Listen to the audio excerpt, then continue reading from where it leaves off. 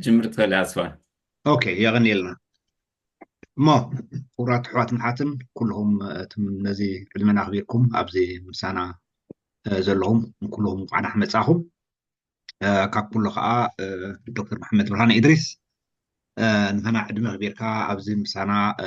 كتمسي فقادنيا مخانكا زلنا خبرون زلنا مسغانا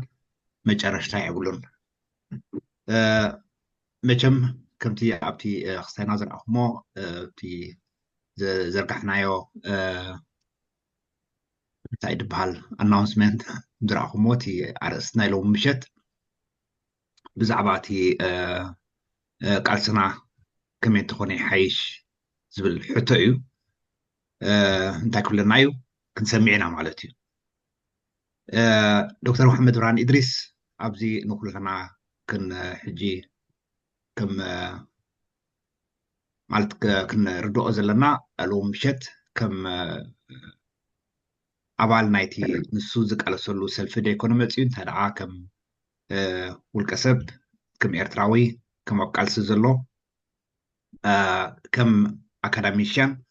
ብወገን ናይ ከም ኣካዳሚሽያን ነቲ ጉዳይ ናይ ሃገር ከመይ ጥምቶ ተቃልሲ ከመይ ተኾነ ይሓይሽ ዝብል ኣርእስቲ ሒዙ ምሳና ክዛረብ ከምሲ እዩ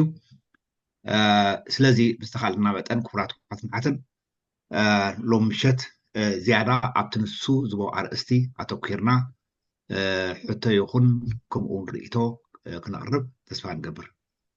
ዶክተር መሓመድ ብርሃን ኢድሪስ ኣብዚ ከምቲ ኣቀዳሚ ኣቢለ ዝበልክዎ ከም ሓደ ካብቶም ምሁራት ኤርትራውያን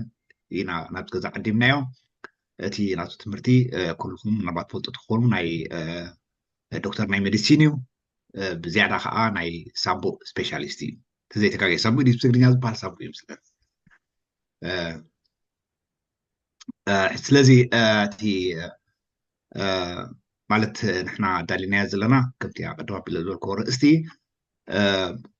ማንም ሰብ ኣብ ሕትኡ ወይ ከዓ ኣብቲ ዘቕርቦ ርእቱ ናፅነቱ ሕሉ ኮይኑ እቲ ኣገዳሲ ክንሪኦ ዘለና ግን ኩላና ኩራት ባትናት እንታይ እዩ ካብ እቲ ኣርእስቲ ምታን ከም ዓይነት ሰላጣ ከይከውን ምእንቲ ኣብቲ ንሱ ዘቕርቦ ሓሳባት ኣተኲርና ብምክትታል ትሕቶና ልክዕ ምስቲ እሱ ዘቕርቦ ሓሳባት ክሰማዕ ክንገብር ተስፋ ገበር ስለዚ እምበኣር ብዝያዳ ባዕሉ ዶክተር መሓመድ ብርሃን ኢድሪስ ነብሱ ከላልየና እዩ ከምታ ቀድማ ቢለስቱ ዝበልክዎ ጥራይ እቲ ክሳይ ዘይኮነ ከምኡ መጠን ኣብቲ ቃልሲ ከምቲ ኩሉ ኤርትራዊ ዲሞክራሲያዊ ለውጢ ኣብ ኤርትራ ትሪሩ ዝቃለስ ዘሎ ከመዊሕ ዓመታት ብፍላይ ካብ ዝሓለፈ ሓፂር እዋናት መራሒ ናይ ሓደ ሰልፊ ኮይኑ ዝቃለስ ዘሎ እዩ ስለዚ ሕጂ እታ ማይክሮፎን ንዕኡ ህወ ብዝያዳ ንሱ መን እዩ ምናልባት ድሕሪ ባይትኡ ሕፅር ዝበለ መግለፂ ሂበና ድሕሪኡ ከዓ ኣብቲ ክዛረበሉ መዲብዎ ዘሎ ኣርእስቲ ከዓ ኣብቲ እዩ እሞ ዶክተር መሓመድ ብርሃን ኢድሪስ ማይክሮፎን ናባኻ እውን ምናልባት ብፆት ምሳይ ዘለዎም ትብልዎ ተልኩም ንኣሕመድ ዲን ዕድል ክትህቦ ጥራሕ ኢለ حراي شكرا مختار، شكرا أسفاء. في البداية السلام عليكم ورحمة الله وبركاته. في البداية نرحب بضيوفنا الكرام وضيفنا لهذه الأمسية الدكتور لهذه الأمسية الدكتور برهان محمد برهان إدريس. واليوم كما تعلمون نحن نلتقي مجددا بكم ونتمنى لكم أمسية سعيدة معنا. وطبعا كما قال الأخ أصفها هذه الأمسية حتكون حول question mark أو حول سؤال كيف يجب أن يكون أسلوب نضالنا أو أسلوب تغيير نضالنا. وبالتالي هذه الأمسية حتتركز على هذا الموضوع. وكما تعلمون الدكتور محمد برهان إدريس أتى في هذه الأمسية يعني بمسؤوليته الشخصية وليس ممثلا للجهة التي ينتمي إليها أو التنظيم، ولذلك نرحب به مجددا. وإذا كانت هناك أسئلة أو كانت هناك آراء يجب أن تتعلق بالموضوع الذي سيطرحه الدكتور ولا نخرج عن الإطار الذي نحن قلنا فيه. وبالتالي نتمنى لكم أمسية سعيدة وأهلا وسهلا بكم في هذه الأمسية مجددا وشكرا. راسف أنا بحر يغني لنا كروحو أحمدين مو دكتور تلي هليها مايكروفون ناوخا خم حالفا اسخا علخا سرز بلي بدحر بايتخا دمغلاص بدحريو ابتي زبصاكا توبيك تاعتو مايكروفون ناوخا كورو او دكتور اوكي شو اسمع له ده هو تسمع علخا قديمه اسفار عخا خمس كنا كادلي تعال مزغبر كاليكم اونتم ادالوتي نايز غزا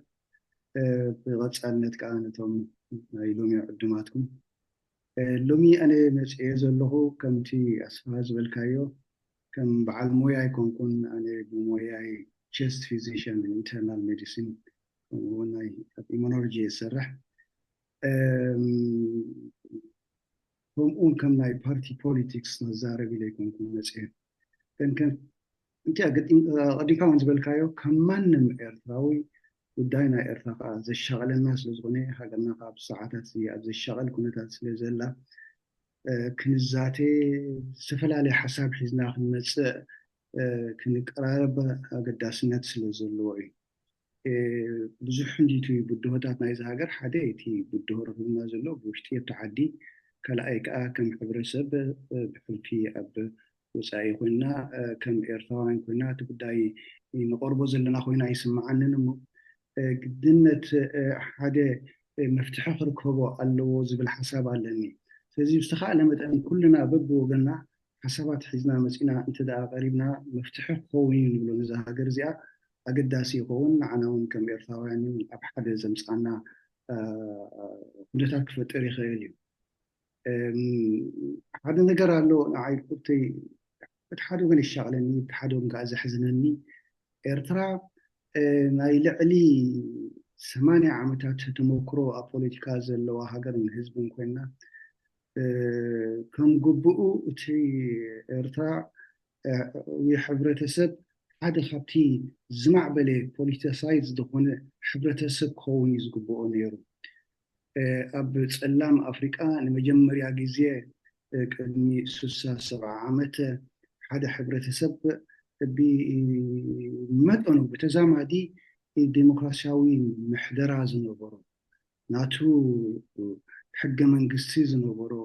ናቱ ሰልፍታት ዝነበሮ ብሕልፊ ከዓ ከም ሓደ ምዕቡል ሕብረተሰብ ናቱ ማሕበራዊ ትካላት ዝነበሮ ማሕበር ሰራሕተኛታት ነፃ ዝኾና ጋዜጣታት ከምዚ ዝበለ ሕብረተሰብ ዝነበሮ ተመክሮ እውን ናይ ሰላማዊ ቃልሲ ዝነበሮ ኣብዚ ዘለናዮ እዋን ብጣዕሚ ብዘሕዝን መልክዕ ንቕሓት ዘለዎ ኢንተሌክቹዋል ስታይ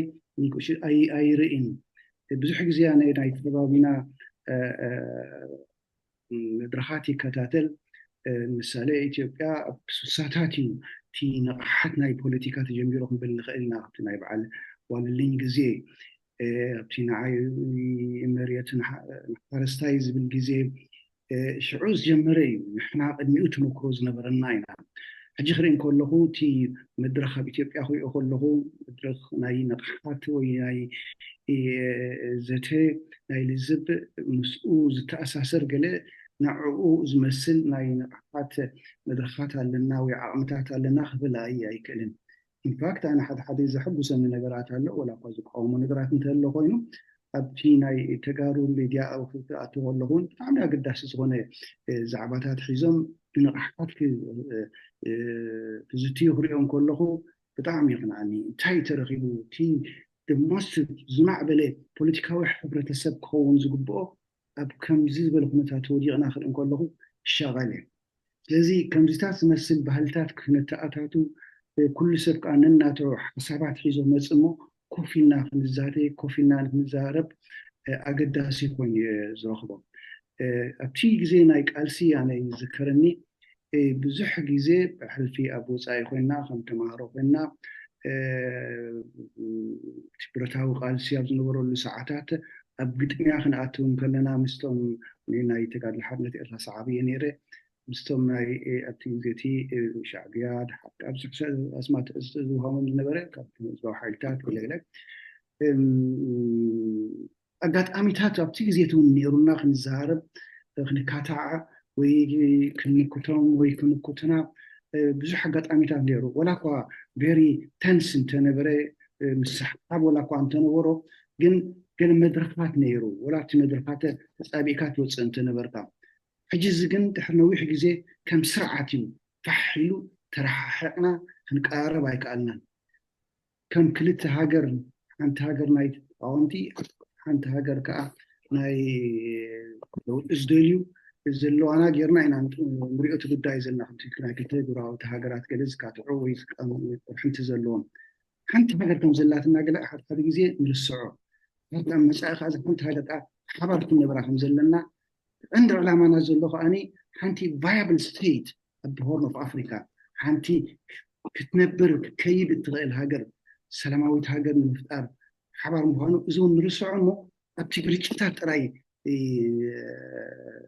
نأتو سواء بزح تسجم فتير الناي ولا خم مفتاحنا يتي تسجماتون بزح شجر فتير الناي انتهى يوم خنياتو بلد من البات كلنا نتعارض يدخلون يخيل الباتون أبتي كتاعات نجبره كنزار ولا نخيل سلزي لهم مسئلة زلهم بزعبها حدا قداي كما يجرنا وينتهي يتعقب بقالسي تحشي وبتغلالنا بدنا تعرفون نايرتا ناي عقب بقالسي كما يمثل قوة هنا عقب بقالسي أبو قل حسابات حزي مسئلهم أو إسكاس نجبر من الباتون حسابات دي مسزلهم نتاعنا هاجرنا أزامينا خندريون نقول له خناتات كله يخيل يحجزنا دي يحجزنا كله حتى عندي كالي ترفقن ناي نقحات ديسكاشنز كله ناي خيل ما زي مدرخ كفيت موزل لهم وياد عليهم موزل لهم بتاعمي هقداس مدرخ غير إسرائيل كان زقط سلوه كان زندا معبلة تفيدو حدا زمس عنا من قديون كن ركب ويكون فترنا غير نازل مبت علني أجينا بتي بداية كأتو كم توقعون الإنجازي أمسية زلقه حسابات دحريقاً كلنا بحباب معرفة أخذ لنا يخيل تفلالي أفلت أخذ لنا يخيل جن رؤيته جن كنا رؤيته جن معرفة خوني خيلي يا أفلت أو أبتي في تمكرو جن فلالي خيلي تحر حباب الناس قدامي من ذات اللو شان شعتمي تنسوسان دحرينا ينوح سلام أو قالسي أي لسلاسي حايلي تدقيمو دلاينا حزب إرترايو أمكينو تي قبر ملسناتو خاء 3 عامات دورتها قالسي أدقي عيال سنكور كنتات رزين مسواتي خفينا مسيتات انتاينيو حدا أستاك ميتش حزغون حزبي هليقو حجي كرد أنا زلو كلنا نفلت عندنا كن كم زيزب الحتتات على إلنا كنزتين كلنا تقولي بريزنت تجبرنا يا خالص الضغط ترى بقولنا 100 شحنة محلها في كل زي كنا زي 100 شحن قبل راسي هذا سبيرنا رأيهم هذا فهمتي قلنا قلة بس فايدي مدي اسمع دي زكية يعني لا قلة كم هذا جرنا دحرينا يو سابكن دي كبر مسوات في لهم زلوا زي مسواتي أدلاين نتنيرو دي سابكن دو الخفال بزي بوسي تيجي نرخبو ويزلنا يوسي تاينا زير خلنا يو تاين ترخيبو كاجلة نختار ويني أكاديميك نجرجلة أدلايمو من الباتوني حق زنا يكون حتى زغفلنا يا واقع قليل هم زي يكون معري وخاني سنكولات اللون إذا سنكولات من البات كارتوم زتسوقو لعلي زخونة استجمعت زلوا خونتات كوني غالي قدامي نجر نعاتهم لنفسهم كم هوسيات كم سنكولات كلا عين تسرابيتهم تدخل بزح عمتها زي فلو نقدميك سقوم زي كل تمخنيات زم سبات سياتهم زم زي اليوم كم أمنة حبرة سب كل جزء حدا حبرة سب تعوي حبرة سب عن نازل له حبرة سب تقينه نمع بالناون بزح الدلات هاللو حدا خابتي فاكتورز ناي حبرات من جستي developmental factors انتاعي حدا زبيت عن نازل له زبيت خون اللو زبيلي هو يخاف زح تقداس الناس عنا يوهابهم ما أبتين نملأنا عبالنا حدا حبرة سب عبي قد يتصاوت سزي زم سبات زي أتوم تقوديهم ترى زي كون زي مثلا تقلل نجار يكونن let's visualize for a second حدا كل تأبرز أنا سب كنديس أجمع كم زلوا ولا بعربي أخوينه قالنا تخل تأبرز اللوخ بوي يخل أجمع رقيبه يبوي حتى هو تودي كسلاسل يخل كتكلم بطعمي وستايز خون restricted هونا في أبي وضو زي أنا بعلا كباد نجاريا كم أنت يجوز سن بتعين الزنوب لذي كم زيز بلا حبرة سبحيزنا وي إزاي توصيت نايتي تخيل وجم تخيل أي برستنا هاجر لي بريسا بحلفي معربة وقلا بزح سجمات يرغبوا أبتي 3 عامات كم عبل زيك الحبرة سب لو تخجبر زيك على حبرة سب تماهيرو أو كبتصحة كبتصحة زلو كبتصح زي ما قالوا حبيس أجمع 3 عامات ترأينا يو دحر 3 عامات يرمن أب شوت أش بلوي أب رابلس نبرت حنت خبتن ذهبت مع هجراتنا عالم كوينا سالسيته هبتن جابان كومو أب 3 عامات حنت خبتن سمع بلا بتكنولوجيهم بنبرت بقطبة كلايتي هبتامنا عالم كونكيلا سزي 3 عامات قليل جزي أي نبرن أبزي هذا حبرت سب منم كجبرايك ألن بريسونه إزيد سلوالو بتقلالو نبتها ولوز نايت هاجر إزيد في مصيد نايتي سجبرت على سنتا عينيرو إزي حديت أقدم مزبلكو في فاتنا هيوتن سنكلنان مس كله تناتو كونسيكونس كالأي تبرست نايت هاجر سالساي سدتنا هزبي سدت أبكلتي يعني جريزريو حتى لو سدت والقخات سدت مو تخيد من الباتون تعوت أو تسرح نبرت نجي سدراخات سدد بس أخامنا البات تتكبر هيوت كاز محايش اللي تعلم جن تسرخ بي أبتي زيتي أبتي غالسنا أنت أي كم حبرة سب يقولوا حبرة سب بوتون عدون دقيقة خيدو كم حبرة سب أخمل سولو زيك الفيزا حبيق صار عين قصي إتهي ما يجمر تاخن قبرو زقب أن هذا نبرد حبيت مسألة إذا هزبي خدب بس يصبون مريتو أتنانا يوقس لزيك نايز حلافنت ملو هزبي ارتاخو زيزقب أبين لو هزبنا هم عليك نرابعايت ولدي أبسدتها إذن تاي وصيت تزقبرنا يون أي برتاو قالسي ومجرشا حادي تولدي تفجر الحج حدش تولدي سسدت تولدي تسديدو زغوز مسؤبو تاقاني زي مجعوب تعمي أبشجر زلو تولدي تعمي perspectives أنا تولدي تفتير أبتزمو صبوتا كم تزحسو يكون لهم أبسأجم زركة تولدي إذا تولدي زي حناسي ناي حاجر كهون سكبو تولدي إذا تولدي زي حاجر تلاقى زلو تولدي هكوش سزي تزخفلنا يو واقع حبي واقع مخانو انتي نحن ربدا إليه ناتو مستقبل أزدل صنيحة مستقبل ورا هذا اللي يزدل هو نسأنت كنبل كله تهزبي تمريت نسأن خونا يكونه هزبي اللون دي هزبي خامسو نسأ خوص جن نسأنت كنبل كله أبحان قولنا زنبرا نقر نيرو حدي وننتي ناي هاجر نكون ناخد كون زهاجر زيان أنا وانا يخبل كلاي أبز هاجر زيان وانا تاتاس لزغنا تزوس عنا نشوفنا نزلو وسعين تغيدو أي كن عمسني نامو بعدنا غا تهاجر زيان كنا محاضرة خلنا زهاجر زيان بالسك تهاجر نتكون سلاماوي تهاجر نتكون نعبلت نتكون أنا وان كمل قصد نسعى خوينة دلايخ جبر دلايخ حسب دلايخ خوني خلو ليه تقولوا حبرة سب مفترين بايت مريض نسبة الموسى إذا حلم زي أيتعود سقاب بتعمل كبيت نقر سلازي واناتاتنا هيزا هاجر كنكونينا إلنا بعلنا نمحدرة هاجر كنفترين إلنا كنعوت له زي كأننا له مخنات كده انتهي جينا تاب دايناتين خملس اتي بقص النت بهجينا حدا هزبي كوحس قل أجاب قالسي سلام أو قالسي non violent struggle و resistance تانا إذا مدلتي حبي أزني بردنا البات العلام تايك الزاربي زعما نان فايلنت ريزيستنس إذا كل واقع خفينا برتاو قالسي جرنا بخمزي ستات واقع خفينا له نان فايلنت ريزيستنس نيرنا أنت زخون تعودنا له نيرنا أنت نقون أو نمسأل مناتو جنا قالسنا زي تود إسل زخونة من هالبعدو إذا حجي أبز نتزلوا جعزو يتقمنا يقوم من بلدي حتى ناي نوح تمكروز اللون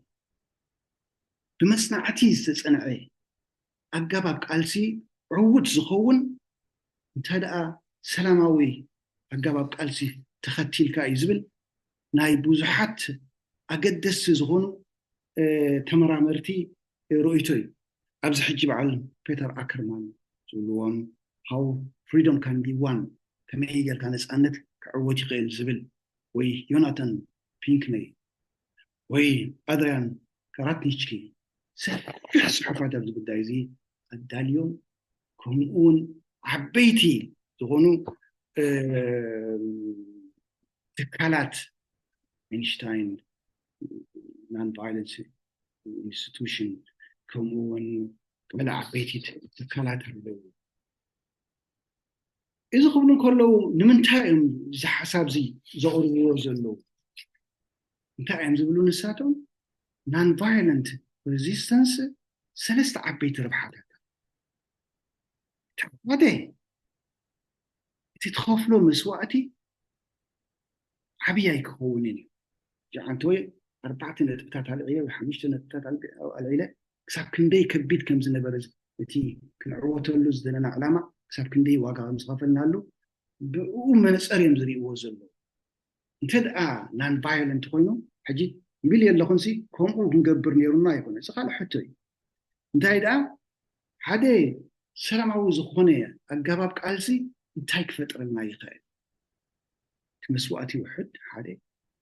كالأي نا علم صعبتي اللغة علم تدق فالس سالساي دحريتي قالسي زمس زلاقي زخونة فتح عنه عجينا مثالي نحنا خنك قالس نكلنا تزغفلنا يواقع كبيد واقعي في خلأي سفحنا علم كي دقفني روودي وتتأخذ بالكوينة عينه مرات مثالي والسنات زغنا كم هاجرات عينين والسنات عربنا عرب هاجر حق زمان يرن خالقن سنة دوز بلين برن أبسلما وقال سخون كله international دخونه سيمباتي لك حجز لك دقف لك مثالي سر أي سورة إرتايقون وين أي تقرأي TPLF كسب زغلو جزء أب State Department يكون و Foreign Ministry ناي كندا يكون كم terrorist organizations في الدنيا نسأل وصينا عن كلنا زمدنا نيرونا عن كله مسأتن هيتلعلن in fact هنا ANC ناي South Africa ون كسب مانديلا خيدو دحري فلتن مانديلا خيدو مو بعبي بيجاز تقبلوا له جزء أبتي بوتوين نيروتي terrorist organizations هجي نايزم زت حساسبا تاي تبهليت حد السلام او قالسن تقوينوسي قداماي نقل نا علم دقف عليك ولا زن حقرات زياتن كفو اسخلاين كاب كل زعابه وصيتو وساني توصيتو كنتايو زلاقي زغونه فتح الله اذا السلام او قالسن تقبرو نبوزح نغري راي نصانت وي ديكتاتورشيب كاطراي تقبرو انصار تقبرو قالسي يكونن تايدا كالك قالستاتون الله human rights abuse هون نعتقالس ناي رئيس الله نعتقالس نكلا ناي دك انستيو صقماتنا سايالو وسوق تقالنا انصارو تقالس كلا انصارتي زغبل دفعي اذا كله ناين violently تتاجر كايو اتي ربحو زعبي اجي نحنا يمسلنا ناتنا سلزرعنا وي نايتم نفلطن غروابتنا سلزرعنا تي بزح شجرات زفتح ببرتاو قالس كيركا زفتح وي بعمص زفتح وي يسمعنا أيكونن أبز حلفة 100 عامتات ب100 عصفي تيناي سلاماوي قيسي مسوي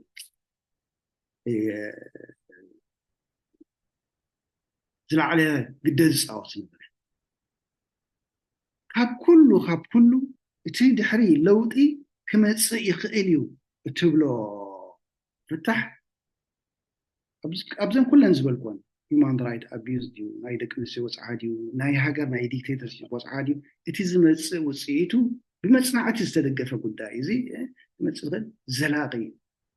ناي جزي dictatorship تكونو تزمت تحريو لوطي ديمقراسي كله زلاقي ديمقراسي يزول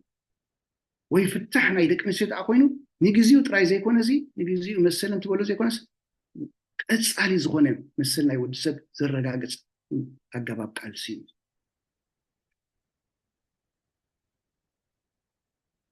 سلازي كم تزبلكو قالسي بتزامادي واحد مسواتي غيركا عالم دغف زلو وصيتو قاني ادمعي بزغونه بحصر زبل اغباب زي فتحاوي اغباب قالسي كل جزء نرد زلنا زي فتحاوي اغباب قالسي زي حقاوي اغباب قالسي كفتحي خمس علي صباح نقول فتحي كنكسي زبل كاب حنقولنا خو سجلو مخنياتو اتي ابتي قالسي تمصو ባህልታት አለ ተማዕብሎ ካልቸርስ አለ እሱ አንታይ እዚ ሰላይ እንዳበልካ ንመቅታል ጽገም ይብልካ እዚ ካብቲ ዕላማና ከዓልየና እንዳበልካ አልዮ ጽገም ይብልካ ጭካነ ኸርኢ አለኒ ዝብል ነገር አለ እቶም ዝኽተሉ 50 ካ ዘለውን ንዕኡ ክርድእዎ ይጅምሩ ወዝንዲ ምንት ነፃነት ይናሲ ተጻዊርናዮ ነኺድ ሕጂ ከይተፈለጠካ ካልእ ካልቸር ባህሊ ናይ ገፍዒ ናይ ሓይሊ ትጥቀሞ ነፃ መስወፅእ ተሃገር ንምሳሌ ኩሎም ዘም ነፃ ዘውፅ ሃገራት በዓላተን እንቲ ተሃገር መሪሖም ናብቲ ህዝቢ ኣይቀበልዎን ምክንያቱ ከምዚ ዝበለ ባህልታት ሒዞም ይመፁ ሕጂ ሓደ ኣዳም ፕሪጀቨርስኪ ዝበሃል ተመራማሪ ኣብዚ ጉዳይ እዚ ካብ 1788 ክሳብ 2008 ዓብይ ኮስታይ መፅናዕቲ ሳይ ዝገበረ እዩ ልዕሊ 3000 ምርጫታት ኣናላይዝ ዝገበረ እዩ ኣብዚ ብዙሓት ሃገራት ዳርጋ 68 ሃገራት ኾና ብጎንፂ ዝመፀ ሳይን ራሽን ሪቮሉሽን ድዩ ናይ ቻይኒዝ ድገለ እሱ ናብኡ ገለ ኩሉ ትሕሪ ዝመፀ ዲክቴተርሺፕስ ይመፅ ምዝ ኣሳሲርና ንሕናውን ክንርድኦ ዘለና ጉዳያት እንታይ ኣሎ እዚ ከምዚ ዝበለ ናይ ሰላማዊ ቃልሲ ሓድሽ ቃልሲ ኣይኮነን ኣብዚ ሮማንስ ኩም ኮነ ይሩ ኮይ እዚ ሮማንስ ነቲ ንጉስ ፀገም ክፈጥሩ ተዳደልዮም ወይ ንጉስ ፀገም ፈጥር ተዳለ ኮይኑ ተኸተማ ገዲፎም ኣይኮዱ ዓቕሉ ይጸቦ ኣብ ክንደይ ሽግር ኣቱ ፀለል መለል ይብል ስለዚ እዚ ሓድሽ ነገር ኣይኮነን እዚ ዘይንጥቀመሉ ስለ ዝነበርና ብኡ ስለ ዘይሓለፍና ጥራይ እቲ ሓያል ዝኾነ ብዛዕባ እዚ ተመክሮ ንኻዕብተሉ ዝኽኣልና ግዜ ኣብ 20th century ከም ናይ በዓል ማህታማ ጋንዲ ናይ በዓል ማርቲን ሉተር ኪንግ ከምኡ እውን ሓደ ካብቶም ዓበይቲ ንሕና ንሕበነሉ ሰብ ናይ ኔልሰን ማንዴላ ቃልሲ ግን ቅድሚኡን ድሕሪኡን ትዝበዝሐ ብቁፅሪ ዝበዝሐ ቃልስታት ሰላማዊ ቃልሲ እዩ እሱ ከዓ እቲ ሰላማዊ ቃልስታት ከዓ እዩ ኩሉ እቲ ዝመፀ ለውጥታት ድሕሪኡ ዘላቂ ዝኾኑ ንሰዱ ናይ ኣፍሪቃ ዝተገብረ ኣብ ኣፍሪቃ ኣብ ኤርትራ ድሕሪ ብረታዊ ቃልሲ ዲክታቶራዊ ስርዓት ተፈጥዩ ኣብ ኢትዮጵያ ድሕሪ ብረታዊ ቃልሲ ዲክታቶራዊ ስርዓት ከምኡውን ናይ ኣፓርታይድ ስርዓት ተመስሪቱ ውርድ ኢልና እንድሕር ከድና ኣብ ዚምባብዌ ሓደ ኣገዳሲ ዝኾነ ምንቅስቃሲ ነይሩ ሓደ ምሁር ዝመርሖ ዚምባብዌ ንሱ እውን ሓደ ዓብይ ዲክቴተርሺፕ ነይሩ ውርድ ኢልና ፍሬሊሞ ሞዛምቢክ ድሕሪት ነፃነት ሓደ ዲክታቶራዊ ስርዓት ተፈጥዩ ሳውዝ ዌስት ኣፍሪካ ከምኡውን ስዋፖ ዝመምፅኦ ጉዳይ ዲክታቶራዊ ስርዓት ነይሩ ንላዕሊ እንድሕር ከድና ኤምፒኤልኣ ኣንጎላ ንሱ እውን ዲክታቶራዊ ስርዓት ነይሩ ንላዕሊ ተኸድና ካብ ቬርደ እውን ከምኡ ዝበለ ቀፂልና ተኸድና ኣልጄርያ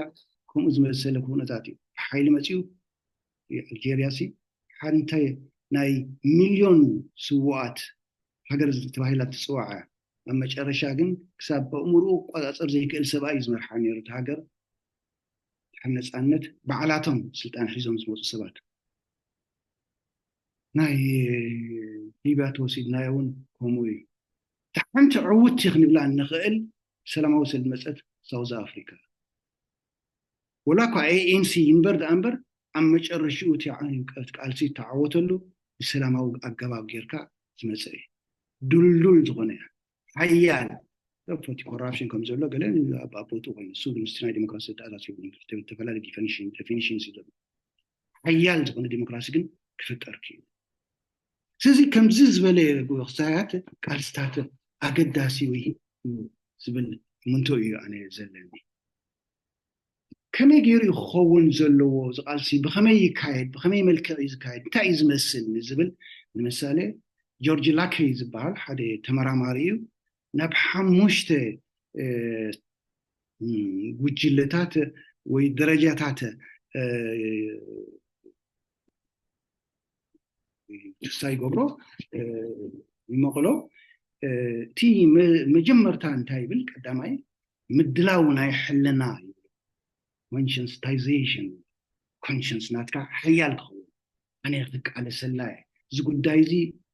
worthwhile نك على سلو زلنا قداي تأمنلو تعقبلو حيال هنا عقبتي والوقع مسؤول أساسي رقا تمرت تقبل education مسؤول أساسي رو training لما تقبله مسؤول أساسي رو raising of consciousness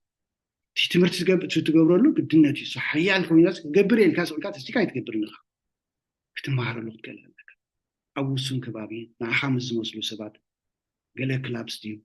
كان بون عصو صقاتي الكادرة تفعل لي من قد جيركا نروح تقول تقل المثال إن زود دايز قال كله جين شارك تايبل دارك حدا 209 مونتن زغونه تفعل لي أجاباتات أجابابل رد أنا زي كل حيال زغونه بري ريفاين زغونه ملك علو تزي تامجم مرتان قبل زلكا هاي حلنا مدلاو كله كخلاله conscientization كله كخلاله مسألة education مسألة خاني training توسط كذا لك نحاس تعمل كابوتات كوينكا سؤال كحد نقرأ يتكوبوني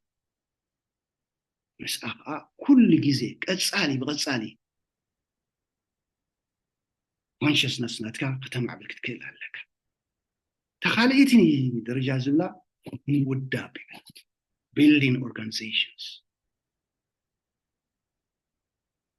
تي organizations تقبل كلها تي ناتكات رايزي كوني مثال سخا هذا ديمقراطياوي لو تيل كاتك على زل خاطر رايزي كوني كله تينا أخذ مثل affinity organization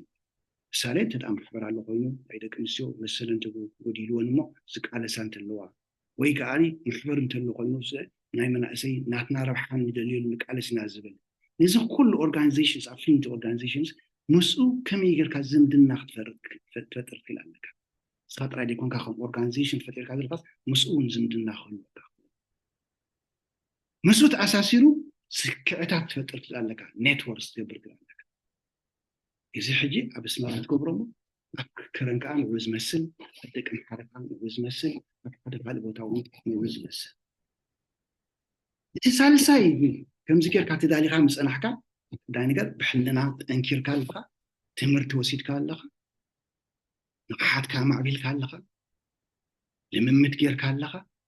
organization فتير كالخا networks فتير كالخا سالساي فيت نفيت مقفات confrontation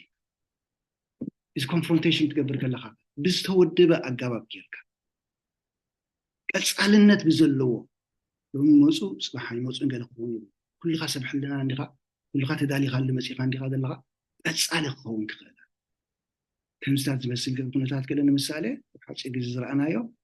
ربنا تحرير سكوير زي اللي قرنا معتوي زغون نقرات قصالنت زلو تتقبرو خنتاي تزرع انا يو هذا سيت انس فقدو من قدرتها خوف كتبل كتعكتونه تسرقاتات ناي بيت منقسم من قدرت عاصو صراحات نايت منقسم دوغن كتبل هذا حاجة جزيون نتي إيكونومي نتي طبعاً يتهاجر بزي وسع حزبي بزي تنكف أجاب جركا نحس أرزبله ساعات وون من البات ملو نيتهاجر قله دو كبنتنا إيكونومي زغل متحب بار مستي حزبي وساني زنكرسي حجز تايز تجافوت اللقاء اتصال ساي درجة بس أكان لخم أجي في ربع عايز ولو نسو أبو السنات سبات يجمرمو تحر يمعبل نملو هاجر كم زغيت تقول كلا لك صغار متبرنا عنتوي نتوركس فتر كم زنات كاد مسكا organization سب كاد بوتاات متفتر እዚታት እንዳፈጠርካ ምስ ትኸይድ እዚ ፀገማት እንዳማዕበለ ምስ ትኸይድ ሃገር ከይትፈርስን ክትጥንቀቅ ትክእል ኣለካ ምክንያቱ ደው ኢኻ ትብሎ ዘለካ ነቲ ህይወት ናይቲ ሃገር ደው ኢኻ ትብሎ ዘለካ እዚ ሓይሊ ክትማዕብል እውን ኣለካ ምስቲ ውዳበ ተኣሳሰረ እዩ እቲ ምሕደራ ናይቲ ሃገር ክትቆፃፀሮ ክትክእል ኣለካ እዚ ኣብ ዝተፈላለየ ቦታታት ዝኾነ ይኹን ኣገልግሎት ናይ ምሃብ ዓቕምታት ዘለዎም ሰባት ክትመዝዝ ክትክእል ኣለካ ከይዱ እውን እዚ እቲ ሙሉእ ፖለቲካውን ቁጠባውን ትካላት ናይቲ ሃገር ባዕቲ መሓደርሉ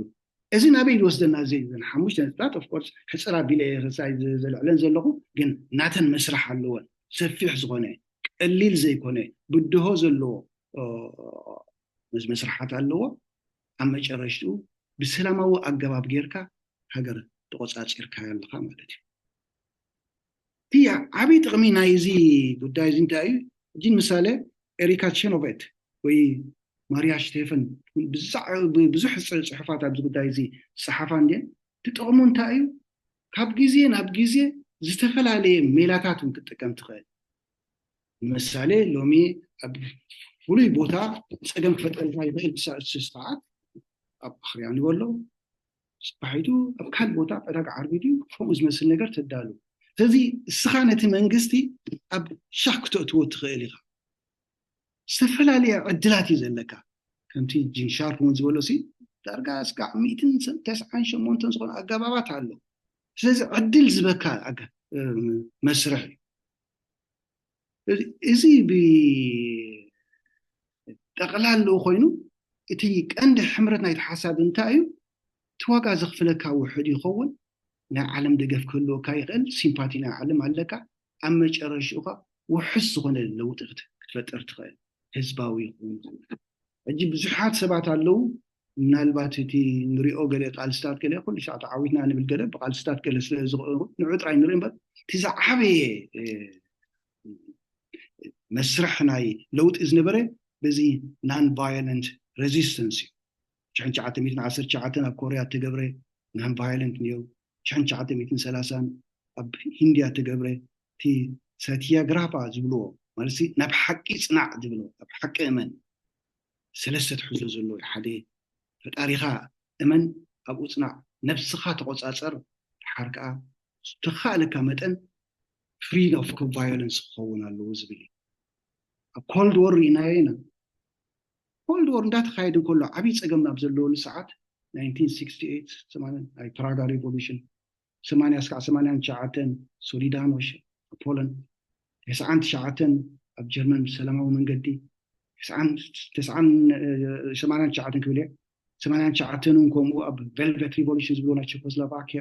ከምኡን ናይ ሶቪየት ሕብረት 9 ስለዚ ኣብ ዝኾነ ይኹን መድረኽ ወላ ኣብቲ ፅንኩር መድረኽ ከምዚ ዝበለ ኣገባብ ተጠቒምካ ዓወት ክተምፅእ ትኽእልካ እዘን ኩለን ዝበልናየን እቲ ለውጥታት ተገብረ ዲክቴተርሺፕስ ከምዚ ናይ ኣፍሪቃ ክንተዓትወ ዝበል ኮን ብዙሓት ሃገራት ሰሜን ደ ከምኡ ይኮን ተፈጢሩ ኩለን ናብ ዲሞክራቲክ ሳይን ተሰጋገራ ኽኢለ ብዙሓት እውን ወላ ኣብዚ ዝበልናዮ ቦታ ምዕቡል ስለ ዝኾነ ጥራይ ዘይኮነሲ ወላ ወፃኢ ካብቲ ናይ ወርሶ ፓክት ዝነበረ እውን ተዳእሪናዮ ወላ ወፃኢ ኣብ ካልእ ሃገር ናይ ሱዳን ተመክሮ ኣሎ ናይ ኦክቶበር 1964 ኣገዳሲ ዝኾነ ሪቮሉሽን እዩ ዳርጋ ምስቲ ናይ ሰላማዊ ሽዑን ለውጢ ዝተገብረ እዩ ከምኡ 52 ምስር ተገብረ ኣብ ሊብያ ዝተገብረ 86 ኣብ ፊሊፒን ሓደ ካብቲ ፒፕልስ ፓወር ዝበሃል ንመጀመርታ ግዜ ዘቃል እዚኣ እውን ተስፋሕፋሕትሉ ካብቲ እዋንቲ ተላዒሉ ህዝባዊ ናዕቢ ህዝባዊ ቃልሲ እዩ እቲ ለውጢ ከምፅኦ ክኢሉ ድሕሪኡ ርኢናዮ ድሕሪ ኮልድ ወር እውን ኩሉ ብሽም ናይ ዕምባባታት ቬልቬት ሪቮሉሽን ድዩ ኦረንጅ ሪቮሉሽን ዝብል ኩሉ እውን ተዳእሪናዮ እውን እቲ ከይዱ ዝተገብረ ሪቮሉሽን ወይ ዝተገብረ ሰውራዊ ቃልሲ ኣብ መጨረሽትኡ ዲሞክራሲያዊ ዝኾነ ስለዚ ንሕና እውን ከምዚ ዝበለ ሓሳብ እንተንሓስብ እሞ ከመይ ጌርና ኢና ግን ኤንተርቴይን ንገብሮ ከመይ ጌርና ኢና ነመሓድሮ ዝብል ሕቶ እዩ ከምዚ ዝበለ ሕቶ ሓትት ከለና ግን ሓደ ወሳኒ ዝኾነ ነገር ኣሎ ወሳኒ ነገር ዝብሎ ኣነ እንታይ እዩ ከም ኤርትራውያን ክንሓስብ ክንክእል ኣብኡን ይብልዮም ዘም ንውራት እዚኣቶም ይብልዮም ነቲ ናትካ ዕላማ ሎያል ክትከውን ክትክእል ኣለካ ንሃገርካ ሎያል ክትከውን ክትከለ ካብዚ ተላዒልና ከም ኤርትራውያን ኮይና ሓደ ምሳሌ ኣነ ሪኣ ይፈልጥን ከምዚ ኣንተ ወይ ዝበልክዎ እውን ብትግራይ ርየ ከምኡ ናብ ኢትዮጵያ ርየ ከምኡ ኣብ ኣፍሪካ እውን ርየ ካልኦት ሃገራት ገለ ኢንቴሌክቹዋልስ ናይቲ ሃገር ኮፍ ኢሎም ብሓንሳብ ዝዛረብሉ ከም ደቂ እቲ ሃገር ኣብ ከምዚ ዝበለ ደረጃ ክንበፅሕ ኣይከኣልናን። እቲ ናትና እንታይ ፀሊም ፃዕዳ እዩ፣ ደጋፊ ተቃዋማይ ኣነ ኤርትራውነቱ ብካልኣይ ደረጃ እየ ዝሪኦ። ቀዳማይ ደረጃ ኣነ ንዓነ ትግርኛ እየ፣ እቲ ካልኣይ ደረጃ እዩ ንዓየ ኤርትራውነተይ። እዚ እንታይ እዩ ዝፈጥር ዘሎ? ፖላራይዜሽን እዩ ዝፈጥር ዘሎ። ነቲ ምክንያቱ ንሓደ ክፋል ናይ ህዝብካ ኣይዞለይቲ ኢካ ትገብሮ ዘለካ፣ ከም ናቱ ኣካል ኮይንካ ይዛይኩምካ ንፃወት ዘለካ። ከምታ ንሓልማ ፅባሕ ንጎስ እዛ ሃገር እዚኣ ኤርትራ ትበሃል ሃገር እዛ ቫያብል ስቴት ንብላ ዘለና ሃገር ብሓንሳእ ኮይንና ክንነብራ፣ ብሓንሳእ ኮይንና ክነማዕብላ፣ ዜጋታት ናይዛ ምዕብልቲ ሃገር ክኮይንና ኣይኮንና ንገብደና ነናትና ወገናት ሒዝና ንኸይድ ዘለና። ኣብዚ ሰዓታት እዚ ከዓ ብዙሕ ፖላራይዝድ ኮይኑ ይሪኦ ስለ ዘለኹ ምናልባት እንተደኣ ዘቀራርበና ዛዕባታት ሒዝና ቀሪብና ምናልባት በዚ ገባብ ጌርና እውን ክትፈትሖ ንኽእል ሽግርና ዝብል እምነት እዩ ዘለኒ። ሕጂ ኣብ ዝሓለፈ እዋን ሕፅር ኣቢለ እየ ምናልባት ቶም ካልኦት ክንብልሉ ኢኹም ዳሕራይ እቲ ዝገበርናዮ ንፍታሕ ኢልና ዝኸድናዮ መንገዲ እንታይ እዩ ነይሩ እንተደኣ ኢልና ገለ ውድባት ዝነበራና እየን። መብዛሕትኡ እተን ውድባት ገለ ካብቲ ግዜ ናይ ሰውራ ዝነቐላ ካብኡ ነቒለን እሞ ድሓር እንዳተባዝሓ ዝኸዳ እየን። ሕጂ ብፓርቲ ፖለቲክስ ብውዳቤታት ገለ ኢና ንኸይድ ነርና። ሓደ ሓደ ግዜ እውን ፅላላት ንፈጥረሉ ነርና ወይ ድማ ብርታዊ ቃልሲ ኢልና ከዓ ዘለዓልናዮ ነገራት እውን ኣሎ። ሕጂ ኣብዚ ብዙሕ ክንዕወት ኣይከኣልናን። እንታይ ኦልተርናቲቭ ኣለና ዳ ሕጂ? ንዕኡ ዝኸውን መሳርያ የብልናን፣ ንዕኡ ዝኸውን ዓቕሚ የብልናን። ምስ ህዝቢ ክንራኸብ ኣይከኣልናን ዘለና፣ ንህዝቢ እናሓለናስ ምስ ህዝቢ ክንራኸብ ኣይከኣልናን ኣለና። ዋትስ ሮንግ? እንታይ እዩ? ናይ ህዝቢ ሓልዮት እንዲ ዘለና ህዝብና ግን ከዓ ንራኸብ የለናን፣ ንናበብ የለናን። ስለዚ ኣብቲ ስትራቴጂ ናትና ለውጢ ክንገብር ክንክእል ኣለና። ከመይ ጌርና ኢና ክንቀርቦ ንኽእል? ስለዚ ኣብዚ ሰዓታት እዚ እንተደኣ ኩሉ ኣብ ግምት እቲናዮ፣ ዝኸድናዮ ጉዕዞ ኣብ ግምት እንተደኣ እቲናዮ፣ ዘለና ዓቕምታት እውን ኣብ ግምት እቲናዮ፣ ሓንቲ ነገር ክንገብራ እንኽእል ከመይ ጌርና ኢድና ንዝርግሓሉ ንህዝብና ንሱ ይርዳእና፣ ንሕና ከዓ ንርድኦ። ከመይ ጌርና ኢና ነቲ ኣብቲ ሓደ ፖላራይዝ ኮይና ዘለና ከዓ ንዕምስኡ እውን ክንረዳእሉ ንኽእል፣ ኣብ ሓደ ኮፍ ንብለሉ ንኽእል። ኣብ ሓደ ኮፍ ንኸይንብል ዘፀግመና መን እዩ? እዚኦም ኩሉ ግዜ እቶም ኤክስትሪሚስት እዮም። ስርዓት ኣሎ ኮፍ ክንብል ኣይንደልየና። ምክንያቱ ኮፍ እንተደኣልና ሓደ ኮመን ዴኖሚኔተር ክንፈጥር ኢና። ለስ ንእሽተይ ኤግዛምፕል ንውሰድ። ኣብ ዝሓለፈ እዋን ኣብ ትግሪ ግዜ ናይ ትውግእ መናእሰይ ይደልዩ እሞ መናእሰይ እንተዘይረኺቦም እቲ ገዛ ይዕሽግዎ። እዚ ፀገም ናይ መን እዩ? ናይቶም ተቃወምቲ ኣይኮነን፣ ናይ ሙሉ ህዝቢ ኤርትራ እዩ። ስለዚ ብሓንሳእ እንተደኣ ኮፍ ኢልና ንሱ ኮምፕሌን ክገብር እዩ ከምዚ ገይሮም በር ዓባይ ገዛ ከይተዓፅዮማሲ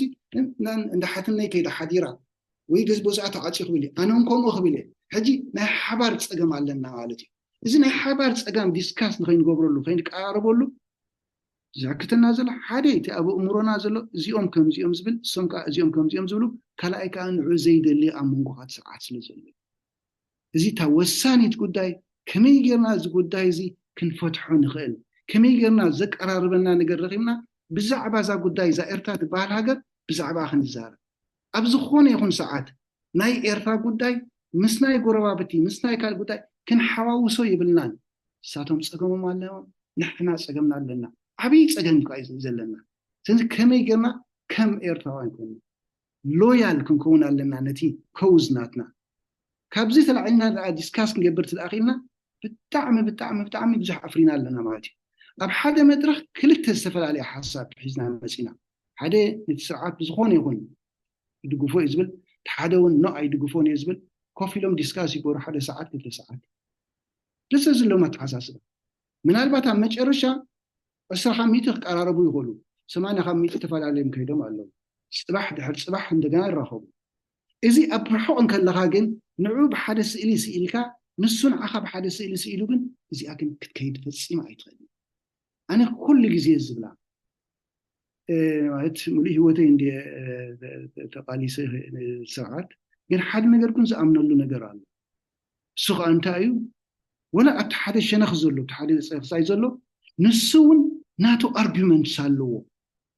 arguments ناتو كم زلو كردو خلالني تحد من اللي بعد تحسون أي arguments ناتو أي قبولن يخيلي جن arguments سالو السوق على legitimate نروح نسأل زي قبل خلالنا زي قبل تدخونه نسأل تايم بانتر دينيل أنا يدقفوا إيه السرعات زين تدعيلوني تا يدقفوا إيه بلندلو تا تحساسبه ميت قبلتيا نمنتاي تدقفوا جن نروح صاروا يخيلي نو زدقف نجر يبلون إذن قدلتها تعلو ناتو أرجومنت خالو كوف مسبلك حدا جزء زجر مكان نجر تركب أنا بخلت أقعد أمي محجونا العليا نيرة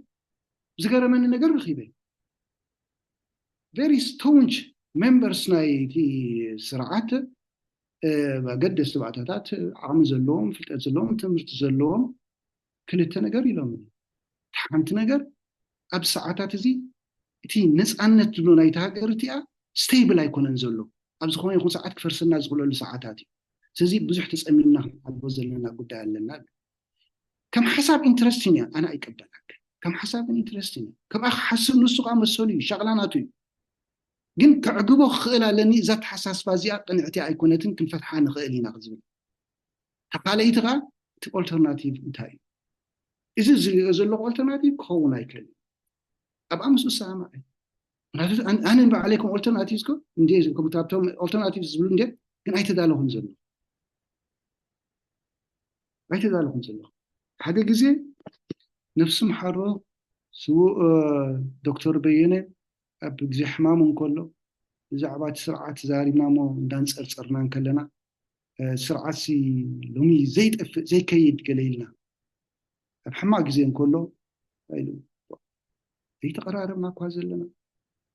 هجر بخيت فرسنا قربك عن قرار جزين فعبان وسد حكوا إلى زربات أزبل كم جي أزبل سباتون قالوا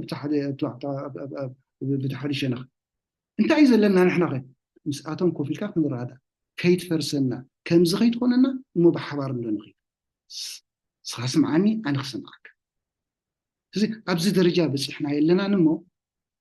تي جباب قالسي سكا حجي زغدنايو سلازي عروتنا كم حدا الترناتيف حسب الى زمصاكو ايمو سوقا بالنسبه لكم المصنعاتي استدقفه حيال الفاونديشن زلو سلازغونه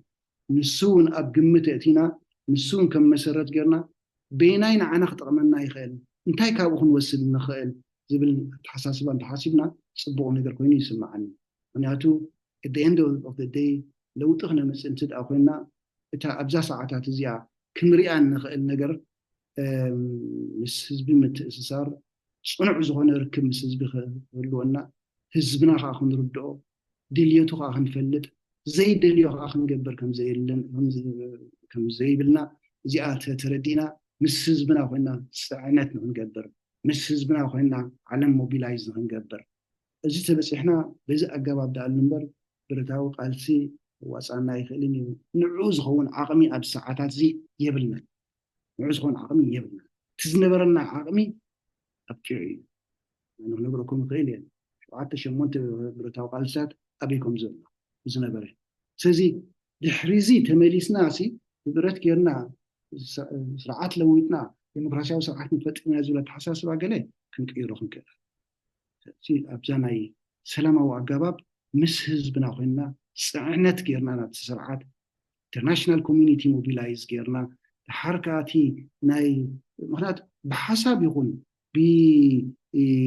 علامه يكون تزحيل ناتنا شنخس لزغونه كنسنفلو يبلنان كندحرلو يبلنان أبو أتبخينا نقالسي ببعنا بهلاي لاب حجيني يوقع ناتكم حساب نسمع وحساب نلاوت أنا حنتي السايز بلا فتح يبلين كم حساب قريبا أبقم سندية صخاتكم قاخد زتيلو حسابكم كتبوا لي لأمسي يغني لي سمعكم مني يغني لنا وحاو دكتور محمد برهان ናይ ሓቂ መቸም እዙን ሓደ መንገዲ እዩ እዙን ሓደ ምርጫ እዩ ምክንያቱ ብፍላይ ከዓ ካብቲ መሰረት ኢኻ ጀሚርካዮ ማለት ኣብቲ ታሪክ ጥልቕ ኢልካ ኢኻ ኣቲኻ ስለዚ ብጣዕሚ ኣገዳሲ ዝኾነ ሓሳብ የቕሪቡ ዘሎ ሕጂ እምበኣር ናብቶም ሕተቲ ንግድፎ ባይታ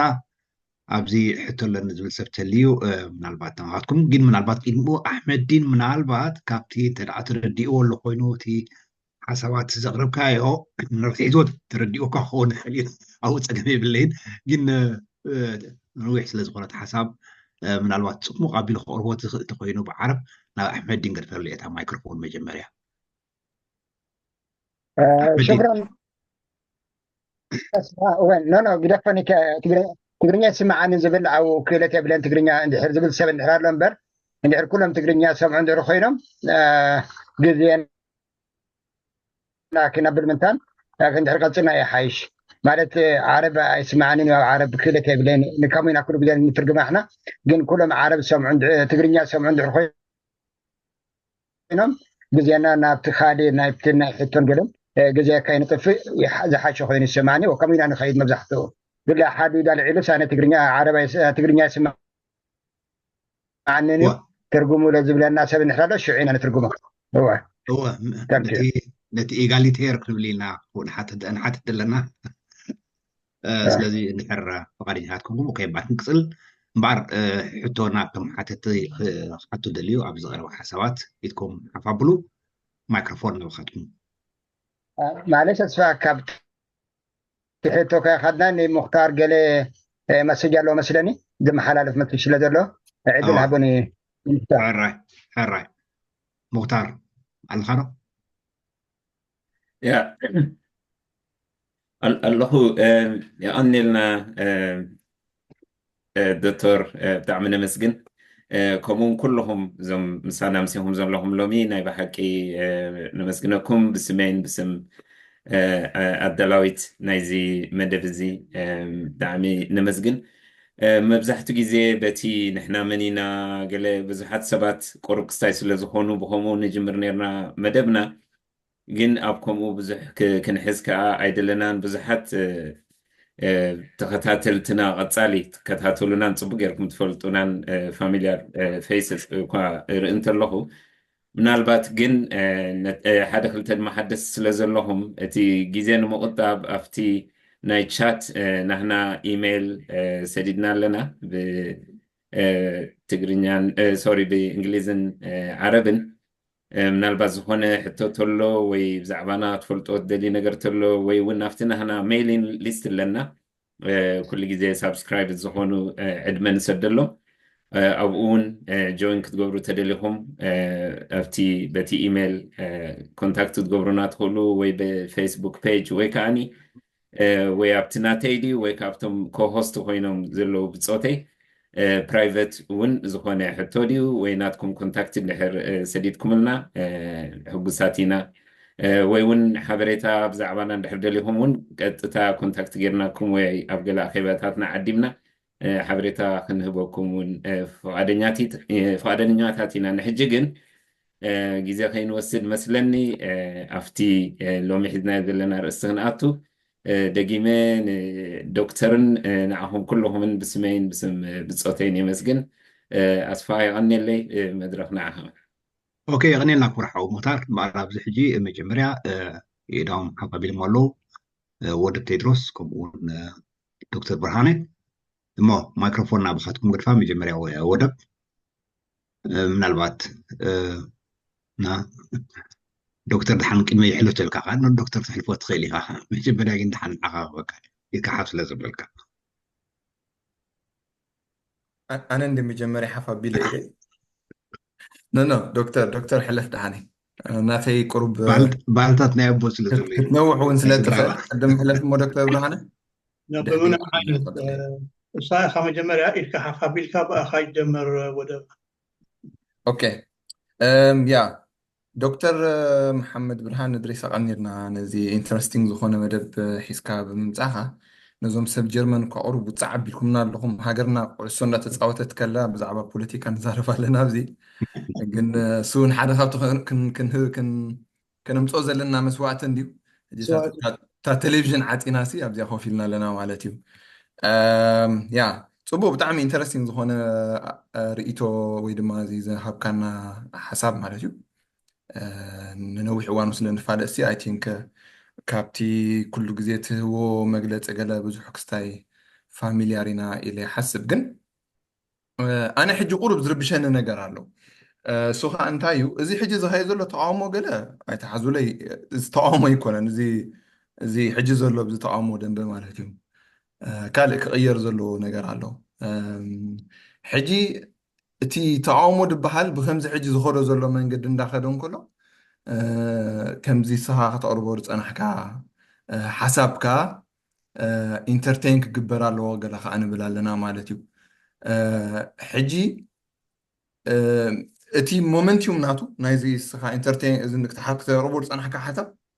ወላ እኳ ከም ፍታሕ ሓደ ካብቲ ዝበለፀ ኣማራፂ ኣብ ኣማራፂ እንዲና ንዛረብ ኩሉ ግዜ እቲ ዝበለፀ ኣማራፂ ክኸውን እንተኸኣለ ግን ብፍፁም ቦታ ይረኽበን ዘሎ ዝኸይድ ዘሎ ፕላትፎርም ናይ ደንበ ተቃውሞ ማለት እዩ ሕጂ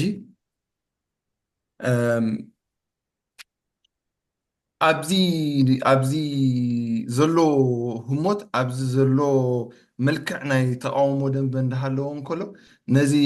ስኻ ከተቕርቦ ዝፀናሕካ ሓሳብ which is ብጣዕሚ ንዓና ከገድሰና ዝኽእል ወይ ፅባሕ ንጎ ከሳግረና ዝኽእል ነገር ሲ ከመይ ጌርና ኢና ከነዋህዶ ንኽእል ወይ ከመይ ጌርና ኢና ሞመንቲዩም ክንፈጥረሉ ንኽእል ከመይ ጌርና ኢና ንዕኡ ኢንተርቴን ክንገብር ንኽእል ነቲ ዘሎ ብዙሕ ሰብ ኣብ ሓንጎሉ ኣቐሚጥዎ ዘሎ ወይ ድስዕቦ ዘሎ ንሪኦ ዘለና ኣትሊስት ኣብ ሜድያ ማለት እዩ ድስዕቦ ዘሎ ዓይነት ንፋስ ንዕኡስ ከመይ ታሽሙ ከመይ ጌርና ኦቨርካም ክንገብሮ ንኽእል ሲ ኣብ ናይ ኤርትራ ኣብዚ ዘለናዮ መድረኽ ብኸመይ ኣፕላይ ክንገብሮ ንኽእል ዝትብሎ ዝፀናሕካ ሕጂ ምክንያቱ እቲ ቴዎሬቲካል ኣስፔክት ናቱ ምግላፅ ሓደ ነገር እዩ ከመይ ጌርካ ብዘለናዮ መድረኽ ኣፕላይ ክትገብሮ ትኽእል ምዚ ዘለናዮ ኩነታትና ከም ደንበ ፍትሒ ከም ደንበ ተቃውሞ ከዓ ብኸመይ ኣብኡ ኣፕላይ ጌርካ ሞመንቲዩም ፈጢርካ ንሱ ዝያዳ ተሰማዕነት ዝረኽበሉ እሞ ብዙሕ ሰብ እውን ናብኡ ገፁ ክዓስለሉ ዝኽእል ንምግባሩ ሲ እንታይ ዓይነት መካኒዝም ክፍጠር ይከኣል እዚኣ ሓንቲ ሕቶ ኣላትኒ ማለት እዩ ካልኣይ ድማ ምዃን ኣብታ ርእሲ ጥራይ ተሓፂርና ንትረፍ ገለ ስለ ዝተባሃለ ኣብ ኣድሓን ደው ክብል እምበር ብዛዕባ እቲ ናይ ደለዋ ውድባት እውን ኣብዚ ናተን ኤግዚስተንስ ኣብዚ ዝኸይድ ዘሎ ነገር ወላ ነዚ ክትብሎ ፀናሕካ ኣርእስቲ ከማን ንምትእትታው ኮፍ ኢልና ንምዝርራብ ንምውሃድ ሲ እቲ ናተን ኤግዚስተንስ ኣብዚ ናይ ሚድያ ኢራ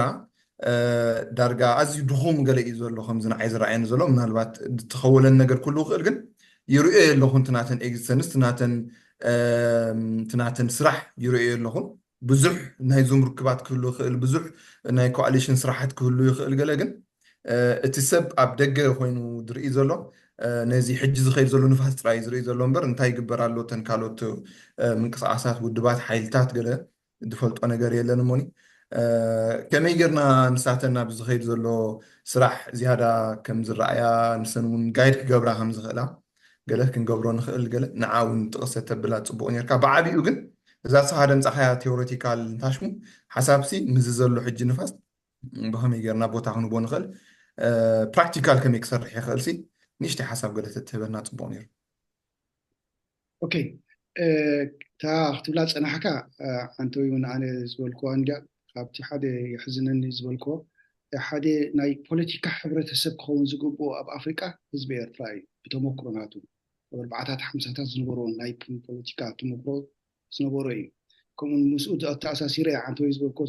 ምዕቡል ዝኾነ ናይ ፖለቲካ ክስታይ መድረኻት ኣብ ካልእ ሃገራት ትረክብ ሕልፊ ኢትዮጵያ ድዩ ክለ ትረክብ ኢንፋክት ተግራውሩ ማለት ፀቢቆም ድሕሪና ዝጀመሩ እዮም ወላ ምስ ተቃልሲ እኒኡ ከም ትፈልጦ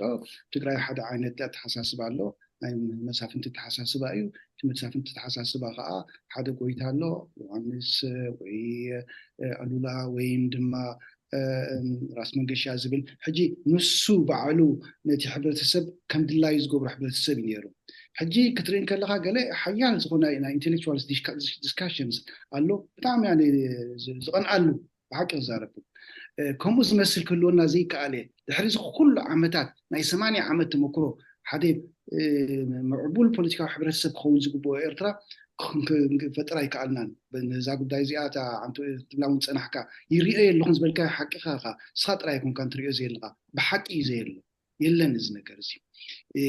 ወላ እንተ ሃለዎ እውን ፓርቲ ፖለቲክስ ይገለና ኣነ ንሕና ፅቡቅ ኣለና እቲኦም ጌጋ ኣለዉ ንሕና ከመይ ጌርና ንሕይል ኣብዚታት ደኣሉ እምበር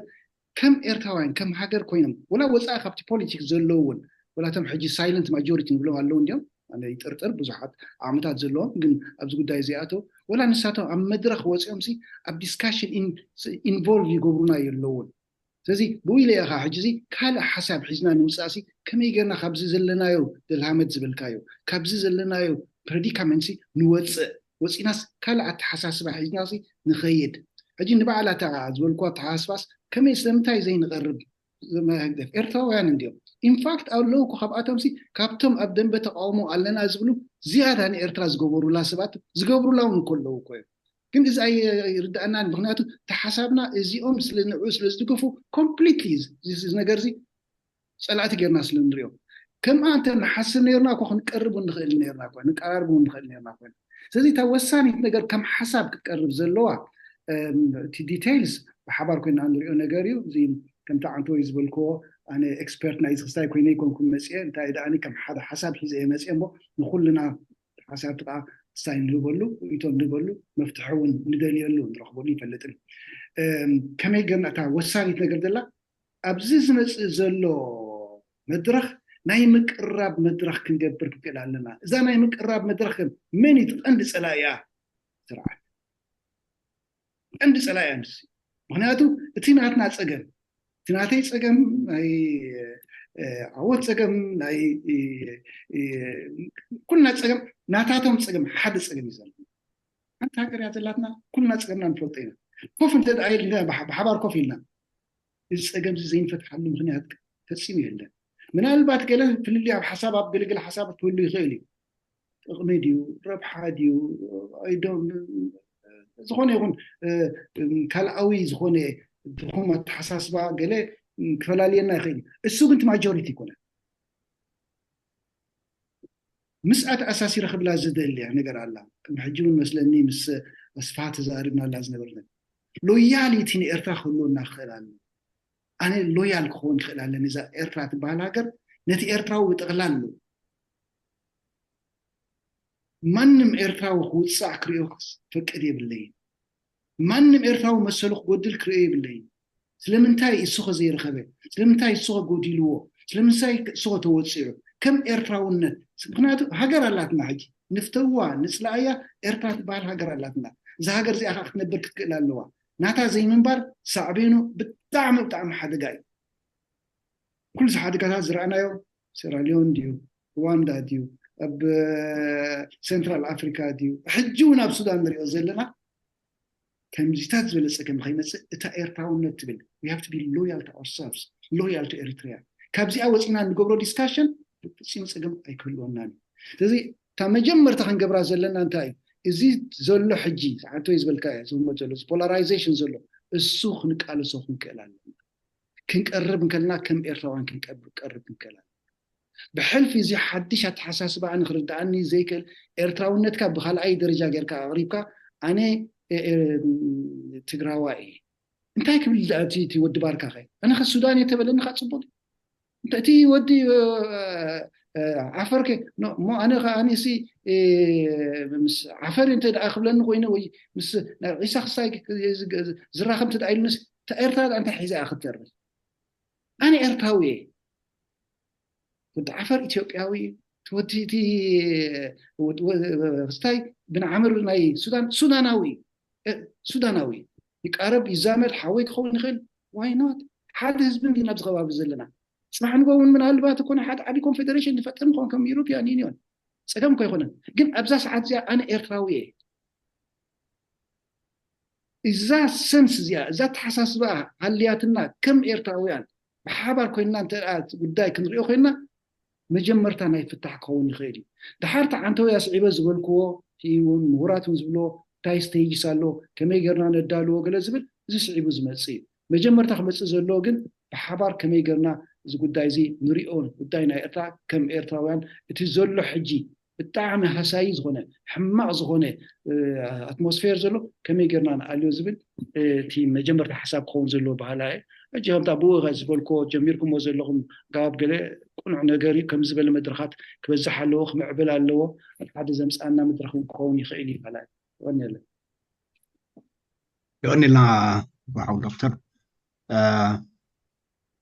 اسباغبر ودب ارتقات مليساتلات كون كلاي حتاتا دكتور برهانه يزلو دكتور برهانه مايكروفون نابا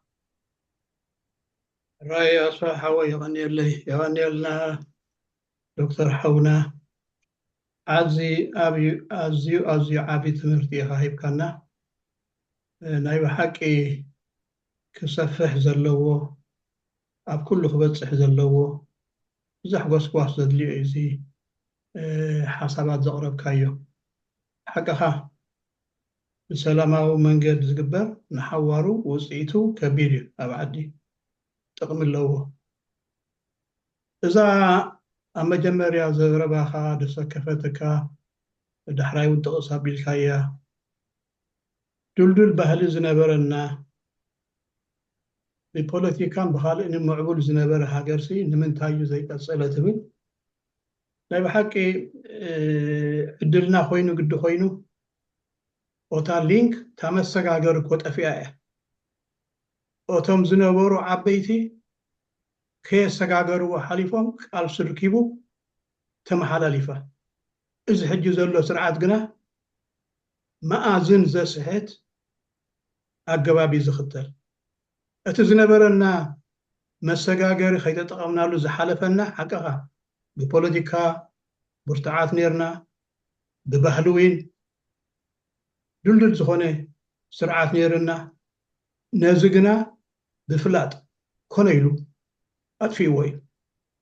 ناتو نس أبرأ كأيو زحجيز قبر زلو بقونسي زخوني زن ودبات بهالا مكساسات زبهالا أفتمر قصيان دحري خايو نزل سرعات زخن علي زبلتي قدامي نسرحت نسرع زخن علي means قونسي السود راحينا نفلت unfortunately سلازس إذا تبلو زلوها هذا سرح زدليو ناي من أحزد لي إمو وكله ببع عمو نذا قداي ذيا كسعبان كتسفحني الله وازبل تثبيت يزلني تسوى قبر أو عبد هراخ اللو كبعلها أبدو قرب أوان حدا هاجراوي حيلي مسرد زبل قوس الله سميع كات قوون رقصانيا زي حبراو زي حيل زين دحر أكفت أرزك الكوينو كم مسرح كخطلو مأنتي إزي زغرب كايو أستمرو أفلت أخلو من أقداس كوينو سمعني من تايسي بزز بالكايو قركايخا عوت هاجر ندحراي ونمسا وين كتسلطن كتما بالتخيل مو أين سلكي ببزك آلو سب نذا قداي زيا ككتاتلان ناب كل وقت بس مقبارني ناي كلنا ترايو صاخا بعابيو أصنع كايس لذلها عاب تراها قد صالح قصلا له يمني الكاي غني اللي يكورحاو اوكي يعني شتي رئيتي انيرا ابزي امن الواد دكتور قلت بلوكا هون مايكروفون نيشتي نقركم لا لا تاع دكتور برهان زبل حقي نحن طراي كم حبرتسب معناتي معبول ناي بوليتيكا حبرتسب زنبرنا وكلنا وزقبا طاي زي كونسي نحن we are people of values حقي بإرترا عبي values اللو حزبي عبي values اللو أنتوي لنيرو بفلات استجبر نجار على الليل حقي بإرترا قلة معناتي حيال زغونه ناي سبعين سبعين مثل على قال لك وعتزي كونه جن كون سيتي بناتها من قدرة زخبرت يعني ንምሳሌ ኣብ መንገዲ ሓደ ሰብ እንተደኣ ክወቅዓካ መፅኡ እታ ትገብራ እንታይ እያ ኬትካ ነፀላ ናይ ሓንቲ ሰበይቲ ትሕዝ ፖሊስ መፅኡ በዲልካ መፅኡ ኣብዛ ታሕቲ ይመለስ ከምዚ ዝበለ ሕብረተሰብ ነይሩና ሕጂ እንታይ ዝበለ ሕብረተሰብ እዩ ዘለና ካብ ምሰዴኻ ሓቢኣትካ እንከላ ካብኣ ወፂኦም ደም እንዳፈሰስካ ትብሩምካ ኮይኑ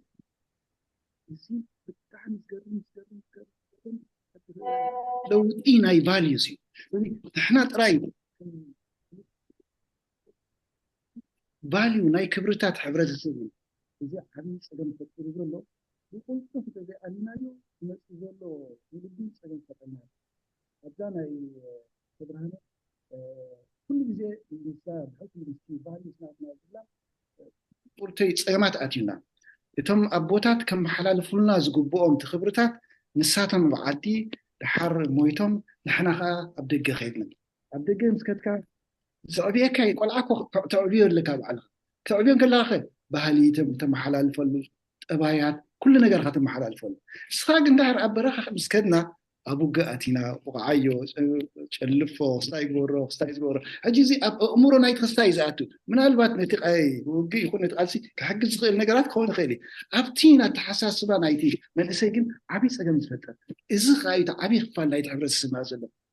ሲ ኩሉ ነገር ወላ ነታ ሂወት ይኹን ወላ ነቲ ወዲ ሃገሩ ይኹን ብንዕቀት ይሪኦ ገለት ኣብ ክንዲ ክብረት እንህቦ ነገር ስለዚ እዚ ጉዳይ እዚ እውን ኣነ ከስምረሉ ዝደሊ ኩሉ ግዜ ዘሻቅለኒ እንታይ ይብል ነይረ ብዙሕ ነገር ዝሓለፈና ፀገም ኣይኮነን ናይ ትምህርቲ ኣብ ገለ ተደውና ፀገም ኣይኮነን ክንርክቦም ንኽእል ኢና ቫልዩስ እንተደኣና ግን ዓብዪ ፀገም ዘብልወና ምክንያቱ ኣብዚ ዘለናዮ ሰዓታት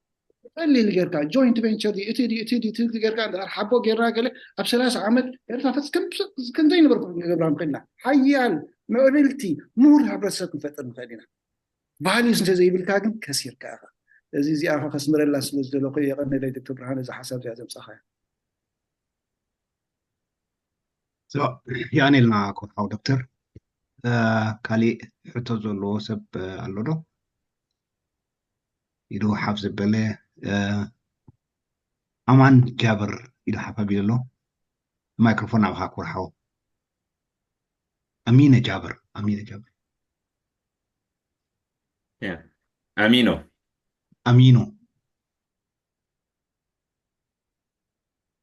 ኣሚኖ ትሰምዓና ስላሃሊኻ ኢትካ ሓፍ ኣቢልካ ደረኻ ኣለኻ ምስለም ሓቀይ ሶሪ ክዛረብ ፀኒሐ ግን ሚት እያ ነይራ መርሓባ መጀመርያ ብቐዳምነት ንኣራሚት ነዚ ከምዚ ዓይነት መደባት ሒዝኩም ኩሉ ግዜ ትቀርቡ ልዑል ምስጋና የቕርበልኩም ከምኡውን ዶክተር መሓመድ ብርሃን ናይ ብሓቂ ኣገዳሲ ዝኾነ እሞ ከዓኒ ብፅቡቅ ጌርካ እውን ተንቲንካ ዝገለፅካያ ርእስቲ ንዓኻ እውን ልዑል ምስጋና ክልተ ነገር ኣነ ካብቲ ትሕዝቶ መግለፂኻ ክርዳእ ክኢለ እቲ ኣገባብ ናይ ቃልሲ ንዝምልከት እቲ ዘይፍትሓዊ ኣገባብ ቃልሲ ውዒሉ ሓዲሩ ኣብ ናይ ዲክታተርሽፕ ገልፂ እዩ ዘምራሕ ዝብል ተረድኤ ጌጋ ተደይ ተረድኤካ እቲ ካልእ ግን ሰላማዊ ቃልሲ ወይ ከዓ ናን ቫዮለንት ረዚስታንስ ኢልካ ዝገለፅካያ ከዓኒ ናቱ ቀንዲ ረቋሒታት እቲ ምስኡ ዝኸይድ ነገራት እትኸፍሎ መስዋእቲ ኣዝዩ ውሑድ ክኸውን ከም ዝኽእል ናይ ዓለም ሰዓብቲ ትረክብ ከምኡውን ድሕርቲ ቃልሲ ዝመፅእ ሓገዝ ደገፍ ካብ ደገ ካልእ ነገራት እውን ፅቡቅ ነገራት እውን ተንቲንካዮ ማለት እዩ ብልክዕ ሕጂ እንተደኣ ጎነፃዊ ዝኾነ ቃልሲ ኣካይድካ ውፅኢቱ እቲ ናይ ዲክታተርሽፕ ምፍጣር ዝኸውን ከምተን ገለገለ ኣብነታት ዝገለፅካየን ኣነ ከዓኒ ብካልእ ሸነኽ ሕጂ ገለ ኣብነት ክገልፅ ደሊ ኣብ ቀረባ ጥቃና ዝርከቡ ኣብ መስር ብሰላማዊ ኣገባብ ሓያል ዝኾነ ቃልሲ ተኻይዱ ድሕሪኡ ግን ከም ውፅኢት እንተዳእሪናዮ ዲክታተርሽፕ እዩ ተፈጢሩ ቫዮለንስ ዘይብሉ ሰላማዊ ዝኾነ ኣገባብ ትዝክሩ ኢኹም ኣብቲ ናይ ኣብ ብዙሕ ሃገራት ሽዑ ለውጢ ዝመፀሉ ዝነበረ ግዜ ኣብ መስር እውን ከምኡ ዓይነት ብሰላማዊ ሰልፍታት ገይሮም لوطي أمسيهم وعيلو حديرو جن الديكتاتورشيب يتفطيرو كمون بغربا ناي سودان ممكن ذكر مخيل مالتي ناي سودان عمر بشير زوردلو جيزي يخون نفت اوانتي بسلامة وأقباب سلامة وسلفتات الناقبرو بدا يقولون تعاويك الستاتا كايدو جن دحري أوز تفتران تلو زوم حجي ننحب خدوم زكاتو لزلو فتر كيلو مالتي حجي سلامة وأقباب كالسي سلطة تقامو ديكتاتورشيب كمتسعي كإلن يخنول أنا يكون عكوينا اسم معنا ويكا قونت أوق على سيسلة زكايتكا تي ديكتاتورشيب كمتسعي كإلن كتبل أشقاري بناي سلامة وأقباب كالسي أنا نعي حدش نقر يكونن ولكن حدش أقباب كالسي هينون أيكون كون رخيبه إذن نوبح جزيان بعلو أفتن والدبات ننحد حدنون كم نتبه في اللي وينون يقرب نيرو مالتي قالوا الدبات كم زتبلو ذا اللخاب بسلامة وأقباب كالسي كن كيدا لنا خبلا خلوا قالي ان قونة عاوي كبلان كلوا قالي ان كاني كله أقباب كالسي جيرنا تتقيبنا عن خيز بلاون نيرن مالتي سلازة حدش نقر كوينو أي رخب كون قنا اتاحطو أمان انتايقون كأخمو أنا قال السب إيدو حفظ بليل لأن تند تردى أكون كاني قال مقلتي هيبه أفتحوتي كأتي دلين دعيت صحفة لي قالوا تتسانحوا نحن كتل هو قاقت اللغوف أني تتوبلوني نيدي نحن كستاي تي انتاي بحالك تي أقات أنا رسعي وناتي سنفناي برابتي حتو قرب كله سي حدا وسوم جيزي غيرنا نيرنا جينا قات أما أنا حقوكم سلازي ناتي جيغاي نحن كتل يدو زل عليه لن دواير أخون موني نتن قلنت بتات كأني كابت التمالي سزمت جابر أمينو دحاني كتل تخيلي هم كتل أمينو قال السب إيدو حفظ أنا تا درجة خم حطون تقرب تخيليها اتي سلاماوي أقباب قالسي تتقيم كاخي ديكتاتور شيب كفتر رايك لندو كم زي أب سودان وكون عم مصر زقات أمي زي أخم حطو أربعة Thank you. أمينة سو دكتور ما بخات عاتو إذن زي العالم حتتات أنت عن تويز بالكوم سفيح عندي تصحفات تم مرامرتن زي أنون كي صحتون أيكودن زين زولن زلوا حدش نقدر أيكونن أنت أيوتي زبلابتي استنبرو يكون وقت تمرتي وقت مرمراتات أنت يزبل كم زبل نقدرون كجات أمي خيلي هذا جزء سيزي نسو خمس لتجات أمي سي تسفاز أوريسكا كابتين نقعزها دوكت باللي بالكان الساعة حنتي غاندي ونزبلوها نبلو تا ساتيغراف عزبلوها زنبرو صنعات كهلوكا خلالو بنفسها تتأمامن كتكلالك أفتقر تأمن عليك على سلسة عتاد دمصون لازم نجرز لازم فلوتيون حدش نقدر يكون زي زبلو زلا أمينسي سودا كم زركبسي فلوتيون ولا تانا يكسايون كزارب على حسب نيرندي كم قليل حليفات نبرت أنا مصري وسلام أوصل في بس جيروم يكون حتى حتى عبيت مرأي خون زغل ناي سلام أوقع تصايب قالسي ناي مصري نيرو ولا كوانت مس خمسة تسفح قرص قبل كان عندنا خد قصلو زلك عجباني سازي ميتي بميتي يكون شعور تريو نجارات إذا كم مسرد أي حسابات زلهم بر نسو كل جزيسي تاز جبر كاش سلام تاز جبر كاش عطر عوت مالتها يكون من الباتون حج حد نجبر سلام ارتاس فتينا نيرنا دي لأنه واحد درجة بحد ما تدعى هاي نمبر حدنا سايت زينا يود على نيرو ناي حج موسى والنيرو كوي جن حسر زبالة نجار كاشت كوين ساز خركب يخيلي 5 زبالة نجار قدنت أيقونن شعور السلام والسيد غير كاسي كل شيء أيقون زبل إتي probability زلوا إتي خون زغل زلاقي ديمقراطي ويد زلاقي فتحيق مسألة زغل حبيئي مالتي بر كل جزيسي exclusive مالته أيقونن زي أمينو زي تم موراتون تم تمرامرتي يفولتوا أيام زاك بداي زي مستي ناتنا قلي ناي برتاون كسايز بالكل بزحك عام سودة أساسا نكريلا ولا تي كسايز بالون تي سلاماوي قلي زبل مسون كم زي ناي نان فايلنت برينسيبلز تغتيلو خيدا يكونن حسابه نيرو ويمدبون يلن وي جايد لاينز يلن زين غيرنا تي ሕጂ ሓደ ሓደ ክብሎ ዝፀናሕኩ ወይቲ ፍሉጥ ኣብ ዓለም ከም ጋይድ ላይን ኮይኑ ዝኽእል ንዑ ተኸቲልና ንኽድ ኣይኮና ዝብላ ነረን ካልእ መንገዲ እየን ነረን ስለዚ እዚ ጉዳይ ዘይተፈተነ ጉዳይ እዩ ኣብ ኤርትራ ምናልባት ኣብቲ ግዜ ናይ መጀመርታ ዝነበርናዮም ናይ ሓረካ ግዜ ነይሩ ክኸውን ይኽእል እዩ ሓቂ ትቕኒኡ ዝነበረ እውን ሰላማዊ ሰልፍታት ጌርካ ዝግበር ነይሩ ግን ክምዕብል ዝነበሮ ጉዳይ እንድዩ ኣይማዕበለን ንሱ ማለት ግን ኤክስክሉሲቭ ኣይኮነ ግድነት ከምኡ ስለ ዝገበርካ ኩሉ ግዜ ሚእቲ ብሚእቲ ድሕሪኡ ሰላማዊ ክሳይ ይመፅእ ማለት ኣይኮነን እዚኣ እውን ክፋት ኮይኑ ኣብቲ መርመራታት እውን እትውቲ እዛ ጉዳይ ትብል ትኩረት እቲ ድምፂ ናይ ዶክተር መሓመድ ብርሃን ቁሩብ ሰይብል እንደገና ከዓ ፅቡቅ ከይድ ፀኒሑ ኣባይ ጥራይ ድዩ ዋላ ባኻትኩም ከምኡ ይስማዕ ፀኒሑ ኣብ መንጎ ይጠፍእ ኣሎ ርሕቕ እቲ ድምፂ ንሓንሳብ ኣዝዩ ንፁር ይኸውን ምስማዕ ተሰሚዕካ ኢኻ ግን ቁሩብ ምናልባት ክድወለካ ከሎ ገለ ከይከውን ዶክተር ኦኬ ድሓንቲ ፍትን እስከ ኣነ ምናልባት ክቐርብን ኣብ መብዛሕትኡ ፅቡቅ ስማዕ ነይሩ ግን ናብ ገለ እዋናት ሓደ ሚክሮ ዘይከውን ዝኸውን ቁሩብ ሳይ ትገብር ነይራ ምናልባት ምልዋጥ ናይ ኣካል ክገብር ከሎ ኮይኑ ድሕሪት ክኸውን ይኽእል ስለዚ ሕጂ ኣብ ቅድሚት ኮይኑ ክዛረበ ሕራይ ብመሰረቱ ክብሎ ዝደሊ ግድነት ኣይኮነን ሕቶታት ጥራይ ክኸውን ንዓንተ ወኢለ እንደ I'm not even an expert on it ጥራይ ክገብር ሓሳብ መፅኦ ዘለዎ ካልኦት ሰባት እውን ሓሳብ ክብሉ ይኽእሉ ግድነት ኣይኮነን ብሕቶን መልስን ጌርና ክንውድኦ ሕቶ ኣሎ ኮይኑ ፀገም የብለን ክምልሽ ክኢለት እዩ ዝፈልጦ ወይቲ ኣነ ቁኑዕ እዩ ዝብሎ ግን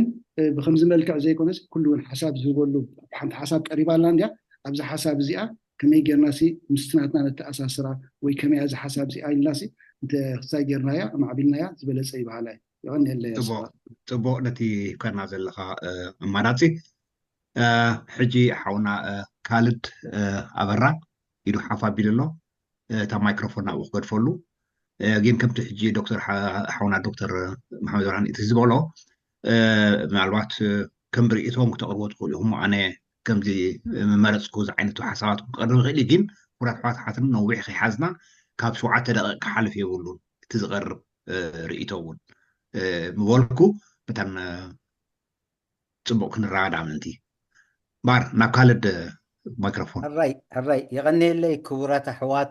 ምናልባት ሸቕሬታ ብግቡእ መብራህቲ ገለ መለይ ተዳለኹን ግን ከምዚ ቤተሰባዊ ዕላል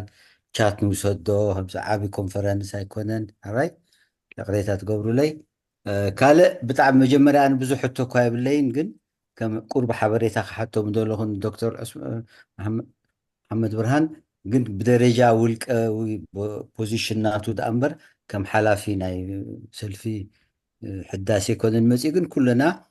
እንታይ ምደለኹ ከም ሕቶ ዳሓር ክብልሻ ግን ናብ ርእቶይ ከኣትየ እንታይ ይግበር ኣሎ ነቶም ተቃወምቲ ዝኾኑ ውድባትን ገለን ፃዕርታት ንምግባር ንምሕባሮም ዝብል ንኩለና ድቃስ ተኽእላና ብመጀመርያ ግን ነቶም ኣዳለውቲ ናይዚ መደብ ብፍላይ ካብ እቶም መንእሰያት ኣሕዋትናን ደቅናን ከም በዓል ወደብን እቶም ካልኦት ኣጋጣሚ ገሊኹም ብኣካል ዘይፈለጥናኩም እቲ ቀፃሊ ፃዕሪ ዳያሎግ ምግባር ምዚ ኣብ ግዜና ዝረአ ዘሎ እቲ ጉዳይ ከይገፍሓና እምበር ኣብ ማሕበራዊ ሜድያ ደቅና ማለት እዮም ኣሕዋትና ሰኣን ሓበሬታ ክኸውን ይኽእል ወይ ቁኑዕ ኣገባብ ቃልሲ መሲሎም ክትፃረፉን ክትሃነኸቱን ዝውዕሉ ኣብዚ ግዜ እዚ ኤርትራዊ ምዃንካ ዘሰክፈካን ዘሻቐለካን ሃዋህው ዘሎ ምናልባሽ ኣብቲ ርእሲ ከይወፅእ ግን እንታይ ደልየ ብሓፈሽኡ እቲ ኣስተምህሮ እዚ ምውዳብኩም ቀፃሊ ክኸውን ዝተፈላለዩ ሰባት እንዳምፃእኹም ካብ ዝተፈላለየ ድሕረ ባይታ ወይ መርገፂ ኮይኑ ግን ኣብቲ ኤርትራዊ ሃገራውነት ዘተኮረ ኣብቲ መስመር ናይ ከም ዝበሎ ዶክተር ክቡር ዶክተር ዘተኮረ ኮይኑ ኩሉ ሻብ ኣብኡ ግን ኣፈላላይ ክህልወና ከም ዝኽእል መጀመርያ ነቲ ኮሚቴ የመስግነኩም ከምኡውን ክቡር ዶክተር ግዜኻ ወሲድካ ምስቲ ቢዚ ስኬጁል ናትካ ሓደ መሃርን ሃናፅን ዝኾነ ኢንስፓይሪን ዝኾነ ወይ ከዓ ኢንፎርማቲቭ ዝኾነ ዛዕባ ሒዝካ መፂኻ ዝገበርካልና ብጣዕሚ የመስግን ብሓፈሻ ድማ ኣብዚ 30 ገለን ሰባት ርኢ ኣለኹ ከምዚ ኤርትራውያን ኣሕዋት ሎሚ ሳላ ቴክኖሎጂ ካብ ገዛኻ ከይወፃእኻ ብዙሕ እውን ሞርኦርለስ ክፍሊት ከይገበርካሉ ወይ ካልእሲ ብሰላም ርግእ ኢልካ ኣብ ገዛኻ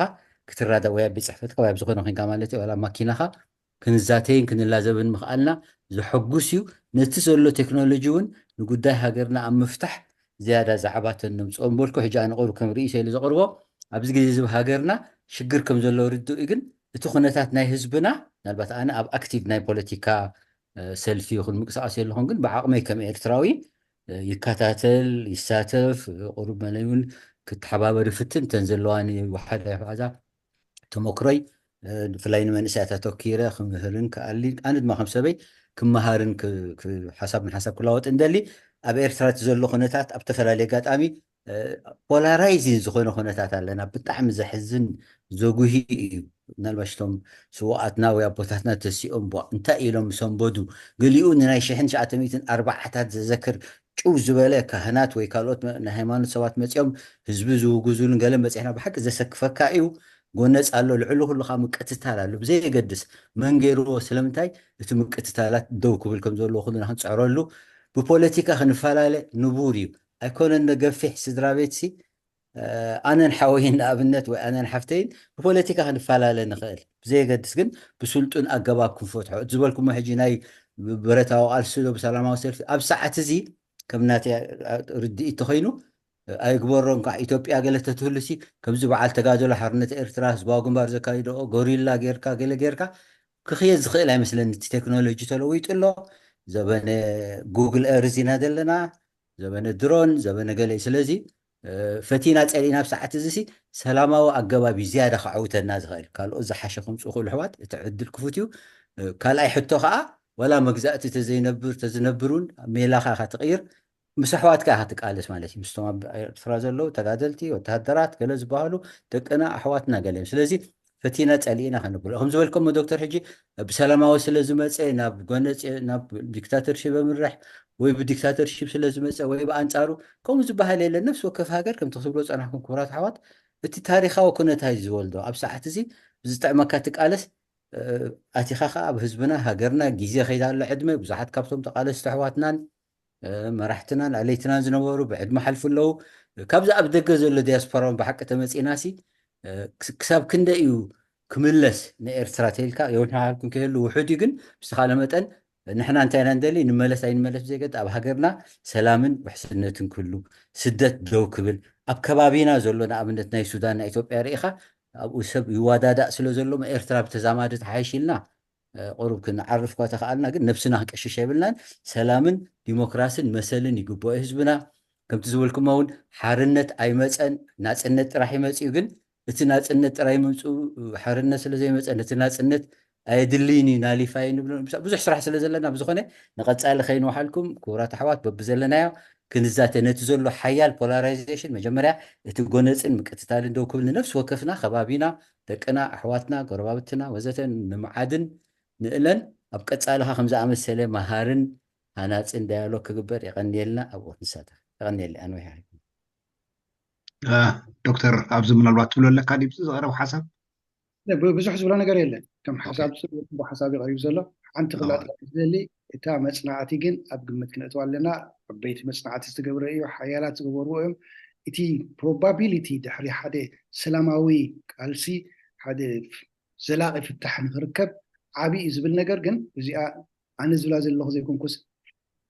زحف فلاتات تمرامرتي ساينس والوامو زي آخم أنتي قبلت جينا ترى أنا صبوي مصنعاتي تبسعات قد مالتي شكرا. أوكي غني لنا كورحو دكتور حيدو حافا بيزول حجي كحساي جي يو مثلني كحساي جي مايكروفون أباها. أوكي يغني لي الرميت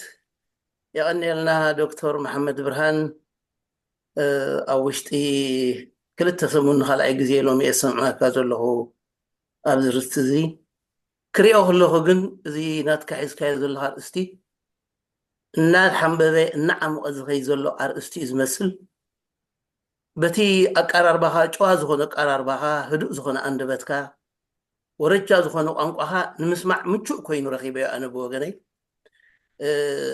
كم تصدرنا زبلو نتي طعم زربات طعم تبلكاي طعم زخون تحسب أكات حسابيو أب حساب أب حنقول سرزيو حدش هالجواب كن محيج زي تتأمنا له ويك أب زحرق زي تتأمنا له أم كتول كلها أبي محسبي أرسي إذا أقبله نزي أب حبرة سبناسي ማለት ዕድለኛታት ኣይኮናን ዓሚቕ ሕብረተሰብ ኣዊ መጽናዕቲ بدرجة سنة فلتات بدرجة يونيفرسيتي ኣይገበርናን እቲ ዳሕራይ ትውልዲ ንምንታይ ሕብረተሰብኣዊ ኣቃውማና ሕብረተሰብኣዊ ኣመሓዳድራና ስርዓተ ባይቶና ሽግር ከመይ ንፈትሕ ነርና ኣብ ሕብረተሰብ ከም ሕብረተሰብ ብሕጊ እንዳባ ጌርና ንፅውዖን ካልእን ብፍጹም ነቲ ሓድሽ ትውልዲ ነዚ ኣብ ቃልሲ ዘበን ዝተወልደ ትውልዲ ወይ ከዓ ኣብ ቃልሲ ኣብ ግዜ ጉብዝና ዝኸደ ኣይተዋራረሰን እዚ ስለዘይ ተዋራረሰ ንሕና ከም ናይ ዓመፅ ሕብረተሰብ ኮይና ንርአ ሕብረተሰብና ንዓመፅ ንዘረባ እኳ ዝያዳ እንተተዘሪቡ እሰንሰለልካ ስጋዕ ዝበሎ ኣይዛረብን ኣብ ዳኛ ክቐርብ ከሎ በትሩ ዘንጉ ኣቐሚጡ ወሓሳባ ወሓስ ተቐበል እዩ እንድሕር ዳ ሓድሽ ኣብቲ ሕብረተሰብ መፍትሒ ዘይተረኺቡ ዳኛ ኣካብድ ኣንበር ውሳኔ ወሃባይ ኣይኮነን ዓበይቲ ዓዲ ይፅውዑ ሽማግለ ይፅውዑ ይዝተ ሕብረተሰብ በዓል ቆፅሊ ወድላምና ሽማሕዋት ብዝብል ዝኸይ ዝነበረ ሕብረተሰብ ሕጂ ፈፂሙ ከምቶም ካልኦት ኣብ ምልክ ዝመሓደሩ ዝነበሩ ህዝቢ ፐር ዲግሪ ብኣዋጅ ናይ ንጉስ ዋላ ቅርፂ ሕብረተሰብና ቅርፂ ናይ ሰላም እዩ ባዕዳውያኑ ክመፁ ከለዉ ጣልያን ንኣብነት ኣብ ኤርትራ ምስ መፁ ሕጊ ክንገብረልኩም ኢሎም ንወለድና ከመይ ዓይነት ሕጊ ንህና ክንድገለና ነትናቶም ሕጎም ስረአይዎ ግን ወይቶም ከም በዓል ኮንትሮሲኒ ካልኦት ቀዲሞም ዝረአይዎ ሶሲዮሎጂስት ምስ ረአይዎ ንዓኹም ዳ ሚሊታሪ ሕጊ ዘድልየኩም ናይ ፖሊስ እምበር ሲቪላዊ ሕጊ ዝበቃዕ ኣለኩም እዩ ተባሂሉ እዚ ባህሊ እዚ እኳ ኢና ነጥፍእ ዘለና ሰላማዊ ኣገባብ ኣብ ሕብረተሰብና ደምን ብደም ንዘሎ ጋርን ጓልን ጌርካ ኣብ ውሽጢ ሕብረተሰብ ሽግር ትፈትሕ ዝነበረ ሕብረተሰብ ሕጂ ከም ሓድሽ ባዕዱ ኮይኑ ይኸይድ ኣሎ ከይኑ ሓልካ እቲ ኣደይ ዝብላ ንጎይበይ ኣቦይ ዝብሉ ንገዝመይ ዝብል ሕብረተሰብ ክንፈጥር ኣይከኣልናን ኣለና ቁኑዕ ነይሩ ግን ከምኡ ክንፈጥር እንተንኽእል ሕጂ ንሕና ነዚ ሳቅነይ ምሳይ ድዩ ስማዕ ኣለኹ ዶ መጀመርያ ቀፅል ሕጂ ኣነ እንታይ ክብል ደልየ ነዚ ሕጂ ጀሚርካዮ ዘለካ እዛ ኣገባብ እዚ ከም ሓቂ እንድሕዳ ርኢናዮ ኣብቲ ዝሓለፈ ትውልዲ ካብ ዘበነ ቃልሲ ዝወረስናዮ ነቲ ቋንቋ ሰላም ዘይፈልጥ ብዓመፅ ጥራይ ዘልግስ ዝብል ኣተሓሳስባ እዩ ክኸይድ ፀኒሑ እስኻ ነዚ ሕጂ ትብሎ ዘለካ ግን ነዚ ተሓሳስባ እዚ በቲ ዝኸድናዮ መንገድታት ስለዘይተዓወትናሉ ሓድሽ ኣገባብ ናይ ቃልሲ ክንፈጥር ኣለና እዝን መባእታታት ኣለዎ ናብ ዕምቀቱ ግን ሓቢርና ምዘቲ ኢና ትብል ኣለኻ እዚ ብወገኑ ዝስማዕን ዝድመፅን እዩ ክብሎ ፀኒሐ ነይረ ስለዚ ሕጂ ንሕና ነዚ ሕብረተሰብ እዚ ነዚ ናይ ሰላም ሕብረተሰብ ነዚ ፍፁም ኣማን ሕጊ ዝኾነ ሕብረተሰብ ጨሪሱ ከይበረሰ ከሎ ከም ሓድሽ ነዚ ተሓታትባ እዚ ኣብ ሕብረተሰብና ከነስልጠሉ ንኽእል ቁልጡፍ መገዲ ኣሎ ኢልካ ዶ ተኣምን ኣብቲ ነባራዊ ኣፋታት ሓግርጭት ናይቲ ሕብረተሰብ ኣብቲ ነባራዊ ሰላማዊ ናይ ፍትሕን ናይ ሕግን ዘሎ ሕብረተሰብ ዝጠፍእ ዘሎ ዘልግስ ዘሎ ናይ ዓመፅ ከምቲ ዓንተ ዝበልካዮ ውርዝነቱ ዘጥፍእ ዘሎ ሕብረተሰብ ብቁልጡፍ ክንመልሰሉ ንኽእል መገድታት ኣለኖ ኢልካ ትሓስብ ምእንታን እዚ ናይ ሰመራዊ ቃልሲ መገዲ ባይታ ክንህልዎ እንታይ መንፀፍ ከነቐምጠሉ ንኽእል ኢልካ ትሓስብ ንኣገባብ ዘይኮነ ኣብ ሕብረተሰብ ናይ ኮንፊደንስ ቢልዲንግ ኣብቲ ነባራዊ ዝኾነ ናይ ሕብረተሰቡ ተሓሳስባታት ሲ ከመይ እንተገበርና ኢና ናብኡ ክንመለስ ንኽእል ኢልካ ትሓስብ የቐኒለይ ዶክተር ነቶም يغنينا كحو كحساي ودركا سليخا أسفار رايت دكتور أسفار يغني لنا نقع خابزي نصخنا بانا مو دكتور ناب خيا مايكروفون كحساي بطعمي زي مسكناكا بزح كابتي زبلكا يكوا بزح كالي إخا كن بطعمي مسكناكا تي ذهب كايو مجلسي بطعم حيال مجلسي أنا وأنت مهار كل مجلسي بزعب حبرة السماء ساب كندي حيال مخانو وساب كندي لبام حبرتسب كم زلنا كنا نفلطينا بحلفي تناطنا تولدي سقم كوين زلو ازمت زلو حجي زلو تولدي نابغنا محلالفو زي ما خالنا نحنا كو بقلي خم قلي لنا قلي حيزنا ونوسينا نيرنا عندنا ሓድሽ ትውልድ ግን ኣዝዩ ተወፅአ ትውልድ እዩ ሕጂ እታ ዝበልካያ ከመይ ጌርና ነድሕኖ ነዚ ህዝቢ እንዲቲ መሰረት ክስታይ ትሕምረት ናይቲ ክስታይ ናይቲ ሕቶ ኣነ ሓደ ነገር ዝተመኮርኮ ነገር ኣሎ ኣብ ሂወተይ ኣብ ኤሮጳ ምስ መጻእኩም ኣነ ዕድለኛ እየ ካብቶም ኣብ ግዜ በዓል ብራንድ ሽሚት ጌንሸር ዝነበሩሉ ግዜ ነይረ ወይ ባር ዝነበሩሉ ግዜ ብዙሕ ነገር እየ ካብኡ ተማሂረ ንሳቶም ከዓ ናተይ ፖለቲካ ተሓሳስባ እውን ወሲኖሞ ባህላ ሜንቶርስ ናተይ ንሳቶም እዮም ነይሮም ሕጂ ሓደ ካብቲ ንፈልጦ ድሕሪ ካልኣይ ውግእ ዓለም ከቢድ ወጥሪ ነይሩ ኣብ ትዝሑል ውግእ ተባሂሉ ይፅዋዕ ግን ትዝሑል ውግእ ዝሑል ደኣ እምበር ሓያል ዝኾነ ናይ ሰላምን ናይ ሃብትን ንኻባትን ናይ ፍትሕታትን እውን ግዜ እዩ ነይሩ ዕድል ሂብዎም እቲ ግዜቲ ብዙሕ ነገር ንኸሃንፁ ሓደ ካብቲ ዝገበርዎ መስራሕ ናይቲ ክስታይ ናይቲ ካይድዎ ዝነበሩ ፖለቲካ ፖሊሲ ኦፍ ዲ ታይም ትብልዎ ወይ ፖሊሲ ኦፍ አፕሮችመንት እንታይ ነይሩ እዚ ናይ CSEC ዝበሃል ናይ ኮኦርዲኔሽን ኦፍ ሴኪሪቲ ኦፍ ዩሮፕ ዝብል ዝገበሩ ኣብ ሄልሲንኪ ኣኼባ እዩ ንመጀመርታ ግዜኦም ድዑ ካብ ምስራቅን ካብ ምዕራብን ብሓንሳእ ኮፍ ኢሎም ከመይ ጌርና ሽግርና ክንፈታሓልና ዝብሉ ክሳብቲ ግዜቲ ግን ብኣቶም ቦም እዮም ዝፈራርሑና ንዕዶም ነይሮም ሕጂ ንሕና ኣብኡ ናይ በፃሕናን ዘለና ስለዚ ክንቀራረበሉ ዘይንኽእል ምክንያት የለን ከምዚ ክንብሎ ዘምሰና ምሸታ ስኻይልካዮ ዶክተር ብርሃን ደይልዎ ከምኡውን ወደቢሉ ንብሎ ፀናሕና ገለሲ ከምዚ ዝብል ሓሳባት እንተደኣ መፂኡ ከምዚ ዝብል መድረኻት እንተደኣ ተፈጢሩ ብሕልፊ ስኻ ሓደ ሰብ እኮ ሰላም ክትገብር ተኮንካ ምፀላያኻ ትዛረብ ዘለካ እምበር ምስናትካ ዳ የድልየካን ኮይኑ ከመይ ጌርና እዛ ነገር ኣብ ዳያሎግ ንኣቱ እንተደኣ እዚኣ ፈቲሕናያ ኩሉ ሽግር ፈቲሕናያ ማለት እዩ እጂ ኣነ ሓደ ግዜ እንታይ ይብል ንመጀመርታ ግዜ ሰውራ ኤርትራ ብዙሕ እንደ ተከታተሎ ምስኡ ከዓ ዓበኹ ስለ ዝኾንኩ እቲ ግርጭታት እውን ፅቡቅ ገይረ ስለ ዝፈልጦ ግዜ ቃልስን ከለና እውን ናብ ንሕድና ዝነበረ ምስሓብ ተምሃሮን ከለና እውን ፅቡቅ ገይረ ስለ ዝፈልጦም ብዙሕ ግዜ ኣብ መደባት ክዳሎ እንከሎ ናይ እቶም ብፆትና ኣሕዋትና ወላቱ ዝኾነ ይኹን ኣሕዋታ ምዃና ኣይተርፎም ኤርትራውያን እዮም ኣብቲ ኣኼባት ከይድ ከለካ እንትደኣ ትብድሆም ኮይንካ ወይ ሕቶታት ኣብዝሕካ እታ መጀመርታ ዝብልዋ ውፃእ ካብዚ ትርሕቕ ኣለካ እዚ ዶ መንእትይዎ እዚ ኣረሓሒቁና እዩ ካብኡ ጀሚሩ ክሳብ ሕጂ ግን ተረሓሒቕና ኢና ነርና ኣብ መጨረሻ ከዓ ርኢናዮ ዝተገብረ ብኸመይ ጌርና እቲ ሽግር ፈቲሕናዮ እቲ ፌስቲቫላት ኣብ ክንዲ እታ ንዕባ ኮፍ ንብል ብሓንሳብ ሕጂ ይኣኽለኩም ክሳብ ሕጂ ሰጉይኩምና ኢኹም እምብለ ኢልኩምና ኢኹም ሕጂ ኣእትውና ኮፍ ንብል ንዛረብ ኣብ ክንዲ ምባል ገለ ኣብ ካሊእ ወጥርታት ኢና ከይድና ሕጂ እዚኣ ነገር እዚኣ ክንፈትሓ ክንክእል ኣለና ከመይ ጌርና ኣብ ሓደ ንመፀሉ እዚ ክመፅእ ዝኽእል ከዓ ሕጂ ከምዚ ትገብርዎ ዘለኹም ምሳሌ መደባት እንዳቀፀለ እንተደኣ ከይዱ ፅቡቅ ኣነ ሕጂ ንምሳሌ ሓሳብ እንታይ መቕረብኩ ዝከኣል ኮይኑ ኣብ ዝመፅእ ዘሎ ግዜ ሓደ ካብቲ ካልእ ሓሳብ ዘለዎ ማለት ኣነሲ ብሓቂ ኣማናይ ናይ ሻዕብያ እየ ዝብል ብክብሪ ዓዲምካ ሓሳቡ ምስማዕ እዩ ሓሳብካ ከዓ ንዑ ትህቦ ስለዚ ሓደ ስጉምቲ ንቅድሚት ከይድና ኣለና ማለት እዩ ካልአይቲ ኣብታ ዓንተወይ ካሕሳይ ዝበላ ኣነ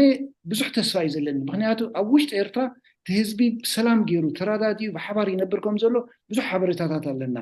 ምክንያቱ ሓደ ካብቲ ዝወሰድናዮ ስጉምቲ ኣብ ዝሓለፈ እዋን እንታይ እዩ ነይሩ ብጃኻትኩም ንኤርትራ ዘተኮረ ፖለቲካ ንግበር ናብ ህዝብና ዘተኮረ ፖለቲካ ካብዚ ተላዒልና ሕጂ ብዙሕ ምስ ውሽጢ ገለ ርክብ ንገብርና ምስ ውሽጢ ዝርርብ ንገብር ከመይ ኣሎ ኩነታት ናይቲ ህዝቢ እንታይ ይሓስብ ኣብ ግዜ ውግእ ድሕሪ ውግእ ሕጂ እውን ስለዚ ክዕግበካ ዝኽእል ኩነታት ኣብ ውሽጢ ከም ዘሎ ተዓዚብና ኣለና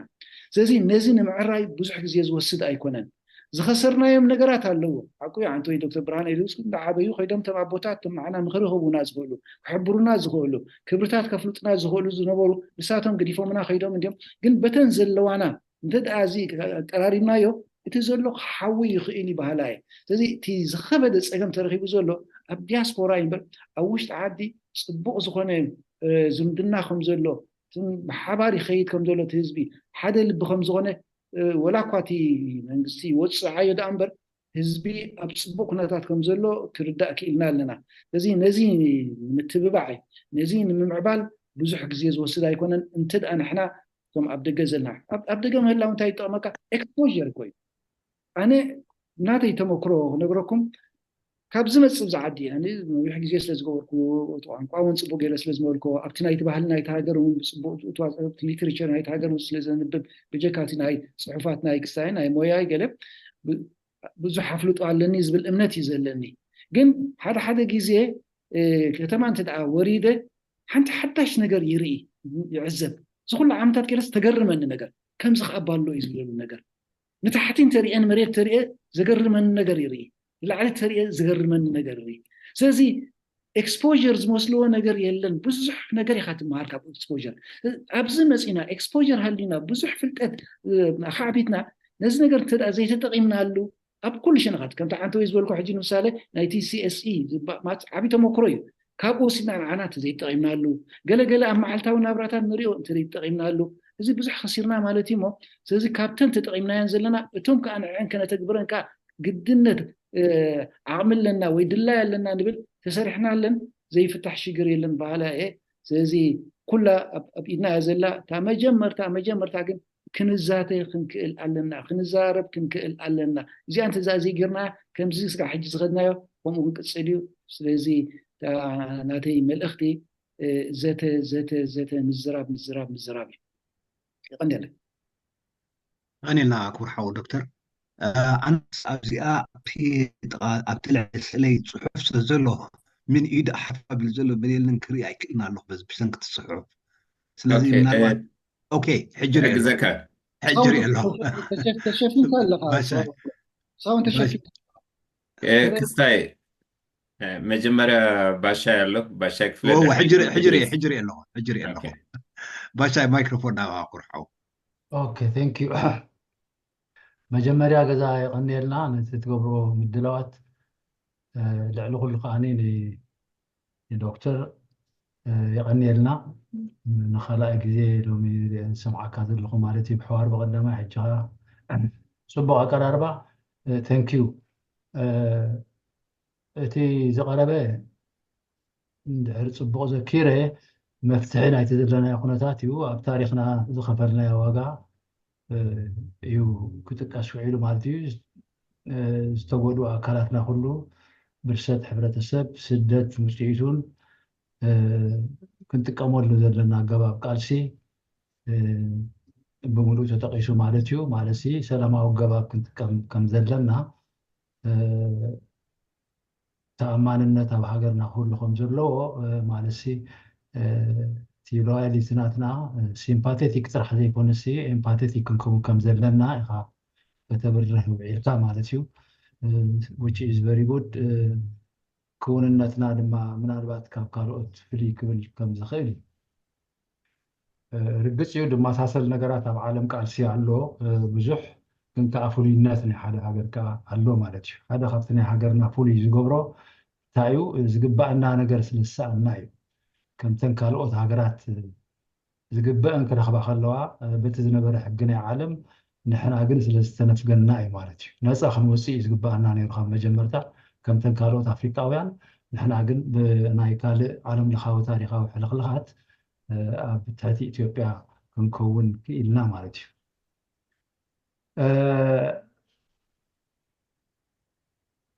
ترجم ناي بوليتيكا بجبو كرداءنا خمزلو ختقلص صنيحكا حقيقو ترجم بوليتيكا بجبو كرداءنا اللون زي تردي إننا قل بشجرينا هناتو ترجم ديمقراطي ونكمو بجبو كرداءنا لو أب عالم أب زونا كمون أب لوكال زخون نجارات أب حجرنا بفلاي أب زونا ناخم ودم أب عالم لخاو درجة خميل شرح زلت بوليتيكا أبز أوان زي كنريو على مالتي بجبو كن زمدنا تاتون متأثراتون كا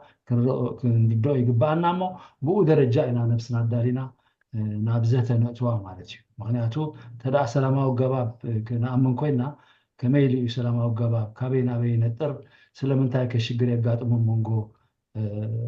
زيت دليل وجباب قاسين من تاي يقعد تاي سلزغنا أي زغل خمر مرة اللو مالتي تاريخ حفرة السبنا إنسان حرينا يو جبو كم حاجرو كم تنكالوت أفريقياويان ناس عندنا نركب زجبأنا أي ترخبان مغنيات كأنه مشو نوح سلزغنا ويكأخذ لحدكم بتفوتوا سلت تدخلون بزح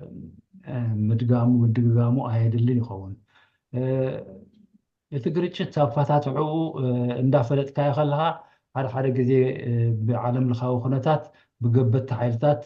ኣብ ዘይትፈትዎ ገባብ ኣፈታትሓ ናይ ቃልሲ ተኣቱ ኢኻ ሓደ ካብኡ ናትና እዩ ምክንያቱ ዝግባአና ነገር ምስ ፀፍዐ ፈቲና ከይኮነስ ከይፈተና ተገዲድና እውን ኣብ ሓደ ዘይንደልዮ ገባብ ቃልሲ ክንኣቱ ተገዲድና ኢና እሱ ስለ ዝነበረት ምርጫ ማለት እዩ ሕጂ ድማ እንታይ ኢና ከነንብብ ዘለና ነቲ ወድዓዊ ኩነታት ናይ ዓለም ኢና ንሪኦ ክንውስን እንድሕር ኮይና ገባብ ቃልሲ ነቲ ወድዓዊ ኩነታት ናይ ዓለም ዝጠልቦ ጠለባትን ንሕና ከዓ በቲ ጠለብ መሰረት ክንገብሮ ዝግባአና ነገራትን እዩ which means ንግርጭት ኩሉ ግዜ ኣፈታትሕኡ ኣተኪርካ ክትመዝኖ ኣለካ ማለት እዩ እንታይ እዩ ዘድሊ ዘሎ ከምዚ ዝኣመሰለ ባህሪ ዘለዎ ግርጭት ኣሎ እሞ ሕጂ ንዕኡ ዝኸውን ኣፈታትሓ እንታይ ንቕርብ ንዕኡ ክንቅርብ ከለና ንሕና ብቐዳምነት ክንገጥሞ ከለና ኸ በዓል መን እዮም ንዓና ከድግፉና ዝኽእሉ በዓል መን እዮም ንዕኡ ዝርድእዎ ቀልጢፎም በዓል መን ከዮም ኣንፃሩ ዝኸዱ ኢልና ፀላእትናን ፈተውትናን ነለልየሉ ኣገባብ ኣንደርስታንዲድ ክህልወና ኣለዎ ማለት እዩ ሕጂ ዘላቶ ኤርትራን ቀደም ቃልሲ ከተበግስ ከላ ዝነበቶ ኤርትራን ሕጂ ከምዚ ክትብልዎ ፅናሕኩም ዝተፈልየ እዩ ንሕጂ ዘድሊ ፀለብ ናይ ቃልሲ ፍሉይ እዩ ልክዕ በቲ ናይ ቀደም ኣገባብ ቃልሲ ክኸይድ ኣለዎ ማለት ኣይኮነን ነቶም ወድዓዊ ኩነታት ሕጂ ዘለዉ ብሙሉኣቶም ረቑሒታት ከነፅንዖም ኣለና ኣብ ዓለም ሕጂ እውን እኮ ህውከት ይግበር እዩ ውግእ ኣሎ እዚ ክበሃል ዘይከኣል ዘየድሊ እንዳኾነ ከሎ በዓል መን እዮም ዝገብርዎ ዘለዉ ንዓቶም ከነለልዮም ይግባአና ንሕና ኣብ ምዕራባዊ ኹን ኣብ ምብራቃዊ ዓለም ንነብር ኣለና ኩሎም ሓያላት መንግስታት ናይ ምዕራብ ይኹኑ ናይ ምብራቅ ድማኒ ከከምቲ ዘድልዮም ኣገባብ ንሓይሎም ይጥቀሙሉ ኣለዉ ማለት እዩ ክኳሳተሩ ከለዉ ብተዘዋዋሪ መንገዲ ነቲ ውፅእ ህዝቢ ከም ጠፍእ እንዳገበሩ ንስም ግን ኣብ ድሕሪት ኮይኖም ወጃህቲ ኮይኖም እንታይ ይገብሩ ከም ዘለዎ ከነንብብ ይግባአና ማለት እዩ ስለዚ ንሕና መን እዮም ቀንዲ ፀላእትና ከነስተብህል ይግብኡ ገባብ ድማኒ ንሕና በዓል መን ከኢና ክንገጥሞ ዝግባአና በየናይ ኣገባብ ዓቕምና ክሳዕ ክንደይ እዩ ኢልና ድማኒ ክንገብሮ ዝግባአና ነገራት ነዛምድ ነዋህልል ማለት እዩ ኣብዚ ናትና ክንመፅእ እንድሕር ኮይና ሕጂ እንታይ እዮም ኮይኖም ዘለዉ ማለት እዩ ኩሎም ተሓዋዊሶም ኣለው ንምብራቅ ዝድግፉ ንምዕራብ ሓይሊ ዝድግፉ ንምብራቃዊ ሓይሊ ዝድግፉ በዓሎም ናይ ሃገሮም ጉዳይ ክፈትሑ ዝደልዩ ጆከራት ኮይኖም ከዓ ዝፃወቱ ኣብ ኩሉ ኣፀፅባሕ ዝጋላበጡ ኣካላት ኣለዉ ነዚ ሕጂ መሚና ክንፈልጥ ይግባአና ማለት እዩ ምክንያቱ ኤቭሪ ደይ ናይ ዘለናዮ ዘበን ብፍላይ ዝተፈላለየ ዝምድናታት ናይ ቃልሲ እንዳገበረት ትኸይድ ስለ ዘላ ንሕና ኩሉ ግዜ መን እዮም ቶም ነባሪ ዝኾነ ሕውነት ዝፈጥሩልና ንኣብነት ናይ ፀላኣየ ፈታዊ ኢልና እንድሕር ክንወስድ ኮይንና እዚ ፕሪንሲፕል ይሰርሕ ዶ መሰረታዊ ፍታሕ ከምፃልና ክእል ዶ እንድሕር ኢልና ኣይክእልን ብወገነይ ምክንያቱ ንሎሚ ንሓንቲ ነገር ከተሳገሮ ሩባ ኢሉ ዓርክኻ ይኸውን እሞ ንፅባሓይቱ ዝቕሽሙደካ እንድሕር ኮይኑ ከምኡ እዩ ብዓለም ንሪኦ ዘለና እዚ ዝምድናታት ናይ ምዕራባውያን ሓያላት ይኾኑ ዋላ ምብራቃውያን ሓያላት ከምዚ ዓይነት ፎርሙላ እንዳተጠቕሙ ይኾኑ ንሕና ከምኡ ክንገብር ይግባአና መሰረታዊ ዕረፍቲ ክንረክብ እንድሕር ኮይና እንታይ ዓይነት መርገፅ ክህልወና ኣሎ ዝኾነ ነገር ክቐርብ ከሎ ድማኒ ብዓይኒ ሕውነት ብዓይኒ ጉርብትና ጥራይ ርኢና ዘይኮነስ ነቲ ግርጭት ሃለሊና ኢና ፍታሕ ነባሪ ፍታሕ ከነናድየሉ ዝግባአና ብቕፅል ዓይነት ፍታሕ እምበር ሎም መዓልቲ ዕርክነት ፈጢርካ ንፅባሓይትካ ህውከት ክትኣቱ እንድሕር ኮንካ ቀፃሊ ከምኡ ኢሉ ይኸይድ ማለት እዩ ሽዑ ትገብሮ ሽግር ክህሉ እዩ እንደገና ድማ ካልእ ሽግር ክመፅእ ከለካ ነቲ ዓርክኻ ዝነበረ ደርቢኻ ድማ ካልእ ዕርክነት ክትፈጥር ኢኻ ኣብ ካልእ ፀገም ክትኣቱ ኢኻ ካብዚ ክንገላገል ካብዚ ዕንክሊላዊ ዝኾነ ናይ ዝምድና ግርጭታት ዓለም ትገብሮ ሓያላን መንግስታት ዝጥቀማሉ ክንገላገል ክንበቅዕ ኣለና መጀመርያ ዘመድና መን እዩ እቲ ኣብ ጥቃና ዘሎ ሎካል ዝኾነ ነገር ስለዚ ቢትዊን ሎካል ሪጅናል ዩኒቨርሳል ዝኾነ ነገራት እዚኦም ፈኒና ክንሪኦም ይግባአና እቲ ንዓና ዝያዳ ዝጠቕመና እቲ ጎረቤትና ክንጋገ ከሎ ብዘይንሕስያ ብደረጃ ናይ ደም ዝምድና ናይ ትውልዲ ዝምድና ናይ ገለመለ ደይኮነስ ብደረጃ ኣፋታትሓ ግርጭት ምስኡ ነቲ ነገር ክነዳቅቆ ክንበቅዕ ኣለና ንሕና ንኣብነት ምስ ኢትዮጵያ እንድሕር ኮይና ጎረቤትና ኢትዮጵያ ንሕና እንዳተሓጎስና ኢትዮጵያ ክትሳቀ ንደሊ ኣይንደሊን ጎረቤት ኣፍንጫ ትታርምስ ዓይን ትነብዕ ይብሉ ድሕሪ ኢትዮጵያ ትሳቀ ኮይና ንበይንና ከመይ ገይሩ ክጥዕመና ክእል ጎረቤትና እንዲ ሕጂ ሰቆዮ ኮይኖም ንዓና ሽግር ክፈጥሩልና ናይ ግድን ክኸውን ስለዚ ብዛዕባና ጥራይ ዘይኮነስ ብዛዕባ እቲ ጎረቤትና ድማ ክንሓስብ ክንበቅዕ ኣለና እዛ ዓይነት ዝምድና ፈታት ሃገርጨት ኣይዝውተርኒ ዘሎ ወላ ውሽጢ ኤርትራውያን ንሕና ሃገርና ብዓብ ደረጃ ክንሪኦ ከለና ኣብ ክልተ እምነታት ኮፍ ዝበለ እዩ ኣብ ምስልምናን ኣብ ክርስትናን ኮፍ ዝበለ እዩ ነናቱ ጨንፈራት ይሃለዎ ብዘየገድስ ብዓብ ነገር ከነቐምጦ ከለና እሱ እዩ ዝመፅእ ዘሎ ማለት ስለዚ ንሕና ነታናትና ዘላትና ፀግዒ ሒዝና ጥራይ እንድሕር ክንከይድ ኮይና እቶም ሓደ ኣብኡ ከለዉ ፀላእትና ኮኑ ኣለዉ ማለት እዩ ስለዚ ሕስብ ኣቢልና ከምዚ እየ ዝገብር ገለመለ ኢልካ ኣዕዊርካ ዕርፍቲ ጌርካ በቃ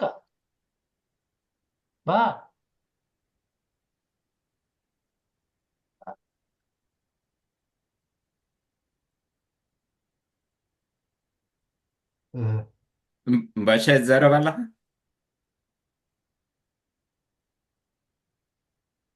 ባሻ يزربنا المسلمين ولا دري أنا يسمعنا له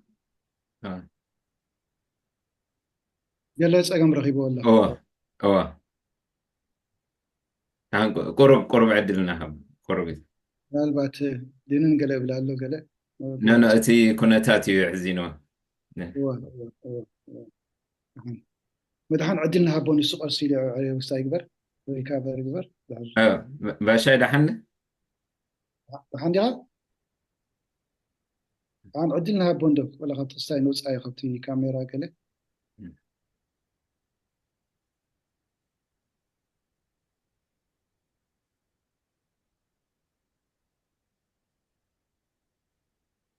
اوكي تزارب دكتور كملش يخيل كوي كملش يخيل عدل تراين هابو كوي مايك ستي ولا عدل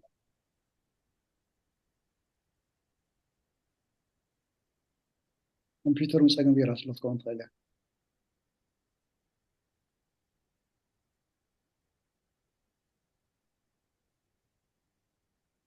ምናልባት እቲ ኣውዲዮ ከይከውን እምበር ኣብቲ ስእሊ ፅቡቅ ኣሎ ንሱ ኮላሕላሕ ብላ ኣሎ ገለ ፀገም ኣለዎ መስለን ድሓን ድቐፅል እሞ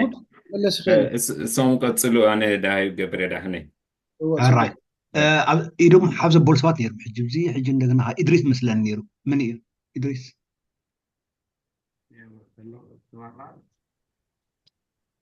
ሃሎ ሃሎ ንስማዓካ ኣለና ኦኬ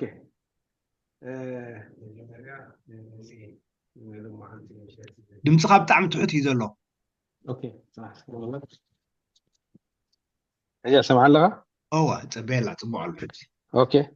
نحمرتا قرب حوات قرب سايد نقدر مثلا تي سايتي حساب كونكريت انتي حتى دلنا ردو خلنا منتي من الباتتي كم ارغومنت زقربو سلمتا انا خمس عينت تحتن حتى ناتم ارغومنت قرب حصر تزولو صبونير جناي باشا قرب نوي حنيرا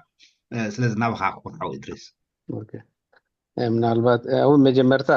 የቀንደልና ነዚ ሎማዓንቲ ክብር ምሸት ደምሰኽሙና ማለት እዩ ከምዚልካ ሓሳብ ንሓሳብ ምውሃብ ኣድላይ እዩ ብጣዕሚ የቀነለይ ከምኡውን ዶክተር መሓመድ ብርሃን ነቲ ክህቦ ደምሴ መደረ በቲ ንዕኡ ዝኣምነሉ ኩነታት ወይ ከዓ በቲ ንሱ ዘቕርቦ ዓይነት ሓሳብ መፍትሒ ዘቕርቦ ብልቢ ከመስግኑ ዝፈቱ ስለዚ ናይ ሎማዓንቲ ምናልባት እንኮላይ ሕቶን ገለ መግለፅን ስለ ዝበልኩም ቁርብ ተብያ ናተይ ሓሳብ ክገልፅ ማለት እዩ እቲ ብሰላማዊ መንገዲ ዝብል ከቕርቡ ዘምሴ ዶክተር ፅቡቅ እዩ ምናልባት ኣነ ከዓ ምናልባት ቁርብ ካብኡ ዝፈለየ ፍልይ ዝበለ ወይ ከዓ ናተይ መረዳእታታት ከዓኒ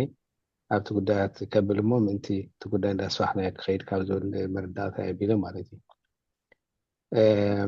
መጀመርታ እቲ ኣብ ኤርትራ ዘሎ ኩነታት ክንመዝን ክልያና ንዓይ ኮይኑ ይስማዓኒ ምክንያቱ እቲ ዲክታተርስ እንብሎም ወይ ዲክታተራዊ ስርዓታት እንብሎም ብዙሓት ዝተፈላለየ ስእልታትን ቅርፅታትን ወይ ከዓ ዝተፈላለየ ዓይነት ናይ ዲክታተርስ ኣለውና ምናልባት ሓደ ካብኡ እቲ ኣህዳዊ ፖለቲካዊ ሰልፊ ክኾን ይኽእል እዩ ዋን ፖለቲካል ፓርቲ ዘለዎ ከምዚ ናይ ኮሚኒስት ከምኣትን ሓደ ናይ ዲክታተር ስርዓት ዘለዎም ክህልዋ ክእላ ካልእ እውን ወተሃደራዊ ጁንታ ወይ ከዓ ሚሊታሪ ጁንታ ዝውንንዎ ናይ ሓደ ዲክታተራዊ ስርዓት ክህሉ ይኽእል። እቲ ሳልሳይ ከዓኒ ምናልባት ብሓደ መራሒ ወይ ከዓ ብሓደ ኣምባገነናዊ ውልቀ መላኺ ስልጣን ፐርሰናል ዲክታተርሺፕ ዝበሃል ውልቀ መላኺ ጥራሕ ሓደ በይኑ ዘኺዶ ዓይነት ናይ ምልክ ኣለና። እቲ ራብዓይ ከዓ ምናልባት ሞናርኪ ወይ ከዓ ሓደ ብምሉኦም ፋሚሊ ሓደ ንግስነት ዘኸይድ ምልክ ኣለና። ናይዚኣቶም ዝተዳባለቀ ሕብሪ ወይ ከዓ ንሃይብሪድ ዝኾነ ከዓ ኣሎ ማለት እዩ። ሕጂ ካብዚኣቶም 4 ወይ 5 ክገልፆም ዝፀናሕኩ ዲክታተርሺፕስ እቲ ልዝብ ትገብረሉ ምሴናይ ምዃኑ እቲ ኣድላይ ማለት እዩ። ሕጂ እቲ ንሕና ኣብ ኤርትራ ብወገነይ ኣጋጢምና ዘሎ ዓይነት ናይ ዲክታተርሺፕ እቲ ኣምባገነናዊ ወይ ከዓኒ ሓደ መራሒ ንብሎ ማለት እዩ። ሕጂ እዚ ከምዚ ዓይነት ውልቃዊ መራሒ ሓጋግን ፈራድን ትካላት ዘይብሉ ሙሉእ ብምሉኡ ንሱ ጥራሕ ዝውንኖ ቢሮክራሲ ዘይብሉ ስልጣን ዝቋፃፀር ትካል ስለ ዘይብሉ ትሕጊ ንሱ ኮይኑ ጥራሕ እዩ ዝኣምን ማለት እዩ። ትሕግን እታ መንግስትን እታ ሃገርን ሓደ ውልቀ መላኺ ጥራሕ ኮይኑ እዩ ዝስምዖ። ምክንያቱ ዝቋፃፀሩ ሕጊ የለን ልዕሊኡ ሕጊ የለን ልዕሊ ሓደ ክስታይ እንተደኣ ኮይኑ ኣብ ኣህዳዊ ሰልፊ እንተደኣ ኮይኑ እቶም ኮሚኒስት ፓርቲ ኮይኖም እቲ ወነንቲ ወይ እቶም ፖለቲካ ዝመርሑ ብምሉኦም ሓደ ፓርቲ ስለ ዝኾኑ ዋላ ዲክታተራውያን ዝኾኑ እቲ ውሳኔታት ዝውሰድ ብምሉእ እቲ ፓርቲ እዩ ዝውስኖ። ኣብቲ ናይ ንግስነት ኮይኑ እቶም ሞናርኪ ዘለዎ እቶም ፋሚሊ ብሓንሳብ ዝውስንዎ ኣብ ሓደ ውልቀ መላኺ ስርዓት እንተደኣ ኮይኑ ግን ልዕሊ ሕጊ እዩ እቲ ውልቀ መላኽ ማለት እዩ። ስለዚ ኣብ ከምዚ ዓይነት ኩነታት እንከለና ንሕና ከም ኤርትራ ማለት እዩ ናተይ ብወገን ኣረዳዳይ ኣብ ኤርትራ ዘለና ስርዓት ሓደ ውልቀ መላኺ ስርዓት እዩ ማለት እዩ። ስለዚ ነዚ ከምዚ ዓይነት ውልቀ መላኺ ካብ ስልጣኑ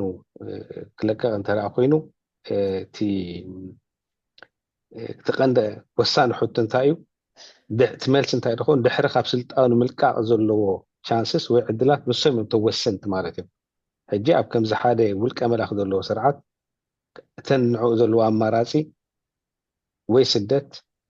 ወይ ሞት ወይ መቕተልቲ እንተደኣ ኮይነን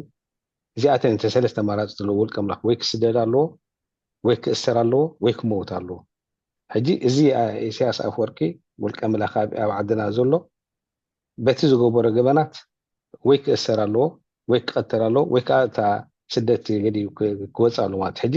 ዘን ሰለስተ እዚኣተን ኣብ ፍርቺ ዘን ሰለስተ እዚኣተን ተቐባልነት ስለዘይብለን ክገብረን ከዓ ስለዘይክእል ነቲ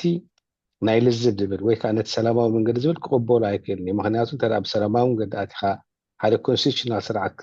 ክተክል ኮንካ ኣብ ሕጊ ክተቕርቦ ኢኻ ኣብ ሕጊ ተቕሪብካ ኢኻ እቲ ንሱ ዝገበሮ ገበናት ብሕጊ ክረኣይ ስለዝኾነ ወይ ክትኣስሮ ኢኻ ወይ ከዓ ናይ ሞት መርድእ ክተብሎ ማለት እዩ።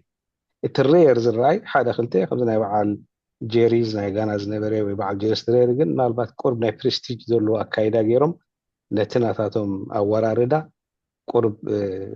ክስታይ ገይሮም ኣተዓራርዮም ክወርዱ ይኽእሉ እዮም። ንሳቶም ከምዚ ናይ ዓድና ውልቀ መላኺ ዓይነት ኣይኮኑ ነይሮም። ስለዚ እቲ ኣምባገነናዊ ስርዓት ንብሎ ዘለና ወይ ከዓ እቲ ምልካዊ መራሒ እተን ክወርደለን ዝኽእል ካብ ስልጣን ክስታይ ወይ ክመወት ኣለዎ ወይ ተገዲዱ ስልጣን ክለቅቕ ኣለዎ ወይ ከዓ ዕልዋ ክግበሩ ኣለዎ ዕልዋ ናይ መንግስቲ ማለት እዩ ወይ ከዓ መቕተልቲ ማለት እዩ። ሕጂ ምናልባት ዶክተር ዘብላ ዘሎ እታ ኮንፍሊክት ትብል እያ ማለት እዩ እቲ ግጭት እዚ ምናልባት ሕጂ ኣብዚ መጨረስታ ናይ ተስዓታት ዝነበረት ኮንፍሊክት ዝበሃል ኣብኡታት ናይ ዓለም ሙሉእ እንዳብክዐ ከይዲ እቲ ኮንፍሊክት ዝበሃል ድሕሪኡ እቲ ዝመፀ ክስተያት ግን እቲ ቫዮለንት ወይ ከዓ ናን ቫዮለንት ዝበሃል ዘይጎነፃዊ ተቃውሞታት ወይ ከዓ ጎነፃዊ ቫዮለንት ዝኾነ ሰውራታት ከዓ ብዙሕ ርኢና ማለት እዩ። ሕጂ እታን ዶክተር ክሓቱ ዝደልዮ ዘሎ ከዓነ እቲ ኣብ ዓለም ዝካየድ ዝነበረ ንከምዚኣቶም ዓይነት ስልጣናት ንምግልባጥ ዝኸይድ ዝነበረ ብዙሕ ጎነፃት ዝተሓወሶ ብዙሕ ሰባት ዝሞትዎ ዝነበሩ እዚ ከመይ ኢና ክንገልፆ? ምክንያቱ ዝኾነ ይኹን ለውጢ ሓንቲ ወይ ክገልፆ ፀኒሑ ናይ ግብፂ ነበረ ናይ ካልኣት ዝነበረ ክኸዱ እንተደኣ ኮይኖም ልዕሊ 20,000 15,000 ሰባት ዝሞትዎ እዩ ነይሩ ማለት እዩ። ናይ በዓል ሊብያ ነይሩ ናይ ገለ ነይሩ። ስለዚ እዛ ዓይነት ከምዚ ዓይነት ክስተያት ብሰላማዊ ክኸውን ከመይ እዩ ክረኣይ ማለት እዩ። ምክንያቱ እቲ ኣብ ዓድና ዘሎ ወድዓዊ ኩነታት ንዕኡ ክንመዝኖ ክንግደድ ኣለና። ንዕኡ እንተደኣ መዚናዮ ጥራሕ ኢና ናይ ብሓቂ ወድዓዊ ዝኾነ መፍትሒ ክነምፅእ ንኽእል። ግን ናን ቫዮለንት ጥራሕ ኢና ክነቅርብ እንተደኣ ኢልና زي حجتان دكتور كحاتو زلخو اتبها قرنا زلو سرعاتي نان فايلنت خصها كقبل خيل كاتجمده مخنياتو ناتنا فليز بلخون خيل سلازن احنا بتصحفه استتصنعي بزح نغرات كل خيلي مالوات حجانه كابتي نان كونسيشنال استخايده لو كاب كشحن تعتم 24 ديشن كسب تشحن 10 تغلت استخايده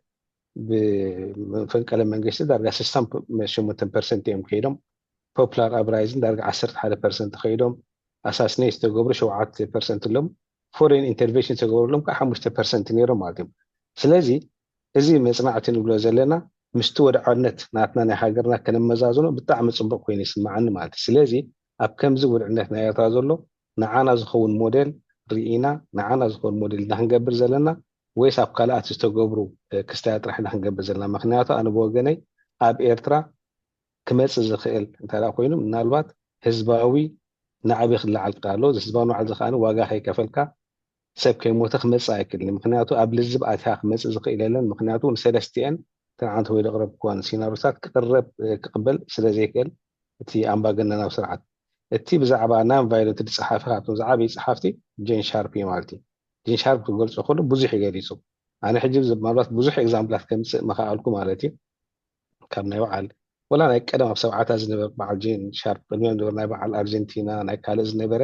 بمولو استات نيروي مكتالات نيروي ما تولى كوا سلاماوي جمر امبر اما مጨረስታ يخيد نيري ስለዚህ سي تاقند حتناتي ابود عنتنا ኤርትራ ተመርኪስካስ ሰላማዊ ለውጥ ክግበር ይኽእል እያ ትብል يغني لي ثانك يو شكرا حودريس وساني ነገር ዘሎ ከመይ ጌርና ለውጥ ነምጽእ أجي مونارك ديو وين حدث أيديو وين أيديو ناي بارتي خسايك كومونست بارتي ديو كده اسيكون وسان زلو خمي غير كاب حدا قفعيز فتصم بارتي ديو منقص ديو نبوس ديو قفعيز فتصم قبل على هزو زلو كمي غير كالوتي تمسالو جريت بريتن ناي نسنت خساي نيرو عبي وسعاتات عبي جبنات متفصمه بندي عبيت جبنات تفصم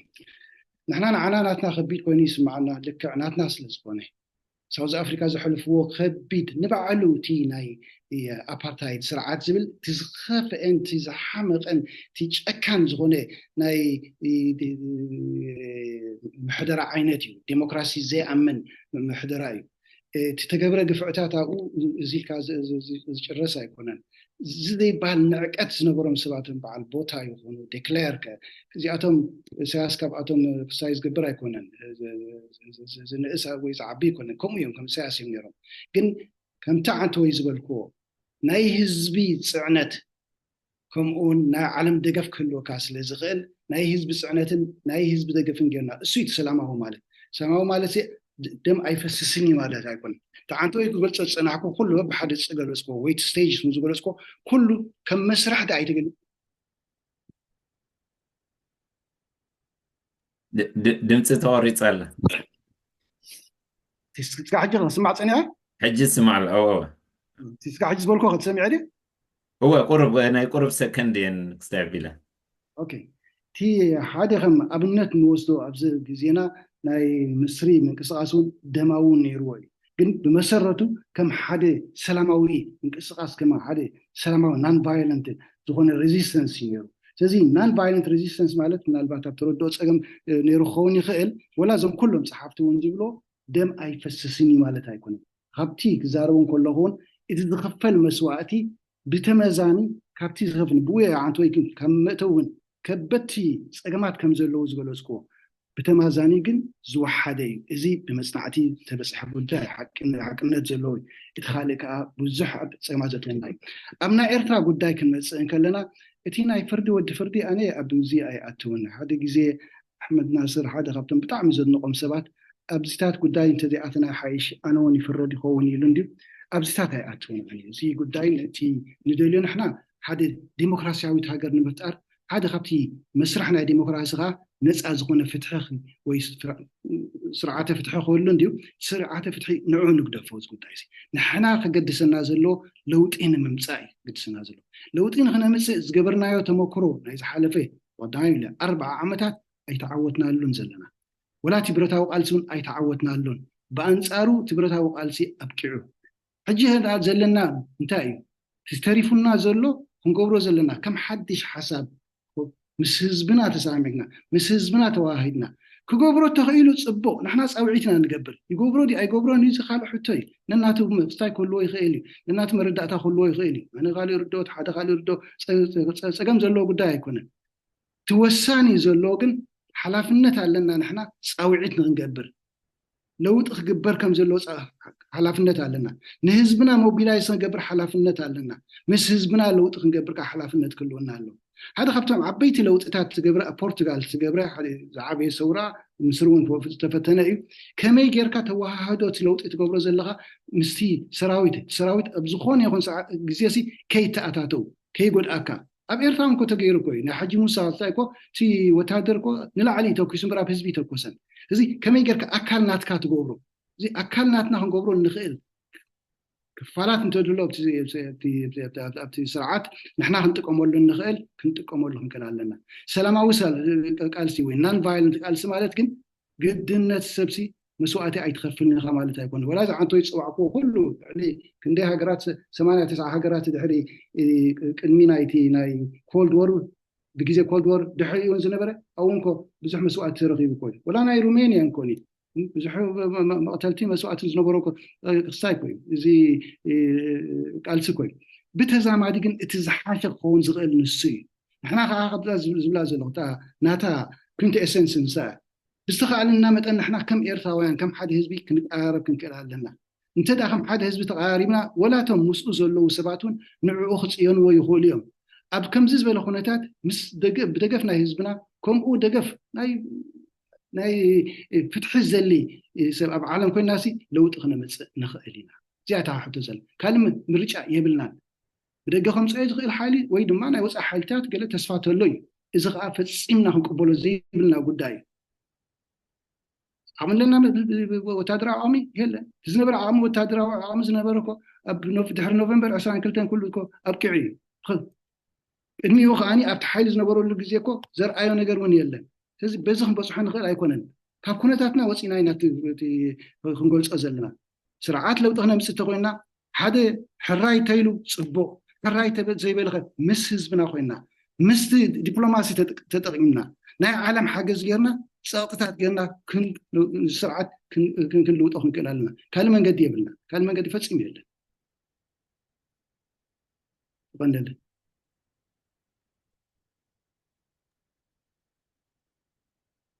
يغني لنا يغني لنا كور حاو دكتور إيدو حفظ بالأنس أبزل لحن تسعفت تربشن زل أبلع أمان سليمان أمان سليمان أوكي أمان نبقى كور حاو أمان الله خدو اوكي الله دمصي مت يدو أوه تبع الله اوكي يغني لي غني لنا كبر غاشانا دكتور كمسكنا كايدلي ابال نايزي طرنافس لزكونكم مالتيو قال اقدي مخبلاز دلي ني حاو امينه اوريدي بوش تصححفنا هنا بخال ايكون كنت سلسته غزه صحف كونسي حنت حيا صحف دلي نيره جن كيتملا سلاز خدانين اليين كلكم مالتيو سوري انا تي سرحونا ينبرن زنقعه نأمان جن بوشت تردادينا أنا تجمع يلن بخال أيكونن سو ناب خالق ناب كتي كأتو أنت داخينه أنا قابزح تنتينه زاربو زاربا بزح يبلين ناب كلت حتى جن حتى تدلي كلت حتى مالتي فتحنت حتى already قد ما يزنبر إدريس دارجا وسيدو لايو جن دارجا غير بلها 40 عام تقدمت حتى انتهى زي اب ኤርትራ ዘሎ ብዝተፈላለየ ገላልፃን ግለጾ ንኤርትራ ኣብ ደረጃ ዝብፅሕዋ ዘሎ ስርዓት ወይ እውን ውልቀ ሰብ ማለሲ ከምዚ ሓውድሪስ ክገልጾ ፀንሐ ብዙሓት ዓይነት ዲክታቶራት ዲዮም whatever they are ዲና ንሪኦ ዘለና ሲ ማለሲ በቃ ኩሉ ዝገብሮ ዘሎ ኩነታት ሲ በቃ ከም ሓደ نإيرترا كتهلو ويدما هزبي إيرتراس كم زي مريت أمبر هزبا يدليننيو زبل بعداوي حايلي ويدما بعداوي سب كوينو ديو عبد الرجاب حوازر لو إلا نريوسي وي بقى إيرتراو منفسي على طرح سلطان يدل دلو إنا نبل تبل حتو حتى دلي مهنياتو بزح سب نناتو رأي على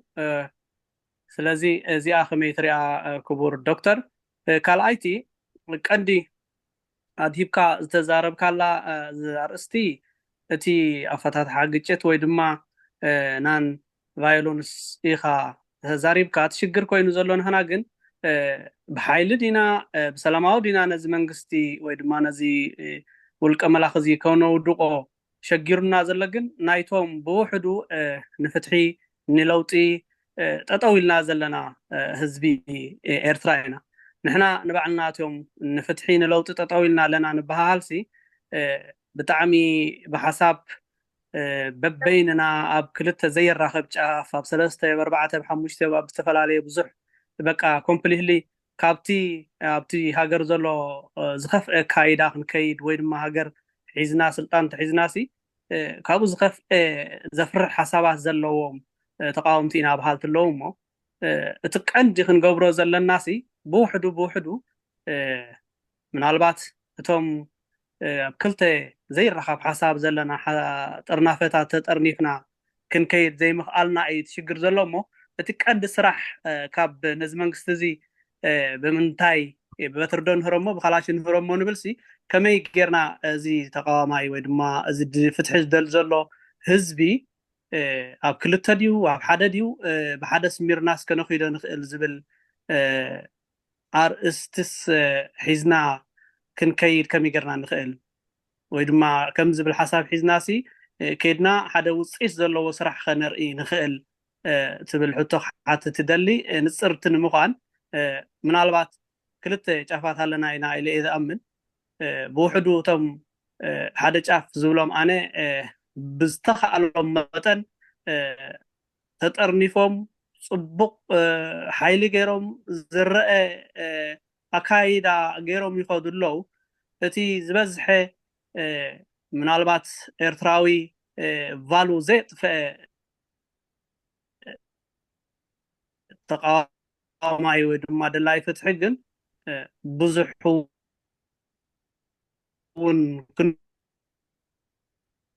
كنسو دارغا نعوم تعزباي كوينو سوم زغطرنيفو حايل يزرمو نزي نلكبل دلي غنيله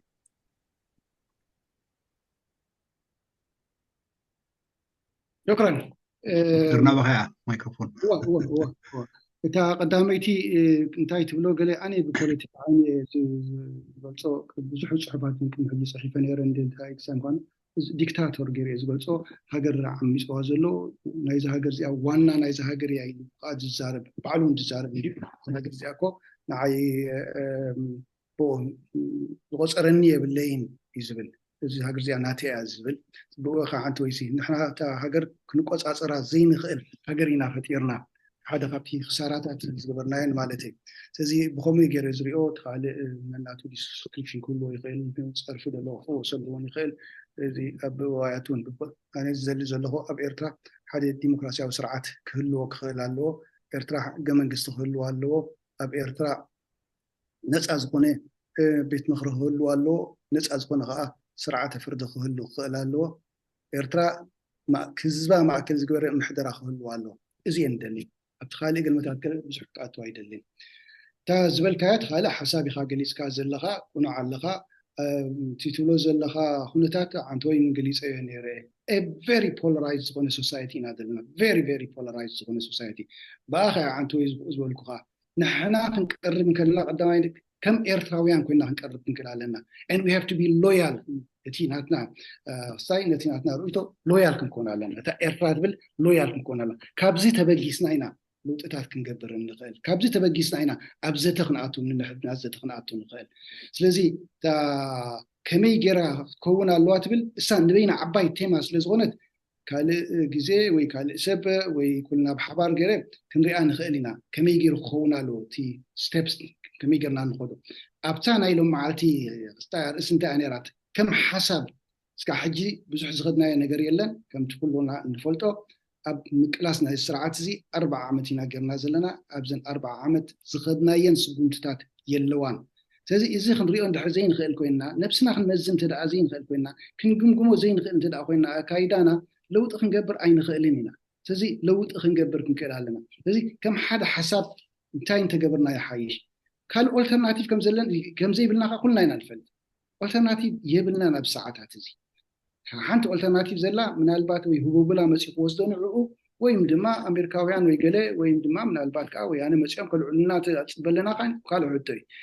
እዚ ከዓ ክኸውን ዘይግብኦ እዩ ክኸውን ዘይንደልዮ ነገራት እዩ ምክንያቱ ናቱ መዘዝ ሒዙ ስለ ዝመፅእ ተሓንቲ ክንገብራ ንኽእል ተዓንቲ ወይ ዝበልኳ ሕጂ እውን ክደግማ ዝኽእል ንሕና ምስ ህዝብና ኮይና ፀቕጢ ክንገብር ንክእል ኣለና ለውጢ ክንገብር ንክእል ኣለና እቲ ፀቕጢ ንሱ ተሓዊስዎ ኣነ ከልግስ የኢሉ ከም በዓል ቦታ ከም በዓል ደቅለ ክፅቦ ኣይተሓወሶም ከዓ ናይ ህዝቢ ማዕበል ከዓ ከምቲ ዝረኣናዮ ሊብያ ርኢናዮ ካልእ ቦታ ርኢናዮ ናይ ህዝቢ ማዕበል ደው ዘብሎ ነገር የለን ህዝቢ ባዕሉን ክልውጦ እዩ ነዚ ነገር እዚ ስለዚ በዚአን ንኣምን ከመይ ጌርና ተዓንቶ ግን ቨሪ ኢምፖርታንት ሕቶያ ዝበልካያ ንሳ ንበይና ዛዕባ ክትከውን ዘለዋ ከመይ ጌርና ኢና እዚ ቨሪ ራዲካላይዝ ኮይኑ ዘሎ ቨሪ ፖላራይዝ ኮይኑ ዘሎ ሕብረተሰብ ኣብ ሓደ ነቀራርቦ እዚ ስራሕ ናይ በዓል ዓወት ናይ በዓል ወደብ ስራሕ ናይ በዓል ስፋስ ስራሕ ናይ በዓል ዘመሓዋትና ኣዳሚት ክኸውን ዘሎ ከምዚ ዝበለ መደባት እናገበሩ ንኩሉ ዘቀራርብ ስራሓት እናሰርሑ ኣብ ሓደ ከቀራርቡና ክንካታዕ ምስኣቶም ንሕና ኣነ ፈፂሙ ዘፍርሓኒ ነገር የብልናን ምስኣቶም ንክንዛረብ ድዩ ንክንዛተ ድዩ ምስ ካልእ ሓይሊ ምክንያቱ ኣካል ናይ ህዝቢ ኤርትራ እዮም ኤርትራውያን እዮም ሃገሮም እያ እዛ ሃገር እዚኣ ናይ ኩልና ሃገር እያ ሕገ መንግስቲ ክንገብር ከለና እቲ ሕገ መንግስቲ ፅባሕ ንጎ እስኻ ተቃዋማይ ኢሉ ነንበይና ዝህበና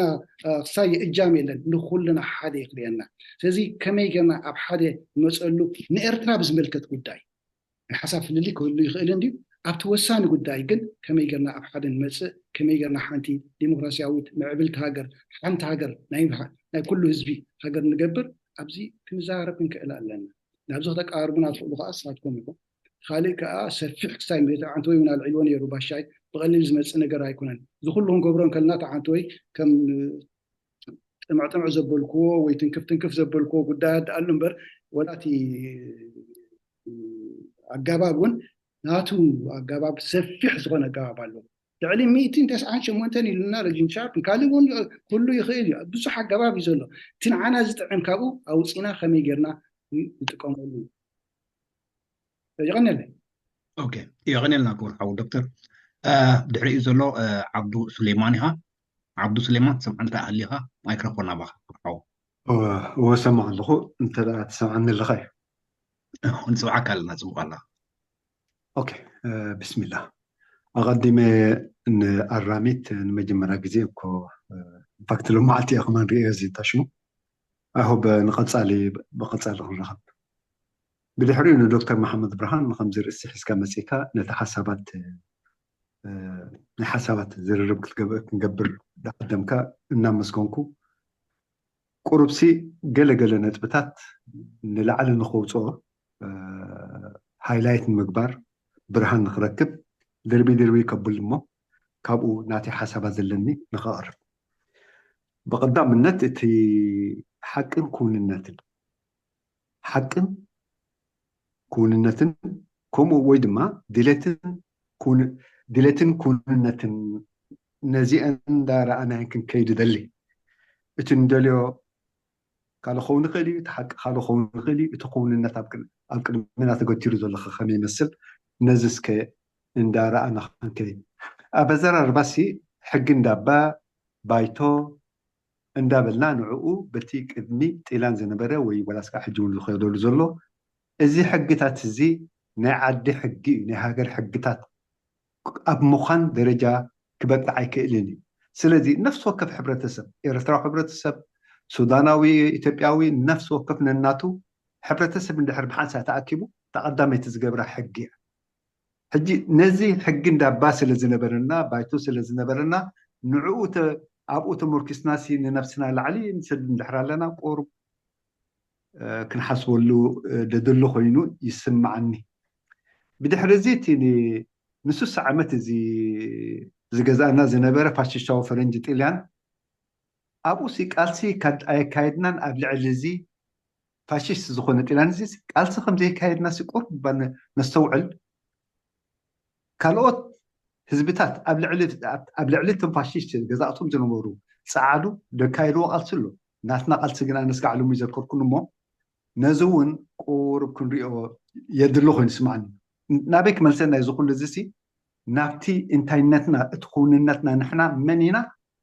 ብልክዕ ነብስና ንክንፈልጥ ጥራይ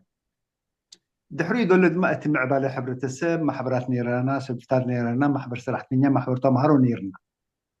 ذكر اسكنبل إذا نزاربو زلنا الإنجليز محتاج إنجليز مزمسة دي توهبنا دي ويس بمعمالة زبساءنا يو يوزي نزاربو زلنا نزون نتنفسنا بالكعنتون ممزان كحجزنا يخيل يزبر لني قالون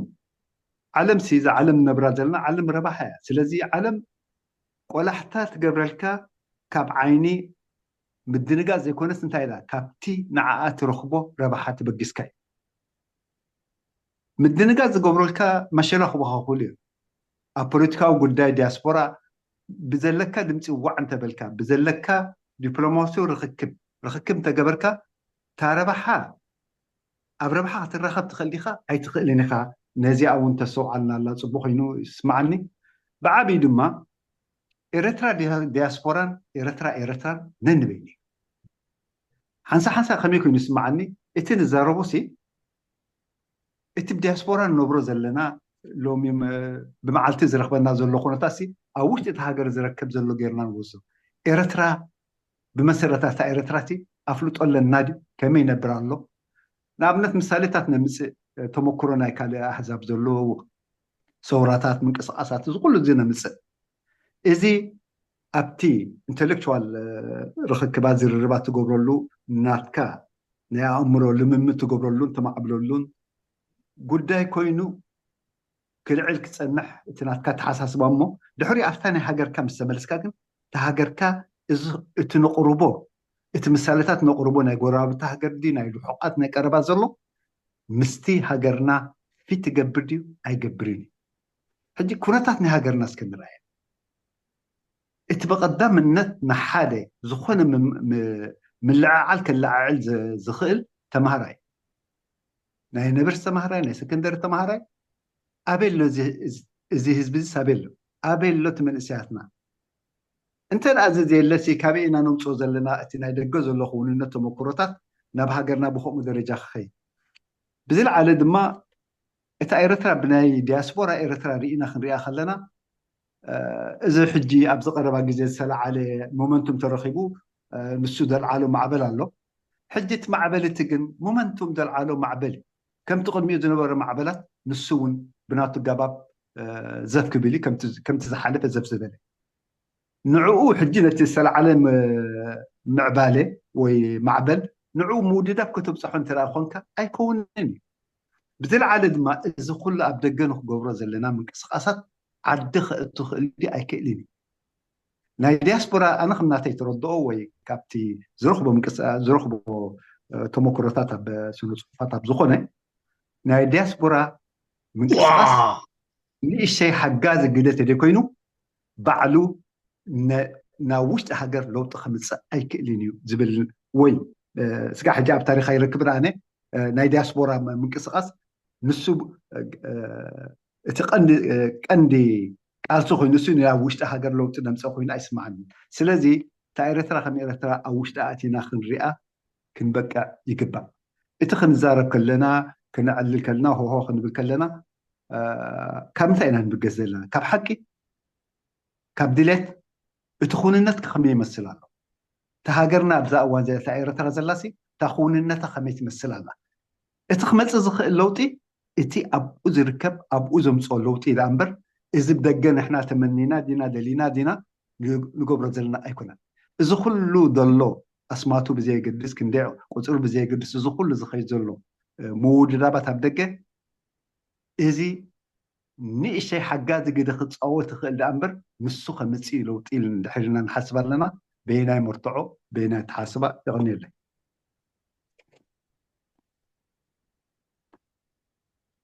سوري تو ينير مر حسابي نبرن حسابي نيرو رئيتو يدير مر حبتي نبرن دحن اسك دكتور تايت بلا بزي رؤيته እንዲሂቡ ጽቡቅ رؤيته ምክንያቱም እሱ ካብ መጀመርታው ኢለ እንደ እዞም ሓደ መድረኽ እና ሓሳብ ንወሃበሉ ዝኸውን መድረኽ እንዲ ስዋናቱ رؤيته ይብሉ እዚ ጽቡቅ ያን ኦኬ ባሻይ መጽኢሎ ኢዱ ሓፋብ ቢልውን ኣሎ እስከ ማይክሮፎን አበኻ ኩርሓው ባሻይ اوكي قريتها عن توي امونغو اي دون نو صرورو يدن نرسي كم قال بوندينا منسي نبل لنا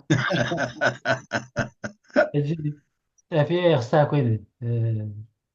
رسي كساغن هم قال صرورو يدنس اقوالي صبو غير حج قرب دحنا له تردر رئيسك هبي اوف كورس يقني لنا غزا كومود ما دكتور كم قصصنا يبقى قدامي مالتيو ጽቡቅ አቀራረባ ሕጂቲ ናተይ ርእይቶ እንታይ እዩ ከነጽንዖ ዝግባአና ነገራት ኩሉ ግዜ ማለት ሲ አፕዴት ክንገብሮ ዝግባአና ነገራት ኣሎ ካልሲ ኩሉ ሻ ኤርትራ ሓደ ግዜ ክንዛረብ ከለና ብደረጃ ናይቲ ቀደም ንሕና ንፈልጦ ቅድሚ 40 50 60 ዓመት ዝነበረ ናይ ኣቦታትና ናይ ኣቦሓጎታትና ጌርና ሕጂ ክንመዝና ኣይንኽእልን ኢና ወይ ድማ ንዕኡ መሊስና ኾፍ ክነብሎ ኣይንኽእልን ኢና ዘይከኣል ስለ ዝኾነ ማለት እዩ ኣብቲ እዋንቲ ዝነበረ ባህሪ ናይ ኤርትራ ዋላ መሬቱን ሰቡን ፍልይ ዝበለ መሬትን ፍልይ ዝበለ ኣተሓሳስባን ፍልይ ዝበለ ናይ ግዳም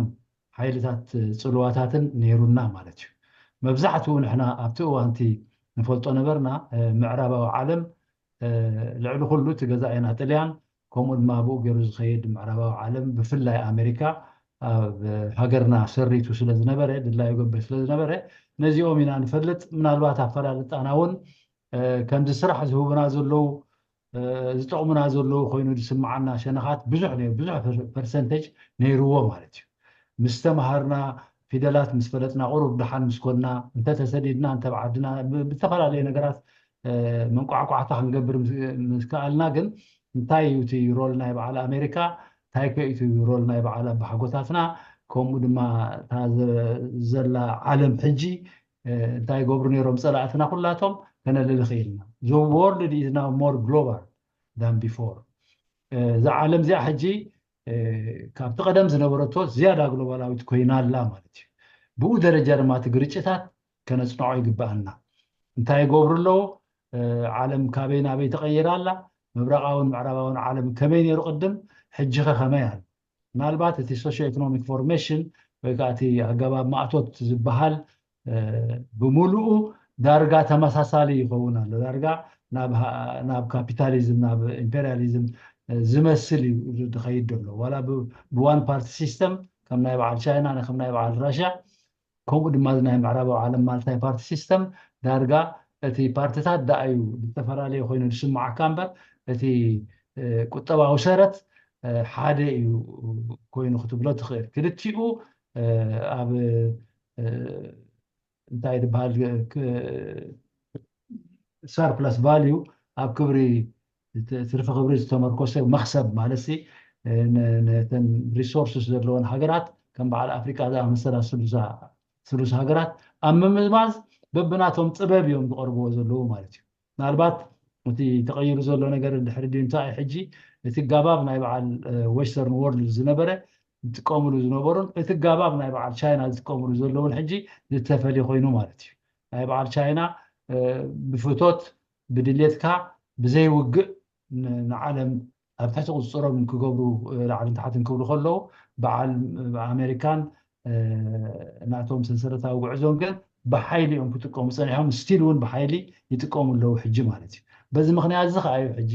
እቲ ዓለም ኣብ ክልተ ሓደ ዓይነት ኢምፔሪያሊዝም እንዳኾነ ከሎ ሓደ ዓይነት ናይ ሌበር ኤክስፕሎይቴሽን እንዳኾነ ከሎ ግን ድማ ከም ደንበ መጠን ናብ ክልተ ተኸፊሎም ከዓኒ ነቲ ህዝቢ ክማርኽዎ ብዝተፈላለየ ጥበብ ኣብ መዛመዛ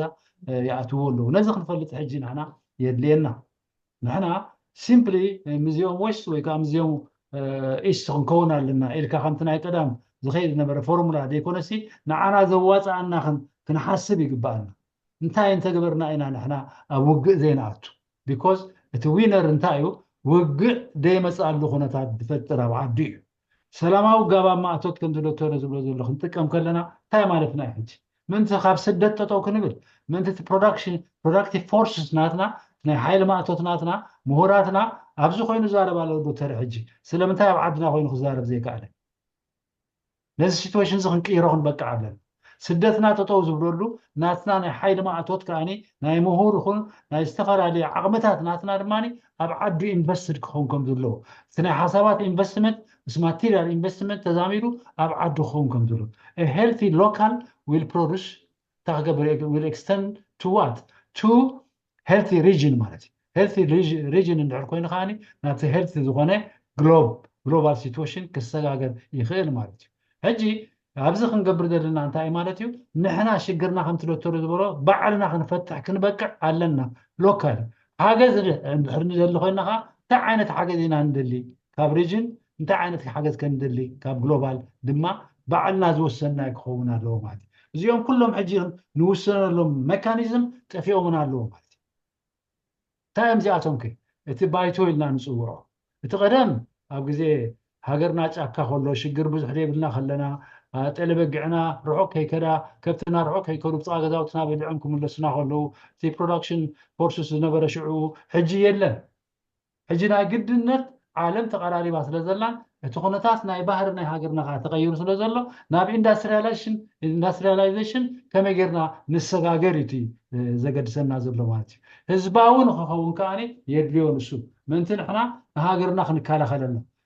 unless ህዝባዊ መንግስቲ ክንተክል እንድሕር ደይክኢልና ንሕና ድላዩ ዝገብር ሓይሊ ጥራዩ ኮፍ ክብል ዝኽእል ማለት እዩ ድላዩ ዝገብር ዝኽእል ሓይልኻ ከምዚ ሕጂ ዘለና ኣብ ሃገርና ኮፍ ኢሉ ዘሎ መን ውደኒ ንዓይ ዝብል ማለት እዩ ከምዚ ክትጠቕስዎ ዝፀናዕኩም ኣንተ ወይ መን ንዓይ ኮ ኣብዚ ዓዲ ኮ ስልጣን ኮ ንዓይ ዝሃበኒ ሰብ የለን እኮ ኣነ ኮ ባዕለየ ከም ድላየ ዝገብር ይብል ኣሎ ብኸለት ብሕም ድበለ ይተሓጎም ይብለና ኣሎ ዓቕሚ ስለዘይብልና ስለዝረኣየ እምበር ንሓደ ዓቕሚ ዘለዎ ሰብ ከምኡ ጌርካ ኣይተደፋፍኦን ኢኻ ኤርትራውያን ዓቕሚ ክህልዎም ግን ባይቶናቶም ክህልዎም ኣሎ ናቶም ሰለስተ ቅርፃ ንብሎ ፈራዳ ኣካል ባይቶ ሓጋጋ ኣካል ፈፃማ ኣካል ንብሎ ነገራት ክህልወና ኣለዎ እሞኒ ንሱ እዩ ዝምድና ናትና ከስፍሕ ዝኽእል ማለት እዩ ዘድልየና ደምፅእ ዘድልዮም ንካልኦት ከዓ ብህብ ድኸውን ኣካል ንሱ እዩ ማለት እዩ እዚ ኢና ክንፈልጥ ዘለና ሕጂ እንታይ የድልየና ኣሎ ማለት እዩ ሕጂ ንኣብነት እንታይ የድልየና ኣሎ ማለት እዩ ክንፈልጦ ዝግባአና ፖለቲካስ እንታይ ማለት እዩ ኣር ዊ ሹር ናብ ኩላትና ሕጂ ንፖለቲካ ትርጉማ ንፈልጣ መብዛሕትኡ ብዝደንበ ተቃውሞ ንፖለቲካ እንታይ ኢሉ ትርጉማ ኢልና ክንርኢ እንድሕር ኮይና ፖለቲካ እኮ ከም ድላይካ እኮ ምግባር ማለት እኮ እዩ ድጥዕመካ ምግባር ማለት እኮ እዩ ፖለቲካ እኮ ማለት ደርባሓካ ነገራት ምግባር ማለት እኮ እዩ ኢሉ ዝትርጉሞ ይበዝሕ ኣባና whereas politics does not mean like that ኮሙ ማለት ኣይኮነን ፖለቲካ ማለት ነቲ ዘርባሓካ ነገር ነጥብታት ንዑ ዘመሓድር ስነፍልጠት እዩ ነዚ ሰክረት እዚ ነዚ ሚኒን ዝፈልጦ ሕጂ እንድሕር ዜርና ሓቲትና እዚ ኩሉ ንሪኦ ዘለና መንእሰይ ክወርስ ኣለዎ ንብል ገለ ንብል ብርጌድና ሓመዶሎ ንብል ይኣክል ንብል ገለ ንብል እዚ ኩሉ እዚ ከምዚ ገይሮም ዝትርጉሙ ኣይኮኑን ንፖለቲካ ረብሓ እኮ ኢሎም ይወስድዋ ማለት ኖ ፖለቲካ ረብሓ ማለት ኣይኮኑን ንረብሓ ዘመሓድር ስነፍልጠት እዩ ስለዚ ቅድም ነቲ ሳይንስ ክንፈልጦ ይግባአና ንዑ ምስ ፈለጥና ጥራሕ ኢና ንሕና ሽዑ እቲ ዝምድናታት ናይቶም ዝፈልጡ ኣካላት ቅድም ንገብር እሞ ናይ ምምራሕ ግደ ምእንቲ ክፃወቱ ነቶም ካልኦትካ መምሃራን ክኾኑ ምእንቲ እዚ ክንፈልጥ ይግባአና ማለት እዩ ኩነታት ብግርጭት ፈትሓሉን ብግርጭት ዘይትፈትሓሉን ኩነታትካ የጋጥም እዩ ማለት እዩ ከምቲ ዓንቶይ ኣሚኖ ዝብሎ ዝነበረ ንኣብነት ኖት ነሰሳርሊ بحدا من قد خدكي in principle حدا نقدر تأمنون زقات مكة هناتن كاري ببيني مالتي يتورعوا هناتن in principle تأمنون يتورعوا هناتن كريه والله كفال عليه خيري sometimes ناتنات ديليت تمنيت كل جزء بسلامة ومن قد خيدي مالتي نقدر من قدنا أنت قتي منا حدا نقدر نعنا مثلنا زدمسس ندحر قتي منا قل كيف تنانا بحدا نقدر كنساقر كيف تنا بثري فكم عقانو خنلعل نخيل مالتي بزي مخنيات زخ عينا نحنا مس ኢትዮጵያውያን ኣብ ውግእ ዝኣተና ኣብ ፀገም ዝኣተና ማለት እዩ እዚ ትምበር ንሕና ስለ ዝፀለብናዮ ንሕና ስለ ዘለና ይኾን ኣብ ባሓጎታትና ብሰላም እዮም ሃገረ ኢሎም መዓት ሕልኽልኻ ውሽጥና ኣትዩ ማለት እዩ ተን ኣነ ኣለኹ ዝብላ ሃገራት ኩላተን እንታይ ገይረን ንዓና ክዕንጥር ኣደድየን ማለት እዩ ነታ ትምልከተና ንእሽተይ ነፃነት ከማን ክህባና ኣይከኣላን كمتن قرباتنا كمتن أفريقيا زلوا نزيا خبانا يكالان عقلنا مصابنا بحقوتاتنا ساعة زرع على درجة خمجوتو ساعيين بس يهم بدحريو جن كله مرجع زين بري بزغلون ذكرون ولا خبزير عقمتات خبز ساعة عقمتات أتيومو تحت عقمتات نبعلو زأكل كونشيسنس زينو برو زأكل راحات زينو برو بزعبا ديمقراطية زلوا تحسه لتق زبالة زنبرة بزعبا حيل زلوا تحسها لعل زنبرة إذا خلتي خزامر على اللوم إذا خلتي قرار من تلاقيله انتهي قبل نتحدى قم هم وركي قم متومو نتحدى تراعي زي يخيد مالك الذي سبعي مالك كم تبغى قدامي علينا زنبرنا دكتور حدا جزا سبعي مالت نزقوا بده فرس سبعي مالت نزوم صلاته توعوا عاد بلوم سبعي مالت بزح قتيل زملس قال تقبر يخون مالتي نو وراء نحن خردنا زلو مودرن زبهال ነገር እንታይ باش حوي ابزي قرب فوق قرصك قرب غزي بخير اللموني رايت حن ولا تطوف بلو خيلي ولا حنتي نيد حن حسابات كتقلب اللمون كسايد ورا هو حجي تاي مالتي انا حجي نحن كل غزي كنريو زلنا سيركامستنشال كم زخوني هذا طلب كنقمت كلنا تخونتات بفطرو ነገራት አለው ዓለም ሕጂ ትገብር ዘላ አይዋ እንታይ ዝና ዩክሬን እዚኣቶም እኮ እቶም ዝሰልጠኑ ንብሎም ዘለናኮ እቶም ዝለዓለ ዲሞክራሲ ዝጥቀሙላኮ ዌስተርን ወርልድ ንብላለና ከምኡ ድማ እቲኦም ከዓኒ እቶም ዝሓየሉ ከዓ ብእስቲ ዘለዉ ንሪኦም ኣለና ከመይ ገይሩ ናይ ዩክሬን ኩናት መፅዩ ከመይ ገይሩ ናይ ፍልስጤም ኩናት መፅዩ ትማል ዲቤት ገብሩ ከለዉ እንድሕር ትሪእዎም ነርኩም ክልቲኦም ናይ ሓደ ቅርሺ ተገፂኦም ነይሮም ግን ነቲ ናይ ፍልስጤም ነገር ጎርጊሮም ክዛረብሉ ኣይደልዩ ድሕሪ ሰብ ኣይልክሎም ነይርኩም ስለምንታይ ክልቲኦም ፕሮ እስራኤል ስለ ዝኾኑ ኣብ ሲኤንኤን ትኸይድ ነበረ ዲቤት እንድሕር ሪኢኹሞ ናይ ባይደንን ናይ ትራምፕን ዝነበረ እዚኣቶም ከምዚ ንሕና ዝለዓለ ኣጀንዳ ኣብ ዓለም ደረጃ ከነምፅኦ ንኽእል ናይ በዓል ፍልስጤም እዩ ማለት እዩ ንዕኡ ግን ዳርጋ ከም ሸፈፍ ይበሓሊቦሞ ስለምንታይ ክልቲኦም ደገፍቲ ናይ ሓደ ሸነኽ ስለ ዝኾኑ ማለት ክልቲኦም ዓመፅቲ ስለ ዝኾኑ ማለት لازم احنا انتهينا هنقبل زقبانا كنفتحون عركونا شجرنا مجمرة إريتراويان نتي بوليتيكا زردو أكلات زمدنا خقبروا لهم بدحريون عخش فحوه بسعروا لهم مالتي صغيرنا سمرت ندعرن بالكوينا خمزي الرئيس ولا بدنا متقاومه صغيرنا كلها بقى سيمينار نقبر لنا نعو كلكم كلنا نكتب برجنجني لا تخيل كومو تمكرنا 5 6 7 عمل كساب حجي خوتات نبر زمدنا هاتناي قالسي كساب حجب عالمكم يدخل دلو we have to initiate different formula خنتكم كنبقى على مالتي انا دكتور ندحر نسمع كوينا انا دكتور مجمريا نسمر بدحريو نحنا مسمرنا مسكالوت كمان هذا مسور ندحر اللي ريلاتيف دما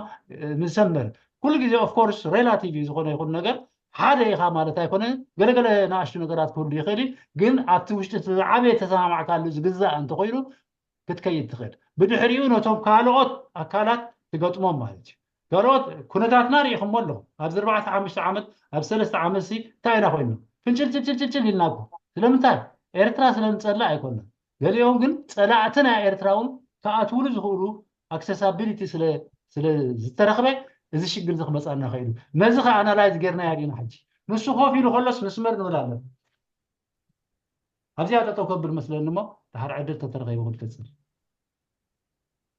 اوكي ابزيا ريتولات كدا مرحبا دكتور لا صبو حسابي يهيبو حسابي نير صبو حسابي دس بالحساب تمكروه لكعي زبل النجر يبلي صبو حسابي تقف حسابي اوكي مو ابزيا حجم حدا امينه جابرالو يدو حق دبله كرات حوات قربتي ساعات نتي كنقربو ندل حتى ونقربو قدمو سلامتاي حتى نقربو الله نقربو حسابات قرب حصر نبلو مناتو دكتورون حجي جيزي بلين ولعلو سلازي نساء معكم مايكروفون أبخا مرحبا أمينة أي تسمعنا لها تنسخ يسمعنا له Thank you أسفاي غنيلنا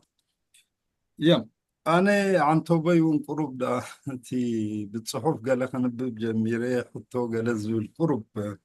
نتحساباتي فحبي لهم بري قال لك كابتن حزين زلخو دكتور لك عتي كم الرجع مخاني تي سلامة وأجواب زبالة الرجع مخان زبالة سكايو زخونة يكون فطور ويكا إرتراويان بفلايسي شجراتنا بسلامة وأجواب فتح نتصلى أكلا يكونها وصيتي قدامي مرجعنا زخون كل شعب تجديد كاجن تأطولون بعلو كتنتن ونصنيحو مالتيو أبت جيزي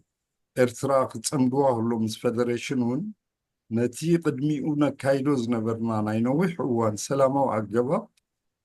نعوء أبتي ندلي عاود كبصح الناس لزي كئل قديتا إنيرو مالتي ناي قوانت كنتكم قوانت غيرنا خاني نتي نتسانتناون كنرغاب تسوقيدن أجيت قوانت عاوز خوني ناي سورة إرترام بقاس السون بعلو ديكتاتور شيب فتيرون تراخون بالكوينا أنا زي أبو وغني أي ساما معلن جن أبها قرنا درلو ديكتاتوري أو السرعات حيلو تتقيمو سلطانو تتقيمو أبزي يدلي قعزو يوزدنا له مالتي بزو حب مقلتيقا دكتور كتقلت إن كان لخا كم تبقى يركا زغرب كاون نا حبر تسقمنا كنزارارو بلون كنقراربنا لنا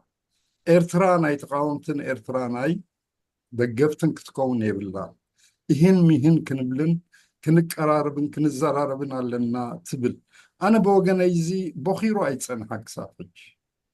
نحن إرتراوانينا بتفطرو عرفتنا مماهرتنا مسارحتنا أبندا شاهدي قلنا برخبون قروها بتنا بيتسبنا صدرانا كاب كله مسانا تسانيحهم يوم إزي إهن مهن أي ترفن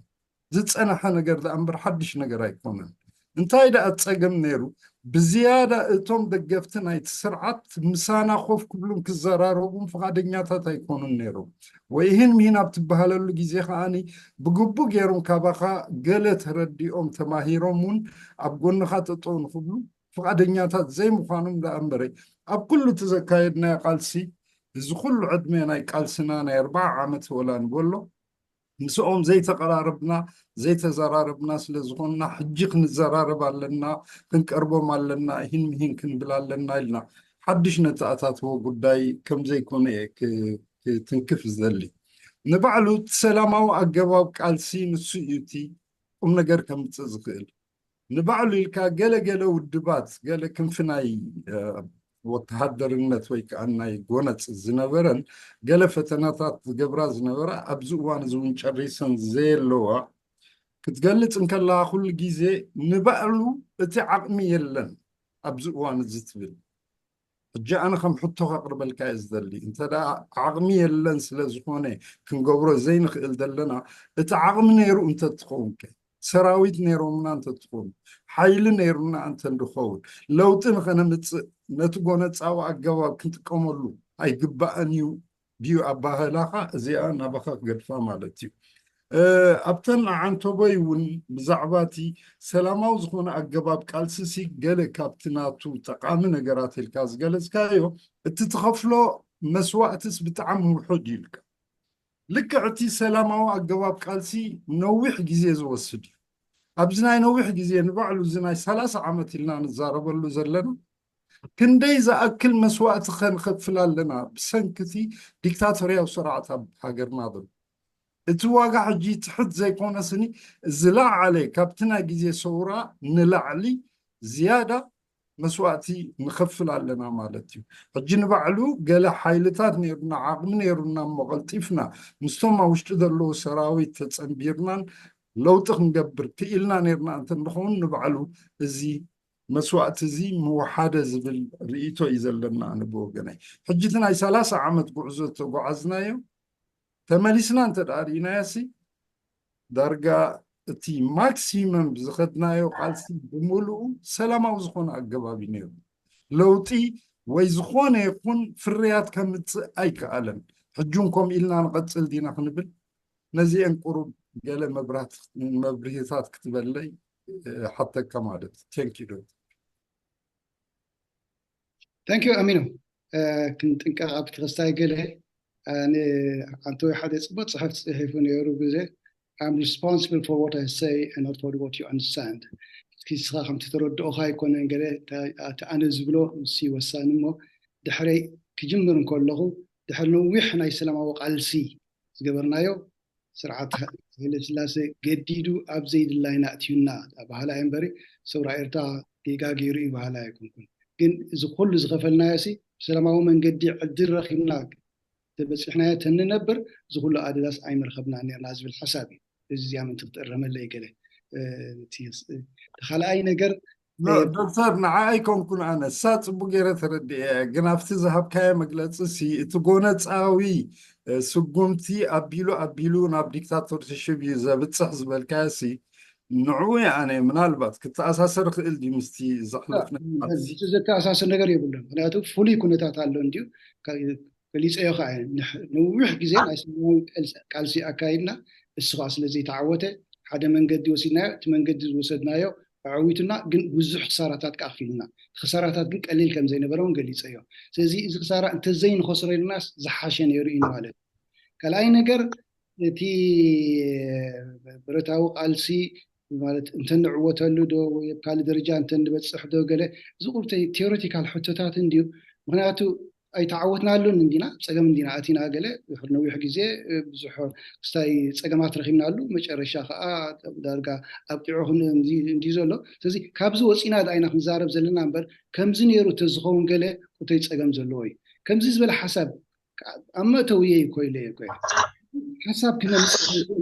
سجمات سلزلنا شجر سلزلنا بزاجر زيا حسابات تفلالي حسابات حزنا نمسا أمو كم يقرنا أنت فتحنا يحيش انت يزولو تسقمات كما يقرنا نعوخا ابروش نقبرو حدا خابو مقراب كله انهم زلوي تخالي تمصنعتي تقبر حيال مصنعتي غاي ما نمسز غورو مصنعتي كون حيال مصنعتي كما يقرا عوتك خمس غئل بزعبو تقلال لا زغنا حبرتان مهابي جن نعنا ابتناتنا ابلاي كنقبرون كلنا عنتوين ودمن حاتيت نيرو انتي تقبرنا يحيش تا مجمر تازبلكو حاجي تبولارايز جا عنتو انت كان يركا قال عرفتنا له قال بلا شاي وقال نراخم نقلنا ازي كون انا زحق زدليو زلخو انتي دا بدرجه ناي بوليتيكاوي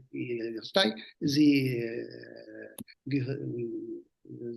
ركب خون زلو قداي سم حدا مرقص علوم نحنا حدا مرقص علنا اتي اب غزي قالس نغبرو زنبرنا ناتو مقصلتا دا خون زلو امبر كمزي عروق كينكا مرعات رغيبكا تزاريبكا تغبرو زيس ازس نيرو إلنا نزاربو له اي مخلينا نحنا خزاربنا زلو حجي نحنا اب حدا درجه بصحنا لنا اب حدا ديدلاين بصحنا لنا اب حدا عنتوين هذا العلون فيري سايز غونه بولارايز غونه نتات ترخيبلو إذا كنت فتحت خوينا جن هذا علاو زخونه كزار بالناس غير بوخا عنتو يزبلكم تتخيلون بس زجاجي كم حدا مدرخ كيركا تطعيم كالو زقارب زمت زلو غيزي بكبر زلو جن نعو ون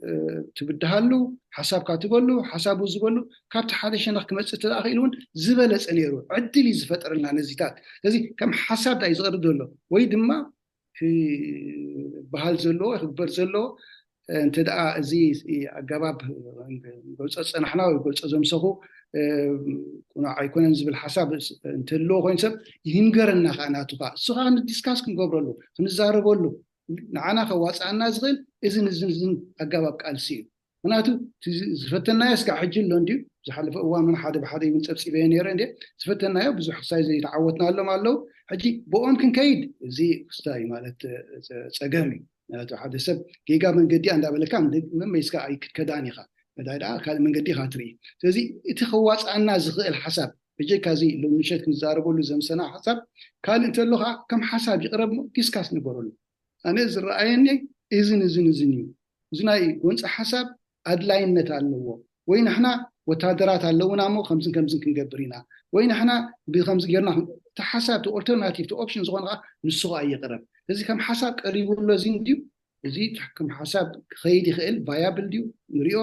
كمي ገርና خنمعبሎ ንخيل ምናቱ እዚ እጂ تكلس حساب دا ايت قريبو زلو امبر ابتي ديتيلز كنا ايت اتوني زلو كمي كونالو تي ديتيلز كمي قلنا اجي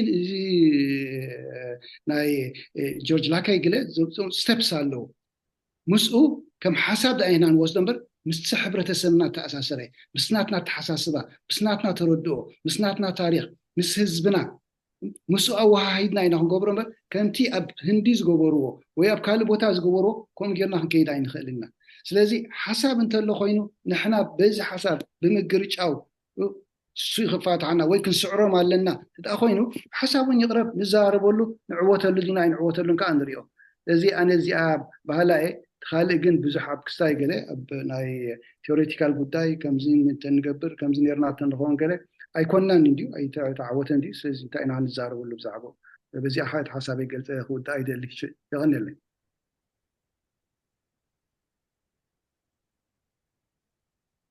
እሞ ዶክተር ኣብዚኣ ክልተ ሰብ ሓፍ ኣቢሎም ኣለዉ ኢዶም ድሕሪኡ ናትካ ውሳኔ ይኸውን ፅቡቅ ኦኬ ሓደ ወደብ ኣሎ መንእሰይ እንዲሁ ካብዚ መንእሰያት ክውደል የብሎምን ሓድካ ካብዞም ክሕግዙና ዝኽእሉ ዋርሳይ እንዲኦም ድበሃል ነይሮም ወይ ደኣ ናይ ብሓቂ ተገበረን ኮይኑ ምበሪ በል ዋርሳይ ሓደ ካብዞም ዋርሳይ ኣሎ እዚ መንእሰይ ካብትብልና 15 ዓመት ኮይኑ ብፅያስ ሕጂ ሰማይ ኮይኑ I think ሕጂ እኳ ከምዚ ናብ ርእይቶ ገለ ምሰገርና ኮይኑ ስማዓኒ ኣብ ናይ ሕቶ መደብ ጥራይ ኣይኮናን ዘለና መስለኒ ሶ ንእሽተይ ርእይቶ እዩ ብዛዕባ እቲ ጉዳይ እንደ ከብል ደለ ቀዳማይ እዚ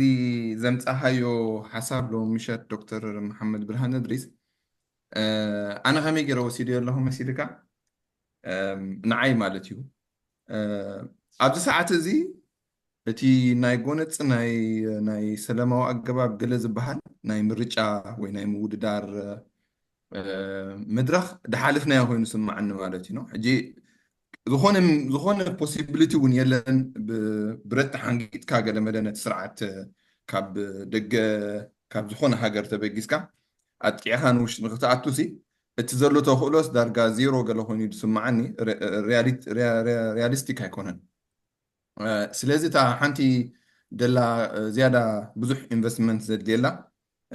እቲ ናይ ቃልሲ ሰላማዊ ኣገባብ ቃልሲ ብኸመይ ክንምዝምዞ ኣለና እምበር ኣብ ምርጫ ገለ እቲ ናይ ኮናን ንዛረበሉ ዘለና እዚ ዶ ሓይሽ ወላ እቲ ሓደ ሓይሽ ገሌልና ሲ ኣዝ ኢፍ ተኽእሎ ከም ዘሎ ማለት እዩ ሓደ ሸነኽ ከማን ብኸምኡ ኮንኩም ወሲድያ እንታይ ዳ እቲ ዘለና ተኽእሎ ብሰዓት እዚ በዚ ሰላማዊ ኣገባብ ቃልሲ ጌርና ንኽንብሎ ግን እቲ ሰላማዊ ኣገባብ ቃልሲ ክነካይድ ከለና ስኒ እንታይ ክንገብር ኣለና ብኸመይ ክንሰርሖ ኣለና ኣበይ ዝያዳ ኢንቨስት እንተገበርና ይሓይሽ ገለ ዝበሃል ነገር ብግቡእ ኣድረስ ክንገብሮ ዘለና ኮይኑ ገለ ስማዓኒ ማለት እዩ እቲ ካልእ ተኽእሎ ስለዘየለ ንዑ ዓፂኻ ከም ሓደ ዝተዓፅዎ ምዕራፍ ኣብኡ ዝያዳ እስቲ ክንገብር ዘለና ኮይኑ ስማዓኒ ሕጂ እቲ ዝዓበየ ክሕግዘና ዝኽእል ወላ እውን እዚ ሕጂ ንሪኦ ዘለና ንፋስ እንዲዩ ዝኸይድ ዘሎ እዚ ብፍላይ ኣብዚ ዝሓለፈ 4 ዓመት ኣብዚ ተቃውሞ ደንቢ ሓድሽ መፂኡ ዘሎ ተሪኦታት ገለ ከምዚ ንፋስ ገለ ዓይነት ኮይኑ ዝስማዓካ ወይ ንዓይ ከምኡ ኮይኑ ዝስማዓኒ ንፋስካ ኣብ ሓደ ቦታ ደው ዝብል ኣይኮነን ጃስት መፂኡ ይኸይድ ማለት እዩ ከምኡ ምዃኑ ናይ ክተርፎን እዩ ግን ዘላቒ ዝኾነ ፍታሕ ወይ ኣማራፅን ህዝብናስ ብኸመይና ክንቅረብ ዘለና ገለ ዝበሃል ኣርስቲ መፅእ ድሓር እዚ ዘለናዮ መድረኽ ከዓ ብግቡእ ምንባብ ገለ ኣገዳሲ ኮይኑ ስማዓኒ ብፍላይ ከዓ ምስቲ ኣብ ውሽጢ ሃገርና ዘሎ ሕብረተሰብ ወይ እውን ወላ ኣብ ደገ ኮይኑ ግን ኣብቲ ሳይለንት ማጆሪቲ ዝበሃል ዘሎ ዓንቲ ወይ እውን ጠቂስካዮ ዝነበርካ ኣብኡ ተሓቂፉ ዘሎ ብዙሕ ከዓ ወላው እቲ ስርዓት ንሃገርና ዘርብሕ ስርዓት ከም ዘይኮነ እንዳፈለጠ እንከሎ ግን እቲ ናይ ሴኪሪቲ ናይ ውሕስነት ናይ ሃገር ገለ ዝበሃል ነገር ኣብ ሕቶ ብምእታው እዚ ስርዓት እዚ ኣትሊስት እንተወሓደ ነቲ ሃገር እውን ደው ከብላ ክእል ዶኸውን ዝብል ኣብ ናይ ምጥርጣር ዘሎ ብኸምኡ ከዓ ምናልባት ምስ ስርዓት ኣብ ሲምፓቲ ገለ ኣትዩ ዘሎ ገለ ክፋል ሕጂ ብብዙሕ ሸነኻስኒ ክንትንትኖ ንኽእል ኢና እቲ ክውንነት ናይቲ ኤርትራዊ ኣብ ሰዓት እዚ ማለት እዩ እቲ ውሽጢ ኤርትራ ዘሎ ንፁር ክስታይ እንድዩ ማሴ ተጨኪኑ ዘሎ ግን ብዙሕ ካብኡ ኦፍኮርስ ፍትሒ ዝደሊ ለውጢ ዝደሊ እዩ ብዙሕ ሰብ ኣትዩ ክወፂኡ ብዛዕባኡ ፊድባክ ክበካ ከለውን እንሰምዖ ነገራት እዩ ማለት እዩ ሕጂ ክውል ነገር ኣይኮነን ድሌት ናይ ፍትሒ ድሌት ናይ ለውጢ ከም ዘሎ ውሽጢ ኤርትራ እዚ ውሽጢ ኣብ ደገ ዘሎ ግን ኣብ ብዙሕ ነገራት ተኸፋፊሉ ደሎ እዩ ብፍላይ እውን እዚ ደጋዊ ተፃብኦ ወይ ከዓኒ ደጋዊ ወይ ዞባዊ ፖለቲካዊ ኩነታት እውን ሓደ ተራ ስለ ዝነበሮ ኣብ ዝሓለፈ 20 ዓመት ብፍላይ ኣብ ጉዕዞ ናይ ኤርትራ ማለት እዩ ስለዚ ኣብዚ ሕጂ እዋን ግን እቲ ዞባዊ ዝበሃል ኩነታት ወይ እቲ ካብ ጎደቦ ናብ ውሽጢ ኤርትራ ክመፅእ ዝኽእል ዝነበረ ተፃብኦ ወይ ስግኣት ኣለና ኢልና ነቐምጦ እንተደኣ ኮይና ወይ እቲ ስርዓት ከምኡ ኢሉ እንተደኣ ንህዝቢ ኤርትራ ሒዝዎ ነይሩ ኮይኑ እቲ ስግኣት تي نايدوب حدا خلق هاجرسي أبتي لولاو مريت هيك كوفي للمون زجيرو خلو حنت خجبراي كأني زبل ناي مسمس مغنيات زقربوا وزنا برات سرعات أبز حلف 10 عامات بزح نجارات أبز أوانزي تمليسو زلو خوين سمع عننا عي حدا سقات يلا ماشي برؤي تي كم سقات قرب تنحى دقاو حيل أبز أوانزي نبعل وين سرفايف قبر دي أي قبرن أب حطهم الكتاب زلو الأوان نازلنا حجي خاب دقخ متزخل زخون يكون سقات أي كهلوني ويد ما إيرتراوس كلا خلو زي كل سرعات كل سقات كهلو خليو تبل أمنات قليه بالليل حجي نازل نجارزي أب قمت متاو تي أوش حجر نازله واناوي حتى كالعل نبور خون واناوي حتى بجهودن بزي جهودن سمع زلنا حرستاي نقد نجاري زبال زرباي مالتو بخلا زراربا محجيت عمامنا ودينانا موني نابلوت نسجاجر قل عينت دمتيو حجي نزينا لوت كونتات نحنا كم تقالستي كم تقاومتي كم دليت فتحي بخمينا ابروش بنقبرو خمينا خنقربو امارات عينت حيلو خينا نهزب إيرتراس دويلنا كن متقون خيل دينا ابتي زلنا قوما ابتي زلنا التحزانة هي هاجراونتن ابتي زلنا انتاي زبحال فلتقت ويدما ريتو بزعباتي كونتاتني هاجرناس اب كمي كونتاتينا زلنا تي هاجرنا ونسقات كخون دخل زنبره ناي بعداو هاجرنا بإيرترا ناي مئتاو قال زيتات عينت من فتحنا دينا نقربو دلنا نتهاجرنا ولا ستناي بحقي تعنتوي وناي بحق دفتو هو دم صحيا مالتيو نإيرتراونت نتي هاجراونت لويال مخان مالتي اب تحزوون يكون وان لويال مخان ምናልባት ብዙሕ ሕታይ ባህ ትርጉም ገለ ክህልዋ ክእል እዩ ነካትዓላ ንኽእል ንኸውን ግን ንኤርትራውነት ሎያል ምዃን ሕጂ ነዚኣ ነገር እዚኣ ተቐኒትናሲ ከመይ ጌርና ኣማራፂ ክንከውን ነቲ ኣብ ውሽጢ ኤርትራ ዘሎ ወይ ድማ ነቲ ናይ ዝመፅእ ፖለቲካዊ ኩነታት ናይ ሃገር ኣማራፂ ክንከውን ንኽእል ገለ ሕጂ እቲ ኣቃውማና ክንዕር ግባኣና ማለት እዩ ብዛዕባ ኤርትራ ዘለና ንባብ ብዛዕባ ኤርትራ እንህቦ መግለፂ እንህቦ ናይ መፃኢ ሓሳብና ምስ ናይ ኤርትራውነት ዝበሃል ምስ ሃገራውነት ዝበሃል ዝወሃድ ሰማማዕ ክኸውን ክኽእል ኣለዎ ማለት እዩ ሕጂ ብከምዚ ዓይነት ኩነታት ተቐሪብና እንተፀናሕና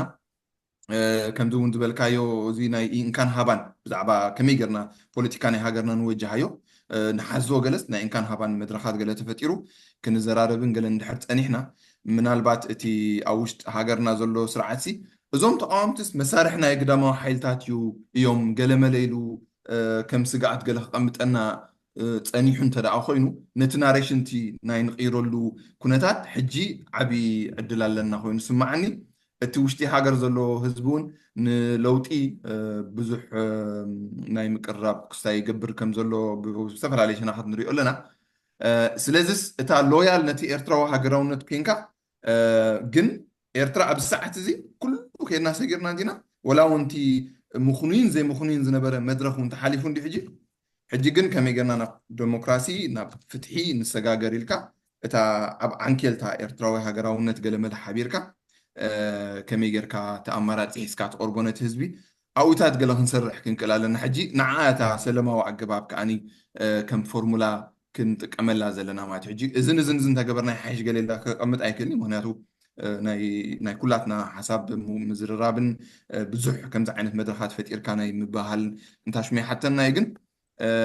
اتا سلمو اقاب قالسي كم حدا بايتا ناي مقالس تطعيمنا اتي نعنا مللينا زخون حبرنا هات هاجراونت كوينو او صلنا كم يجرنا نتي زبلص مصان ايرترا كم اماراتي نقربلون حزبنا مو خامننا زوم تعالس زياتهم سي ني ايرترا زفوتو يوم ني ايرترا دفقر يوم نعنا امارات حيزوم لنا زموت سبات يميلو مسانا ناي موحد ناي مزرراب مدرخ ون متان كفتر ابكمو نجر انت سرحنا قال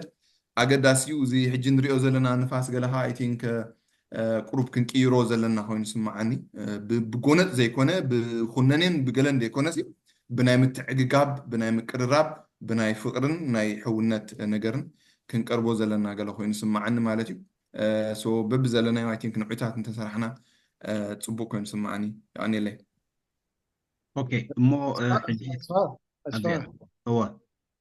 قداي نجر بتعم يدمسنا كودب I can't express it any better بتعم صبوغا exactly خازي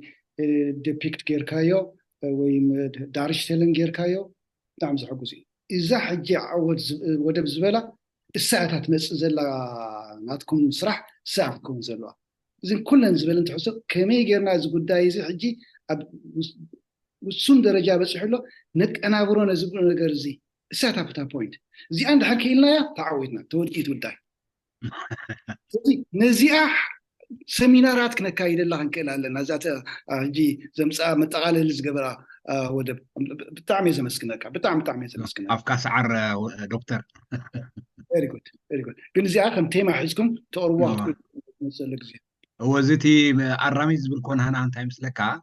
نسبات زتغاغي خلخامو تقرم كنبينا يكون تقرمت إلنا شمنا صويعنا دلنا تايد اني نحنا بقالسنا بسرحنا اتي قالسي كرم كم زلو نغبريتي قد سحنا برن سبات زتغاغي خلخامو تقرم على كان خبلا يكون ارامي تلنا نشبنا سلازي ابسرحنا كنا مسكر لنا نحنا ناي بحقي اب قالسي نمرام أجباب كالسنا إلنا توقسنا سلزقنا إذا أنت حد خاو تمكرر بعلو حد خبتي ساعتي أتي ديالوج مونغو خام جبار حد خبتي كجبر ذلو خم بعال خلم مدلو إلنا حيزنا زلنا سرحي مالتي سلزي قورينا مو حجي دكتور أبزياء كم دلايكا نتكاوس ثاني إن جيزة سبات 4 ساعات إلهم حفاب إلهم مالو تزار بلو أنا خمزي منين دي سدي سندي زلقو بحري ويفس نداو سد خيدن ديو ديسكاس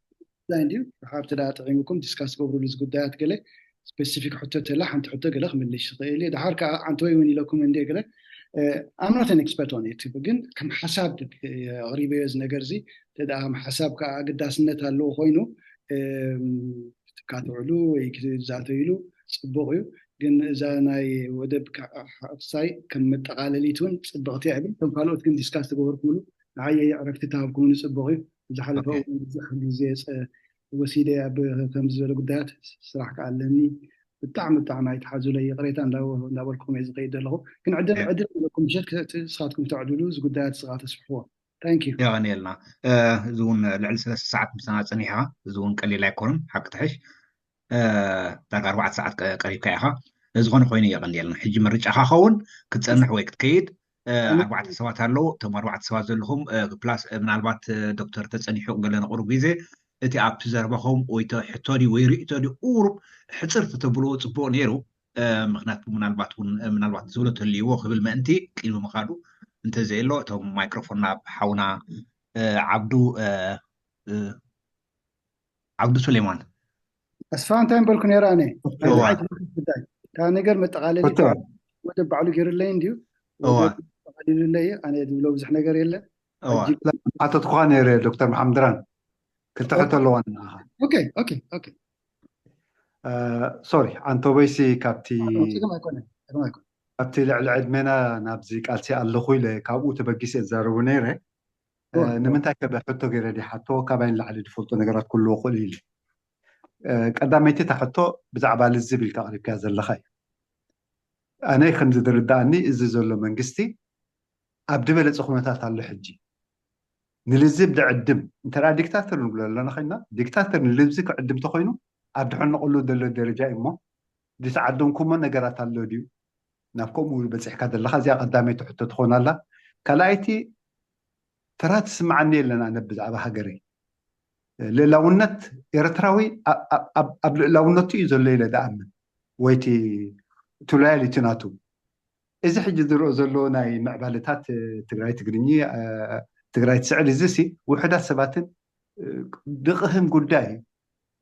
جن كم زقلال سقاسي فرحت كسمع عنا له هاجر إزي لواليتي نايت هاجر عبديتو الول درجة دبصح اتحساس باتن قلن نبار دخون كوينو كم كسمعنا له ابكم ودعم كم تحضرنو من عيد ما تفرات سمعني لنا انت هاجري عبد حنا ثلاث حزبي وشت دما ابصبق زلكم تبعلا خو ندرغصكا كما يزي نايز دغزلو نايز حجريو زلنا وعوعتاسي نسو خبزل على درجه بخمي خحسكا يقني لي اوكي اوكي تي ናይ ህዝቢ ዝበልካዮ ብጣዕሚ የመስግኑ ህዝቢ ኤርትራ ብተኻእለ መጠን ገለ ዝኩሉ ፀገማት እንከለዎ እዚ ፀገም እዚ ተሰኪሙ ሰላም ገይሩ ተራዲኡ ተፋቂሩ ይነብር ኣሎ እዚኣ ብጣዕሚ ደስ ዝብል ጉዳይ እያ ግን ብደገ ዝመፅእ ከቢድ ነገር ኣሎ እዚ ምክትታል ዘድልዮ ጉዳይ ስለዝኾነ ምናልባት ካብ ምክትታል ጉድለት ክኸውን ይኽእል እዩ ሓደገኛ ዝኾነ ሃገር ኤርትራ ንምፍራስ ዝዓጠቐ ወፍሪ ኣሎ እዚ ወፍሪ እዚ ሕጂ ሓደ ክልተ ሰለስተ ኢለ ፅብፅቦ ኣይኮንኩን ንሱ እውን ኣይኮነን ኣምፂና ዘሎ ሓንቲ ወይ ዝበልክዋ ጉዳይ ንዓኣ እያ ከስምረላ ዝደሊ ንሕና በታ ኤርትራውነትና ዓጊብና ከዓኒ ፀኒዕና ኣብዚ ጉዳይ እዚ እንተደኣ ሰሪሕና ፍታሕ ክንረክበሉ ንኽእልና ነዚ ጉዳይ እዚ እየ ዝብል ዓቅኻ ሓንቲ ወይ ዝበልካዮ ሓደ ኩሉ ግዜ ከም ተፈጥሮ ድሕር ኣብ ሓያል ኩነታት ኣሎ ሓደ ሰብ ማግኖን ይመስል ዝኸውን ኣይሰከፎን እዩ ስለዚ ባዕሉ እውን እንተዝገብሮ ነይሩ ኣብ ከምዚ ዘሎ ኩነታት ገለ ሓያል ኩነታት እንዲ ዘሎ ንግዚኡ እንተዝገብሮ ብጣዕሚ ፅቡቅ ነይሩ ግን ክገብሮ ኣይከኣለን ዘሎ ናትና ሕቶ ክልተ እቲ ሓንቲ ተፅዕኖ ናብኡ ምግባር ንዑ ንዓ ትጋገለካ ምባል ሓላፍነትና እዚኣ ንፍተዋ ንፅላእ እያ ኣሎ ገለ ሰባት እንታይ ካብቶም ትብሎ ሰብኣይ ኮ ጠፊእ እኳ ድዩ ሰብኣይ ከምዚ ዝገብር እዩ እዚ ኮ ፀገማት ኣለዎ እዚ ምናልባት ካብኣቶም ላዕሊ ዝፈልጦ ነገራት ክህልወኒ ይኽእል እሱ ይኮነን ከም ኣነ ተፀራራይ ከም ሓደ ተቃዋማይ ሕቶታት ዘቅርበሉ ግን ኣለኒ እዚ ሕቶታት ከቅርቦ ክኽእል ኣለኒ ይገብሮ ዲ ኣይገብሮ ንዑ ዝምልከት ጉዳይ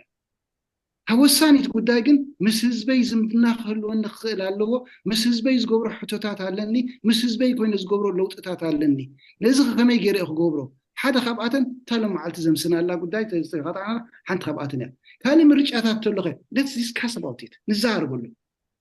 አንተ ወይ ኮይለ ኮያ ሓደ ዝሕዝነኒ ነገራት ኣሎ ብዙሕ ዝከታተሉ ናይ ከባቢና ክስታይ ፖለቲካ ናይ ክልተ ቦታታት ናይ ኢትዮጵያን ናይ ትግራይን ኣምፂ ብጣዕሚ ደስ ዝብል ፖለቲካል ዲስካሽን ዝግበሮ ፎርምስ ኣሎ ከምዚ ዝበሃል ነገር የብልናን በጃኻትኩም ድኹም ዝንማዕብል ለማዓልቲ ኣነ ፅቡቅ ነገር ክሰምዕ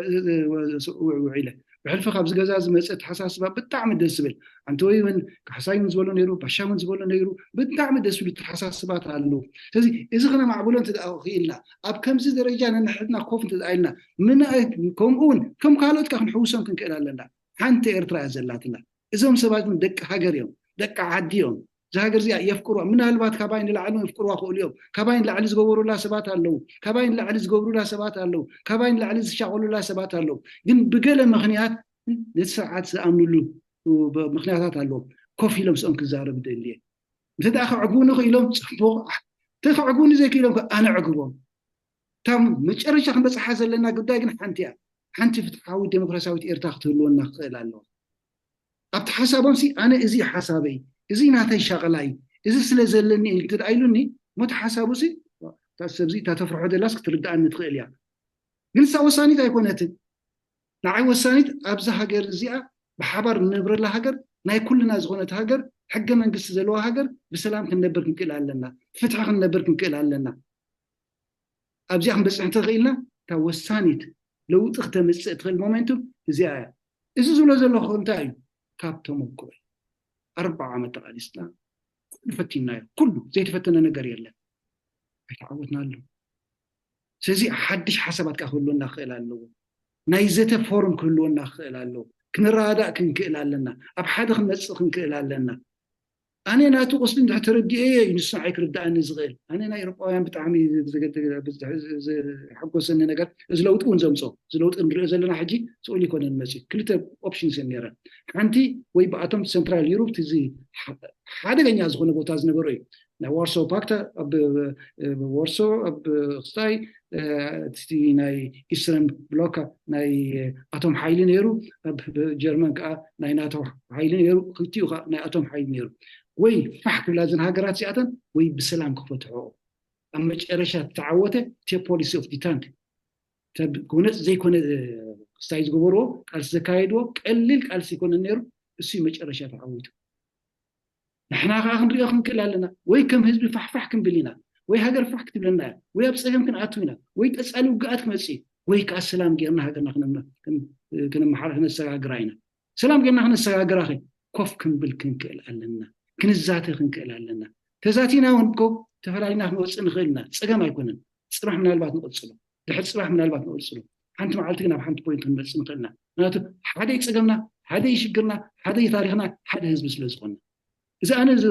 زلني ناتي كومبلينز ወይ እዚ ናተይ ፀገማት ኣብ ኤርትራ ዘሎ ናትካ ፀገም ኣብ ኤርትራ ዘሎ ናይዞም ኩሉ ናብ ዘሎ ኤርትራ ፀገም ናቶም ፀገም እዩ ብገለገለ ምክንያት ኮፍ ስለዘይብልና ስለዘይተረዳእና ኣሎ ሕጂ ገለ ካብኡ ብዙሕ ነገር ከሉ ጥቕሚ ድዩ ረብሓ ድዩ እንታይ ድዩን ኣለዉ እሱ ጥራይ ግን ኣይኮነን ሓልዮት ዘለዎ ነገርን ከም ዘሎ ክርዳእና ክኽእል ኣሎ እዚ ክንፈልጦ ንኽእል ካ መዓሰይ ብሓንሳ ኮፍ ምስ ንብል ስለዚ እዚኣ ሓሳብ እያ አንተ ወይ ከዓ ወደብካ ጽቡቅ ገይሩ ከዓ ነዚኣ ከዓኒ ገምጊምዋ ጽቡቅ ገይሩ ከዓ ኣጠቃሊልዋ ኣሎ ታትመጽእ ዘላ ሳይ ማለት መድረኽ እዞም ገዛ ብጣዕሚ ዘመስግኖም ጽቡቅ ሳይ ኣዳልዮም ዘሎ ንዓት ኸውን ሳይ እንትኣገርኩምላ እዛ መድረኽ ተኸፊትኩም ብጣዕሚ ጽቡቅ እዩ ብዙሓት ምሁራት ብዙሓት ፈላጣት ብዙሓት ልባማት ብዙሓት ዓቕሚ ዘለዎም ሰባት ኣለው ኣብዚ ጉዳይ እዚ ንኩልና ክሕግዙና ዝኽእሉ يغني لي زيادة أنا مش أرشا باشاي من العيلة مثلا يقول باشاي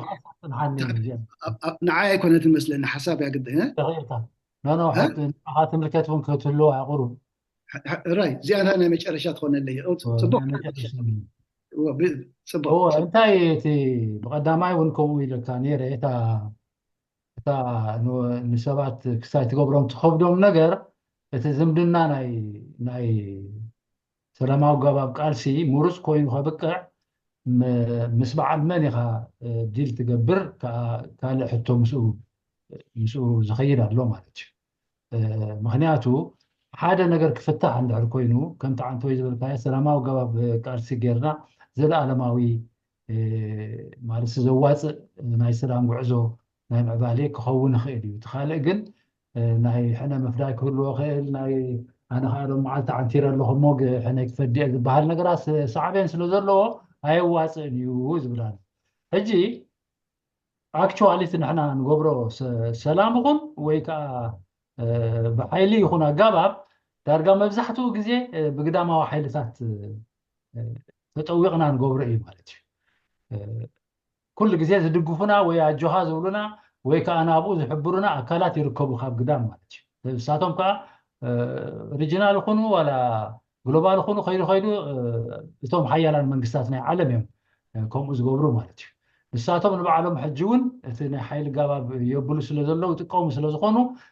ንዓና ነተን ንኣሽቶ ሃገራት ድማ ይፀልወን ማለት እዩ ነገራት ካብዚ ክንገላገል ነፃ ክንወፅእ እንድሕር ኮይና ሎካሊ ክንገብሮ ዘለና ዝምድናታት ከዓ ክህልወና እዩ ንኣብነት ምዝ ስርዓት እዚ ንሕና ሓደ ፅጡሕ ዲሞክራሲያዊ ገባብ ምዕባለ ዋላ ሰለይ ይበል ዋላ ቅልጡፍ ይኹን ብዘየገድስ ክንጥቀም እንድሕር ኮይና እንድሕር ነታ ዲሞክራሲ ብግቡእ ተጠቂምናላ እዩ ማለት ዲሞክራሲ እንታይ ክደሊ እያ ማለት እዩ እንተዳ ሰለስተ ኣካላት ናይ ከምዚ ንብሎ ኩሉ ሻዕ ሕጊ ክንተክል ኢና ንደሊ ሓጋጊ ፈራዲ ፈፃሚ ኣካል ክንገብር ኢና ንደሊ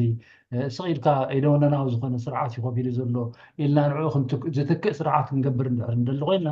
ብካልእ ኣዘራርባ እንታይ ማለትና እዩ ናይዚ ኩሉ ዝተበደልናዮን ኣብ ሽግር ዘእተወናን ተዓንተ ወይ ፀብፀብካዮ ስደት ዘሎ ብርሰት ዘሎ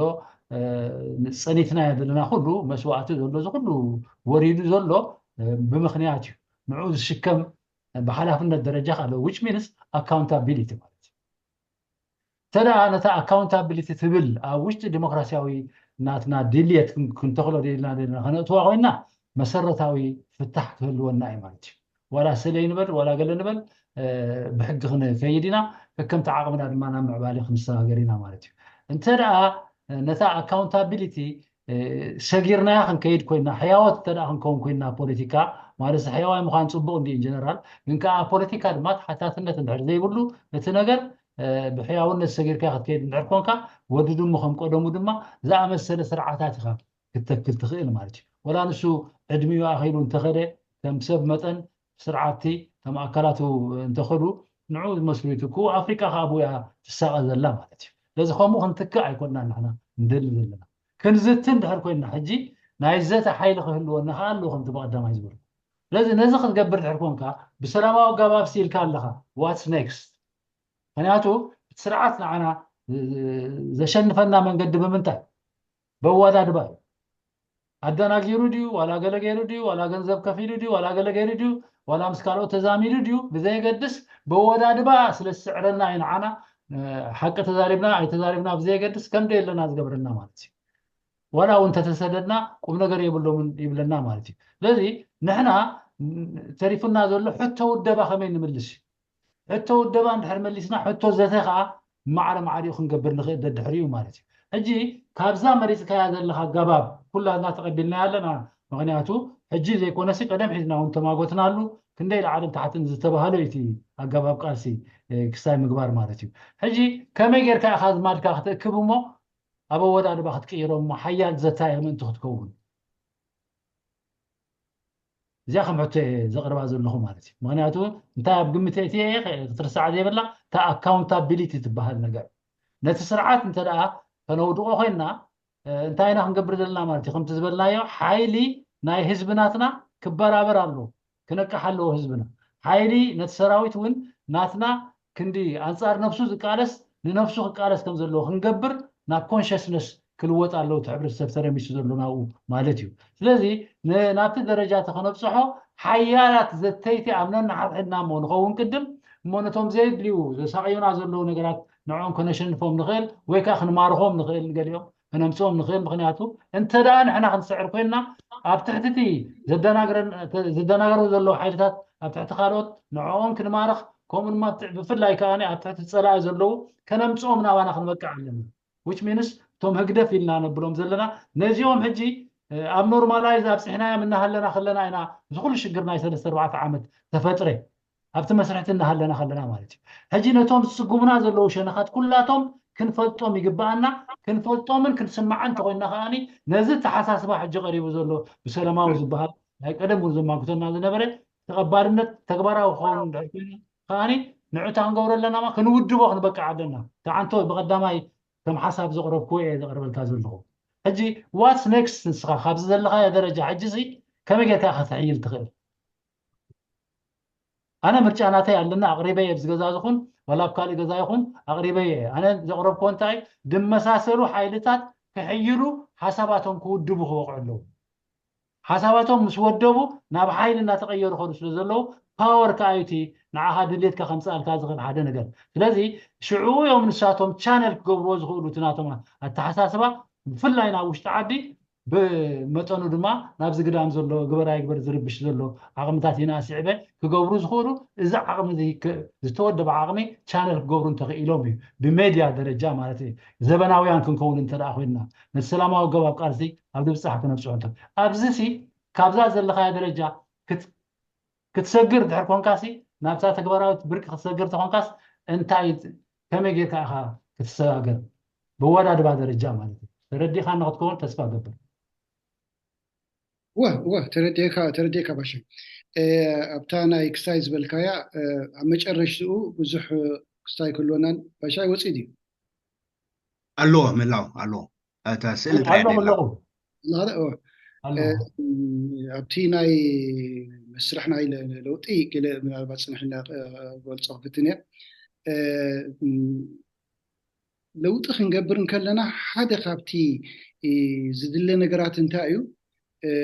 ዕርቂ ዝበሃል ነገር ኣሎ ምስታ ዕርቂ ተኣሳሲራ ግን ትኸይድ ኣላታ እዛ ሕጂ ክትብላ ፅናሕካ ትራንሲሽናል ጃስቲስ is a part of reconciliation ስኡልካ ይኮንካ ትተዓረቕ ድሓን ከም ዝበልካዮ ሽዑ ወዲ ድሞ ከምቆነሙ ዝበልካዮ ልክዓ ኣሎ ስኡል ከምኡ ዝኸይድ ከዓ የለን ራ ሳውዝ ኣፍሪካ ማ ኣይከደን ኣብ ኣርጀንቲና ከም ይከደን ኣብ ኩሉ ዝተፈላለየ ቦታ ከም ይከደን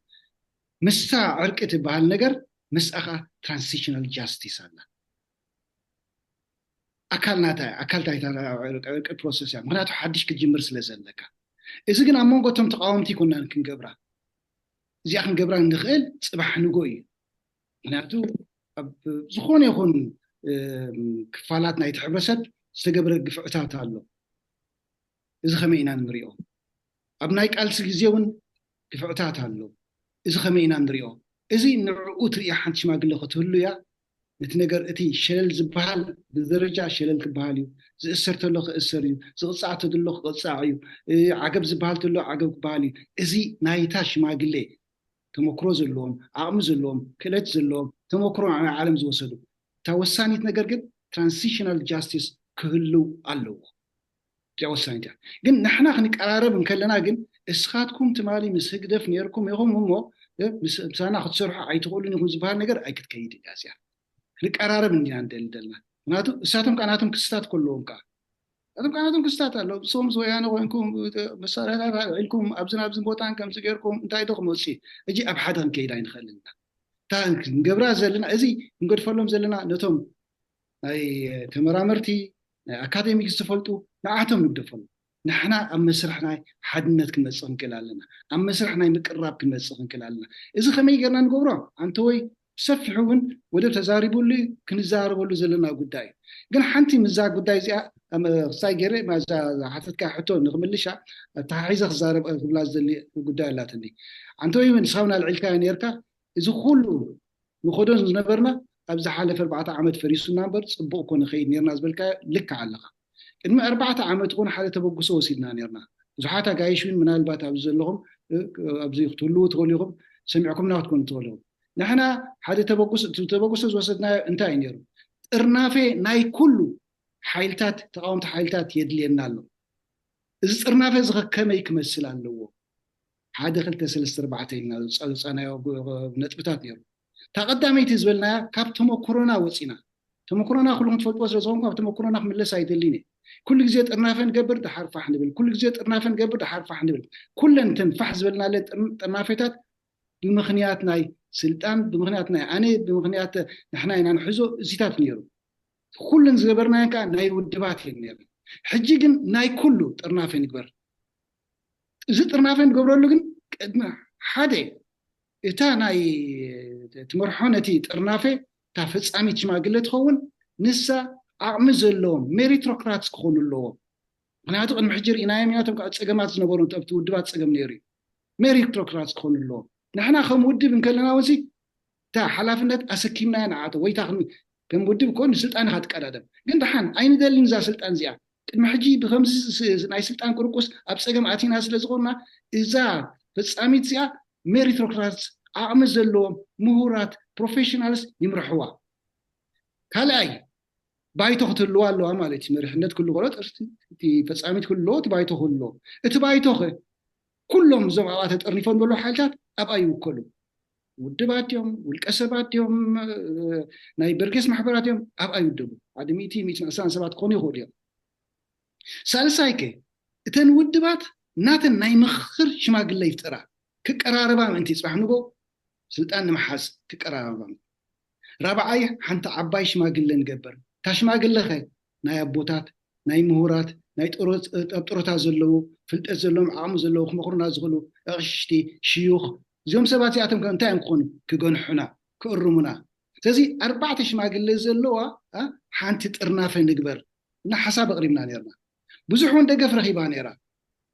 ኣብ መጨረሻ ከምዚ ዝበልካዮ ጡነታት ትውግእ መፅኡ ፀገም ተፈጢሩ ኣብ ፖላራይዜሽን ኣቲና ፋሕፋሕ ኢሉ ስለዚ እታ ውዳቤ ክትህልዋ ኣለዋ እጂ ፈጢርናያ ዘለና ሓንቲ ነገር ኣላ ወይ ኣብ መስራሕ ዘላ ጉዳይ ኣላ እሳ ከዓ እንታይ ኣብታ ናይ ኮንሽስነስ ትብል ወይ ኮንሽንታይዜሽን ትብል ኣብኣ ኣቲና ኣለና ወይ ንሳ ንጅምር ኣለና ንዳለው ኣለና ብሕልና ንሕና ፍታሕ ክንረክብ ክንክእል ኣለና ከምዚ መንገዲ ስርዓት ዝተቐቢልና ክንከይድ ኣይንኽእልና ሃገርና ብከምዚ ኣገባብ ክትከይድ የብልናን ህዝብና ነፃ ክወፅእ ክኽእል ኣለዎ እዚ ግን ንዓግበሉ ንኣምነሉ ብውሽጥና ወንሲ ንቃለሰሉ it's the only truth እዚ the only truth እዚ ለውጢ ክህሉ ከም ዘለዎ እዚኣ ኣሚናላ ኣለና ሕጂ ኣብታ ናይ ምውዳብ ከመይ ትመስል ንሕና ብወገና ክሳብ ሕጂ እታ ተበግሶ ቁንዕቲ ተበግሶ ኢና ባህልቲና ሰፊሕ ጥርናፈ ንግበር ሰፊሕ ጥርናፈ ንገብሮኻ ኣብዚ እቶም ዓቕሚ ዘለዎም ከዓ ይምርሑና ከም ካልኦት ከዓ ምስኣቶም ተሓባቢርና ንኽይዶ ከመይ ክኸውን ኣለዎ ኣብ ዲቴይልስ ዲቴይል ኣብ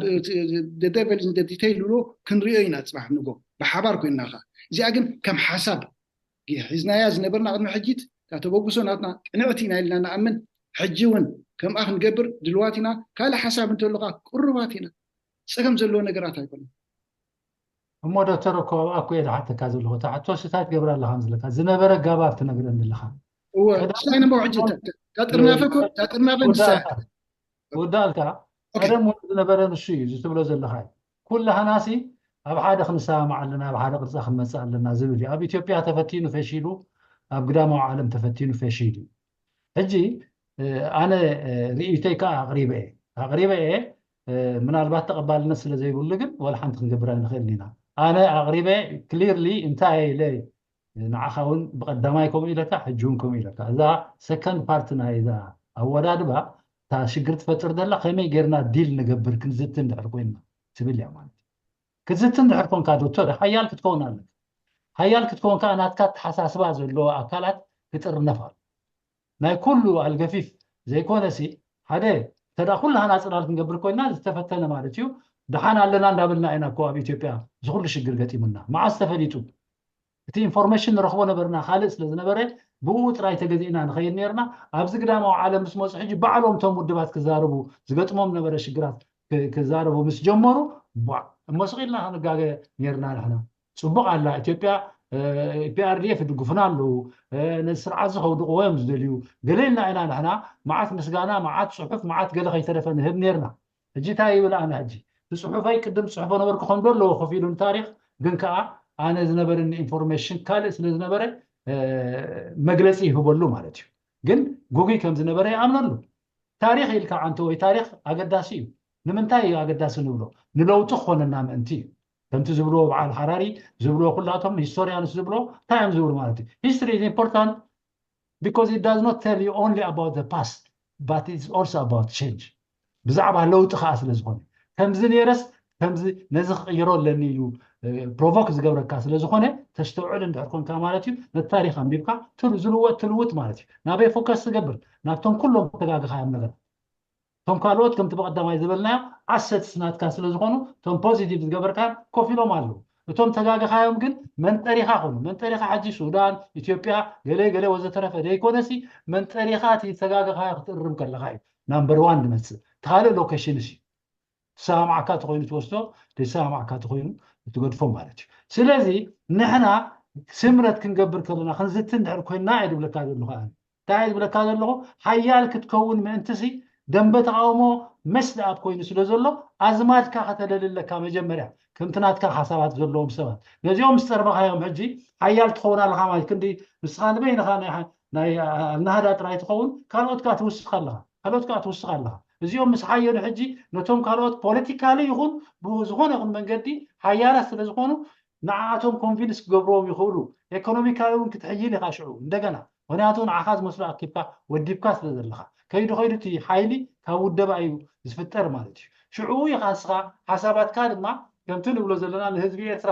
ቻነል ጌርካ ከተባራብሮ ትኽእል ነቲ ናይ ሜካኒዝም ናይ ለውጢ ወተሃደር ይኹን ገለኹን ዘሎ ሰራዊት ይኹን ህዝቢ ይኹን ዘሎ ኣብ ራዕዲ ኣትዩ ዘሎ ኣብ ራዕዲ ተውፅኦ ማለት እዩ ብዱል ከም ምዃኑ እቲ ሰራዊት ከዓ ተነግሮ ንስኻ ኢኻ እምበር ንሕና ራዕዲ ሓኒና ዘለና ንስኻ ኢኻ ዝያዳ ተወፃዕካ ኣብ ቤድሌካ ቦታ ከይድካ ትዋጋእ ዘለኻ ትፈልጥ ዲኻ ፀላኢኻ መን ከም ምዃኑ ዝብል ትምህርቲ ሓደ ኮንሲስተንት ዝኾነን ንቑሕ ዝኾነን ሓያል ዝኾነን መልእኽቲ ቻነል ክትገብር ትኽእል ንኻልኦት ድማ ከመፅካ ከሎ ሓያል ኮንካ ትቐርቦ እዞም ትግራይ ዝብሉ ዘለዉ ወይ ገለ ዝብሉ ዘለዉ ወይ ገለ ዝብሉ ናብ ካልእ ዘላግሱ ዘለዉ ብትንትን ዘበልዎ ንቓልስና ኩሉ ሻዕ ክህልው እዮም ኮሳቶም ሕጂ እውን ከብሉ ኣለዉ አንድነት እዩ ንዓና ዘዋፅኣና ኮይኖም መንእሰያት ኮይኖም ንሕና ንመንእሰይ ንፅበ መንእሰያት ከዓ ከምኡ ኢሎም ይጭርሑ ማለት እዩ ኣዝማድ የብሎምን ዝቕበሎም ግንባር የለን ማለት ኣይኮነን ኣብ ትግራይ እውን ንብል ኣለና እዎ ምሁራት ኣብ ዓዶም ኮይኖም ይመያየጡ ኣለዉ ከምቲ ዝበልካ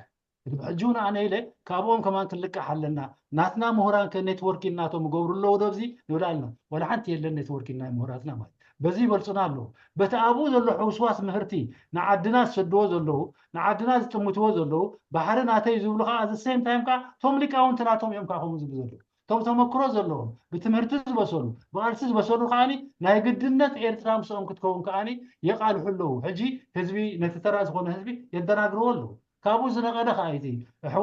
ኣሕዋቲና ዶ ገለ ዝበሃል ዘረባ ዝመፅእ ኮንሰፕት ናይ ሃገርን ኮንሰፕት ናይ ሕውነትን ፈላሊኻ ደይምርኣይ ማለት እዩ ዚስ ኮሎኒያል ቦርደርስ ንሕና ኮሎኒ ስለ ዝኾንና ኢና ተቃሊስና ኮሎናይዝ ኮይና ስለ ዝነበርና ኢና ተቃሊስና ግቡእና ከዓ ስለ ዘይረኸብና ከምተን ካልኦት ኢና ተቃሊስና እዚ ክኽበር ኣለዎ ንኻልኦት ክኽበረለን ኮሎ ንዓና ዘይክበረልና ምክንያት እንታይ ኢልና እቲ ሎጂክ ትሒዞም እዮም ኣብ ሓጎታትና ንበረኻ ወፊሮም ኣብ ሓደ ደረጃ በፂሕና ኣለና ኣብ ኣገባብ ቃልስና ድማ ንድሕርን ቅድምን ጌርና ንዲሞክራሲ ይፅናሕ ኢልና ከም ሆምወርክ ኣቐሚጥና ስለ ዝተጓዓዝና ድማ እዚ ዕዳ እዚ ናባና ተሪፉ ማለት እዩ ናብ ደቅና እውን ተርፋሎ ማለት እዩ ሕጂ ንስኻ ሓያል ክትከውን ብለካ ኣለኹ ሕፅሮ እቲ ነገርሲ በዓል መን ኢኻ ክትእክብ ትደሊ ናብ ተግባር ክትሰጋገር ከለኻ ከምዛ ትብላ ዘለካ ኩሉ ይተኣከብቲ ኮይኑ ሞ ይብሉ ኣለዉ ሰሚናር ወወረቐትኩም ሒዝኩም ምዕለት ክንዲ ዝምፅእ ይብሉ ኣለዉ ንኩሉ ሰብ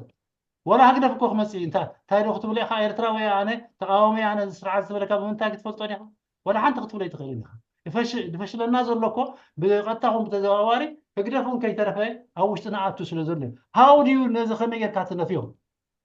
እየ ዝብል ዘለኹሞ ኣንዊሐ ክኸውን የቀኒየለ أنا صبغ لها زمل قالوا بزح نجار يبلين أنا ما يتشرش أتراي تازبل كيا لك حكيا ما تقول جزيء ولا بصرحنا كم ناي بارتي بوليتيكسون مستنا عرق سامع صغير مستة أمن الصقا مست أب مسرحون بزح ناي متى أمامني زجبرة مسوقات جمهور ما جي نجمع مرة لنا عندنا حال أتك عن فلت بيجي كاتم كنوعد مسانا زنورو توسان النجار تي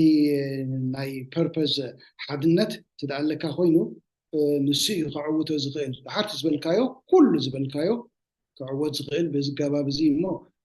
زبلكايو حكيا تي حدا اتحساس بالنا الرأي زبلنا زبل حيلتا ودبات ديو حيلتا ديو وحادق مسك خلالو ومشيت حجي بزح نجار اب حدا زمصعنا نجار رغبنا لنا دنيا هيكون 100% حدا حساب حزنا نكيد ግን ብዙሕ ነገር ረኺብና ኣለና እዚ ከምዚ ዝበለ ሓሳብ ዘለዎ ነዚ ሓሳብ እዚ ከማዕብሎ ናይ ግድን እዩ ኣብኡ ሽዑ ትውዳበ እውን እንዳተነፀረ ክኸይድ እዩ ስለዚ እታ ዝብልካዮ ሓቂያ ንክሳይ ክንኽምላኣላ ኢለ እምበር ዝውስኸላ ነገር የብለይ ልክዕ ኣለኻ ፅቡቅ ኣለኻ ሓደ ሓሳብ ዘለዎ ትቀራረብ ዝኽእል ንሱ ብሓንሳእ ክመፅእ ክኽእል ኣለዎ ድሕሪኡ ክኸውን ኣሎ እቲ ዝኾነ ይኹን ወላ እውን ገለ ፀላኢ ከኣትወካ ድዩ ገለ ትዳ ኮይኑ እውን ንክትብድሆ ቀሊል እዩ ዝኸውን ምክንያቱ ሓያል ዝኾነ መሰረት ዘለዎ እቲ ኮር ናቱ ሓያል ትዳ ኮይኑ ንዕውን ክብድሆ ዝኽእል ወይ ከፍልሶ ዝኽእል ዝኾነ ይኹን ናይ ወፃኢ ሓይሊ ኣይክህልውን እዩ እዚ ፅቡቕቲ ክሳያ እንደገና ዝብላ እዛ መድረክ እዚ ክቕፅል ክኽእል ኣለዎ ጣዕንቲ ወይ ሰመራይዝ ዝገበሮ ወደብ ከዓ ደስ ዘብል እዩ ብኡ መንገዲ እንተዳኺድኩምዎ ከምቲ እሱ ከዓ ናይ ዝገዛ ሓሳብ እዩ ሪፍሌክት ክገብር ዝገበረ እቲ ገዛ ፅቡቅ ገዛ ኮይኑ ረኺበዮ ኣለኹ እዚ ነገር ቀፅልሉ ኣራኽቡና ኣዛትዩና ኣብ መንጎ ኣብ ነንሕድና እውን ገለ ክስታይ ክህልወና ይኽእል እንድዩ ፍልይ ክህልወና ይኽእል እንድዩ መድረኻት ከምዚ ዝበለ ግን ኣብ ሓደ እዩ ዘምፅኣካ እቲ ዘሎ ፍልላይ ድዩ ወይ ናይ ሓሳብ ምግርጫው ድዩ ንዑ እናዓረኻ ክትከይድ ትኽእል ኢኻ ስለዚ ካሕሳይ ክሰምዓካ ሞድሕሪ ክኸይድ ታንኪዩ يغني دكتور أنا كوا ناتسكف كي مستي كنتات ناي جزية بمرأي أبقى لقى نتبغى أنا قبل دلوق سلتن كفش شلل قبل كذا دينيري قن كبرتي هذا اللي حسيب كان صوع كاني أنا سنت آخر بالليل أنا وحال كاني بحصر زبالة بزوج جزية ناي حوار حسب ممسا ويون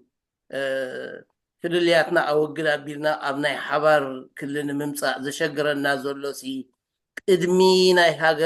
هاجر زتوكورا بوليتيكاس سلطان زتوكورا بوليتيكاس لنقبر دغوني قون زبلتي كميتري أو كبلي دلينيري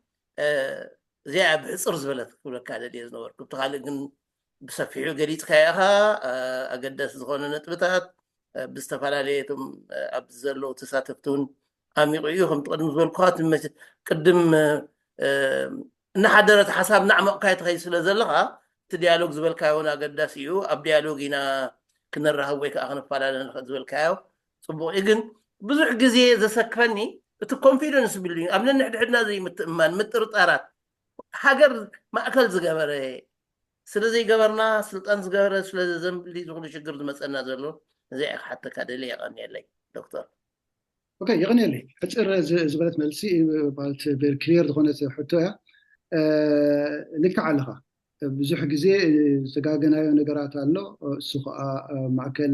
هاجر زغبره بوليتيكا زي كونسي بزح غزي تفتين رينا عندنا تنزفرت يزفر شخصيات وعلاته كل حدا بحدا نسمع صوايد ليني كل سلطان كساي معكل زغبره يمر هاجر معكل زغبره ينبرن بو مخنياتنا خاطا تبوغسوناتنا زبلنا اتا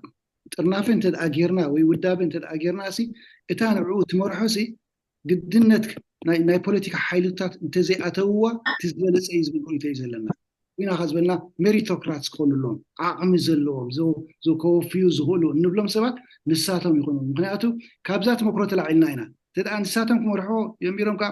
ኣብቲ ናይ ዝነበርናዮ ቅድሚ ሕጂ ወይ እንተደኣ መሪሕናዮ ንሕና እውን ኣካልናቶም ዲና ከምቲ ቅድሚ ሕጂ ዝገበርናዮ ጌጋታት ከምኡ ጌጋ ንኸይንገብር እዛ ጉዳይ እዚኣ ንዚኦም ዕድል ንሃቦም ስለዚ እዚኣ ወላ ኣብቲ ዝመፅእ ዘሎ ውዳቤ ከዓንተ ወይ ከምዚ ሕጂ እውን ባሻይ ዝበሎ እቲ ውዳቤ ክህልው ኣለዎ እሱም ዝህሉ ከዓ ኩሉ ፀገማት ክፈትሕ ክእል ዝበሎ ወላ ኣብኣ እውን ግድነት ኣብቲ ነቲ ውዳቤ ድዩ ነቲ ጥርናፈ ድዩ ዝመርሕ ሓይሊ ናይ ዓቕሚ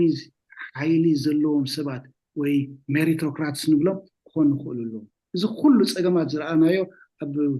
ቃልስና ይኹን ኣብ ቃልሲ ናይ ጎረባብትና ኩሉ ግዜ ፀገም ዝፈጥር እቲ ውድባት ንስልጣን ንምምፃእ እዩ ብይና ሕጂ ዝበልና ካብተን መሓውራት ሓንቲ ናይ ሽማግለ ናይ ውድባት ክትህሉ ክትክእል ኣለዋ ምክንያቱ እዛ ሽማግለ ናይ ውድባት እንታይ እያ ትገብር ተመክሮታት እያ ትወስድ ተመክሮ ናይ ዓለም ተመክሮ ናይ ከባቢ ተመክሮ ናትና ከመይ ገና ክንሰማዕ ከም ዘለና ሕጂ ምናልባት ገለ ልውዕ 20 ውድባት ኣለዋ ገለ ዝበሃል ኣሎ እዚ ሓንቲ ናይ ምርጫ ኮሚሽን እንተትህልወና ነይራ እሞቲ ዶኩሜንት ናትኩም ኣርእይዎም እንተድና ምናልባት ኣብ 4 መፃና ነይራ ምክንያቱ ብዙሕ ተመሳሳላይ ነገራት ኣለዎ ግን ከም ሰብ ንጥቀመሉ ስለዝኾና ነቲ ክስታይ ነቲ ውዳቤ ንጥቀመሉ ሰብ ይኾንና ንስልጣን ኢልና እንዳናዋሕና ንኸይድ ስለዚ ካብ ከምዚ ክንወፅእ ንኽእል ተመክሮ ምውሳዱን የድሊ ምክንያቱ ብፓርቲ ትግዛእ ሃገር ኮስካ ሕጂ ኣይነበረትናን እቲ ፓርቲ ስን እኮ ናይ ምግዛእ ናይ ምምሕዳር ሃገር ተመክሮ እውን የብሉን ናይ ምቁዋም ተመክሮ እውን የብሉን ሕለና ሒዞ ጥራይ ዝቃለስ ዘሎ ኣነ ክቃለስ እየ ኣነ ክገብር እየ እምብለይ ስለዝበለዳ ይቃለስ ዘሎ እምበር እኹል ተመክሮ እኮ የብሉን ንሱ እዚ ከምዚ ዝበለ መድረክ እንተደኣ ፈጢርና ኣሎ ንሳቶም ተፈጢሩና ንዓና ኣብቲ ከምቲ ሽማግለ ኣብኡ ኮይና ሓሳብና ክነቀራርቦ ኣወዳድባና ክነመሓይሽ ርእይቶና ክነመሓይሽ ትሬኒንግ ክንወስድ ትሬኒንግ ዘግብሩ ከዓ ብዙሕ ማሕበራት ኣለዉ እኮ እዚ እዚታት ይጎድለና ስለዝኾነ እዩ ግን ኣብታ ናትካ መልሲ ክመፅእ እታ ስልጣን ምእንቲ ክንቃለሳ እንተደኣ ኮይና እታ ትመርሖ ነቲ ጥርናፌ ዓቕሚ ዘለዎም ሰባት ክኾኑ ኣለዎም ዝብል እምነት እዩ ዘለና ገብር መሊሸያ ክኸውን ይቐኒየለይ እዚ ኣገዳሲ ተዘይኮይኑ ብፆት ኣይተሓዝለይ ቅሬታ ግበሩለይ ኣነ ክገድፈኩም እየ ቅድሚ ምኻድካ ግን ገዛ ንእሽተይ ምስጋና ከቕርቡ ደልዮም ነይሮም ሓንቲ ወይ ሙክታር ሓቢሩን ነይሩ ስለዚ ሙክታር እንተሊካ ኮንካ እታ ክትብል ኣደለስካ ሃየበል ቅድሚ ዶክተር ምኻዱ ሙክታር ኣለካ ዶ ኣለኹ እዚ ከምዚ ዝመሰለ መድረክ ሒዝካ ምንቅስቃስ የለን እወ መጀመርያ ሕፅር ዝበለ እቲ ከም ተቐዲመ ዝሓበርክዎ ኩሉ ግዜ ክንጅምር ከለና ሌላ ምስ ነፍስና ጌርና ኢና ንጅምር ነርና ሎሚ እቲ መደብ ክነውሕ ምዃኑ ቅርብ ተረዲእና ኣብኡታት ኣይኣተናን ግን ኣቐዲመ ሰዲደ ነይረ እቲ ናይ ኢሜይል ኣድረስና ህና እቲ ናህና ፌስቡክ ከዓ ኣለኩም ምናልባት ንዕውን ላይክ ጌርኩም ክትከታተሉና ትኽእሉ ኢኹም ወይ እውን እቲ ናትኩም ወላ ብፕራይቬት ይኹን ገለ እንድሕር ናትኩም ዲቴል ሰዲድኩምልና እውን ክስታንገብረኩም ንኽእል ኢና ኣብቲ ናህና ናይ ኢሜይል ሊስት ሰብስክራይብ ጌርና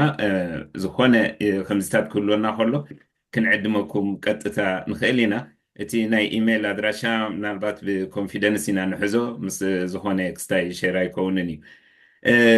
ካልእ ክብሎ ዝደሊ ንዕለት 27 ወርሒ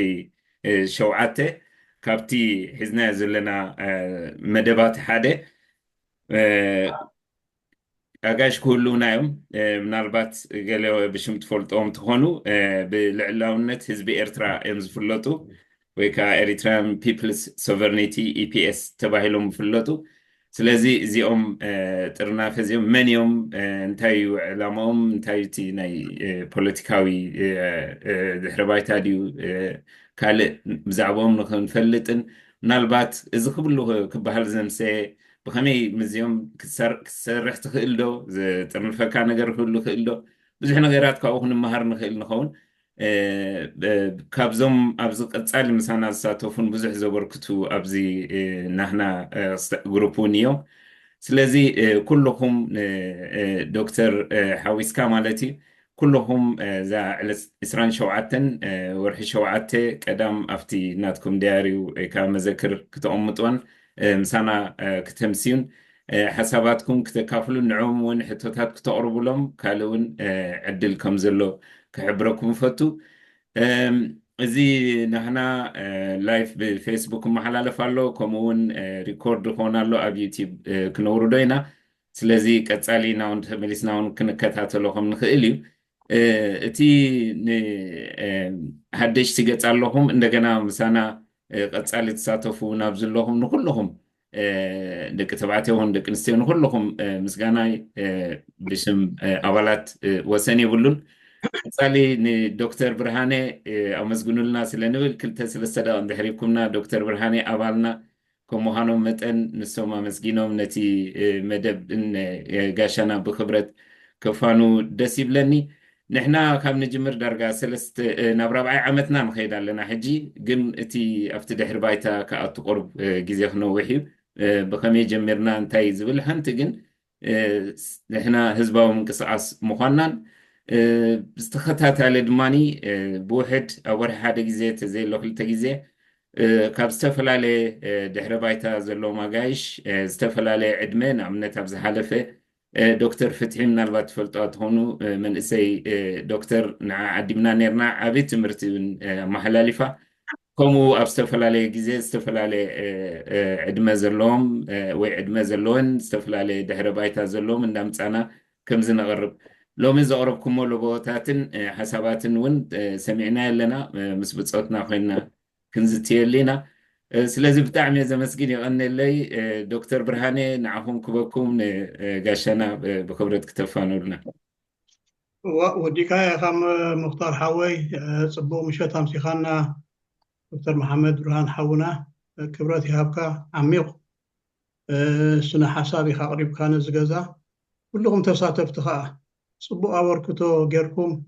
ኣማዕሪግኩም ሞይኹም ነቲ ኣቕርቦት ናይ ሎም ምሸት እሞ ክብረት ይሃብኩም ኩልኩም يغنينا أصفها أطبق يركب محادير كان له مشات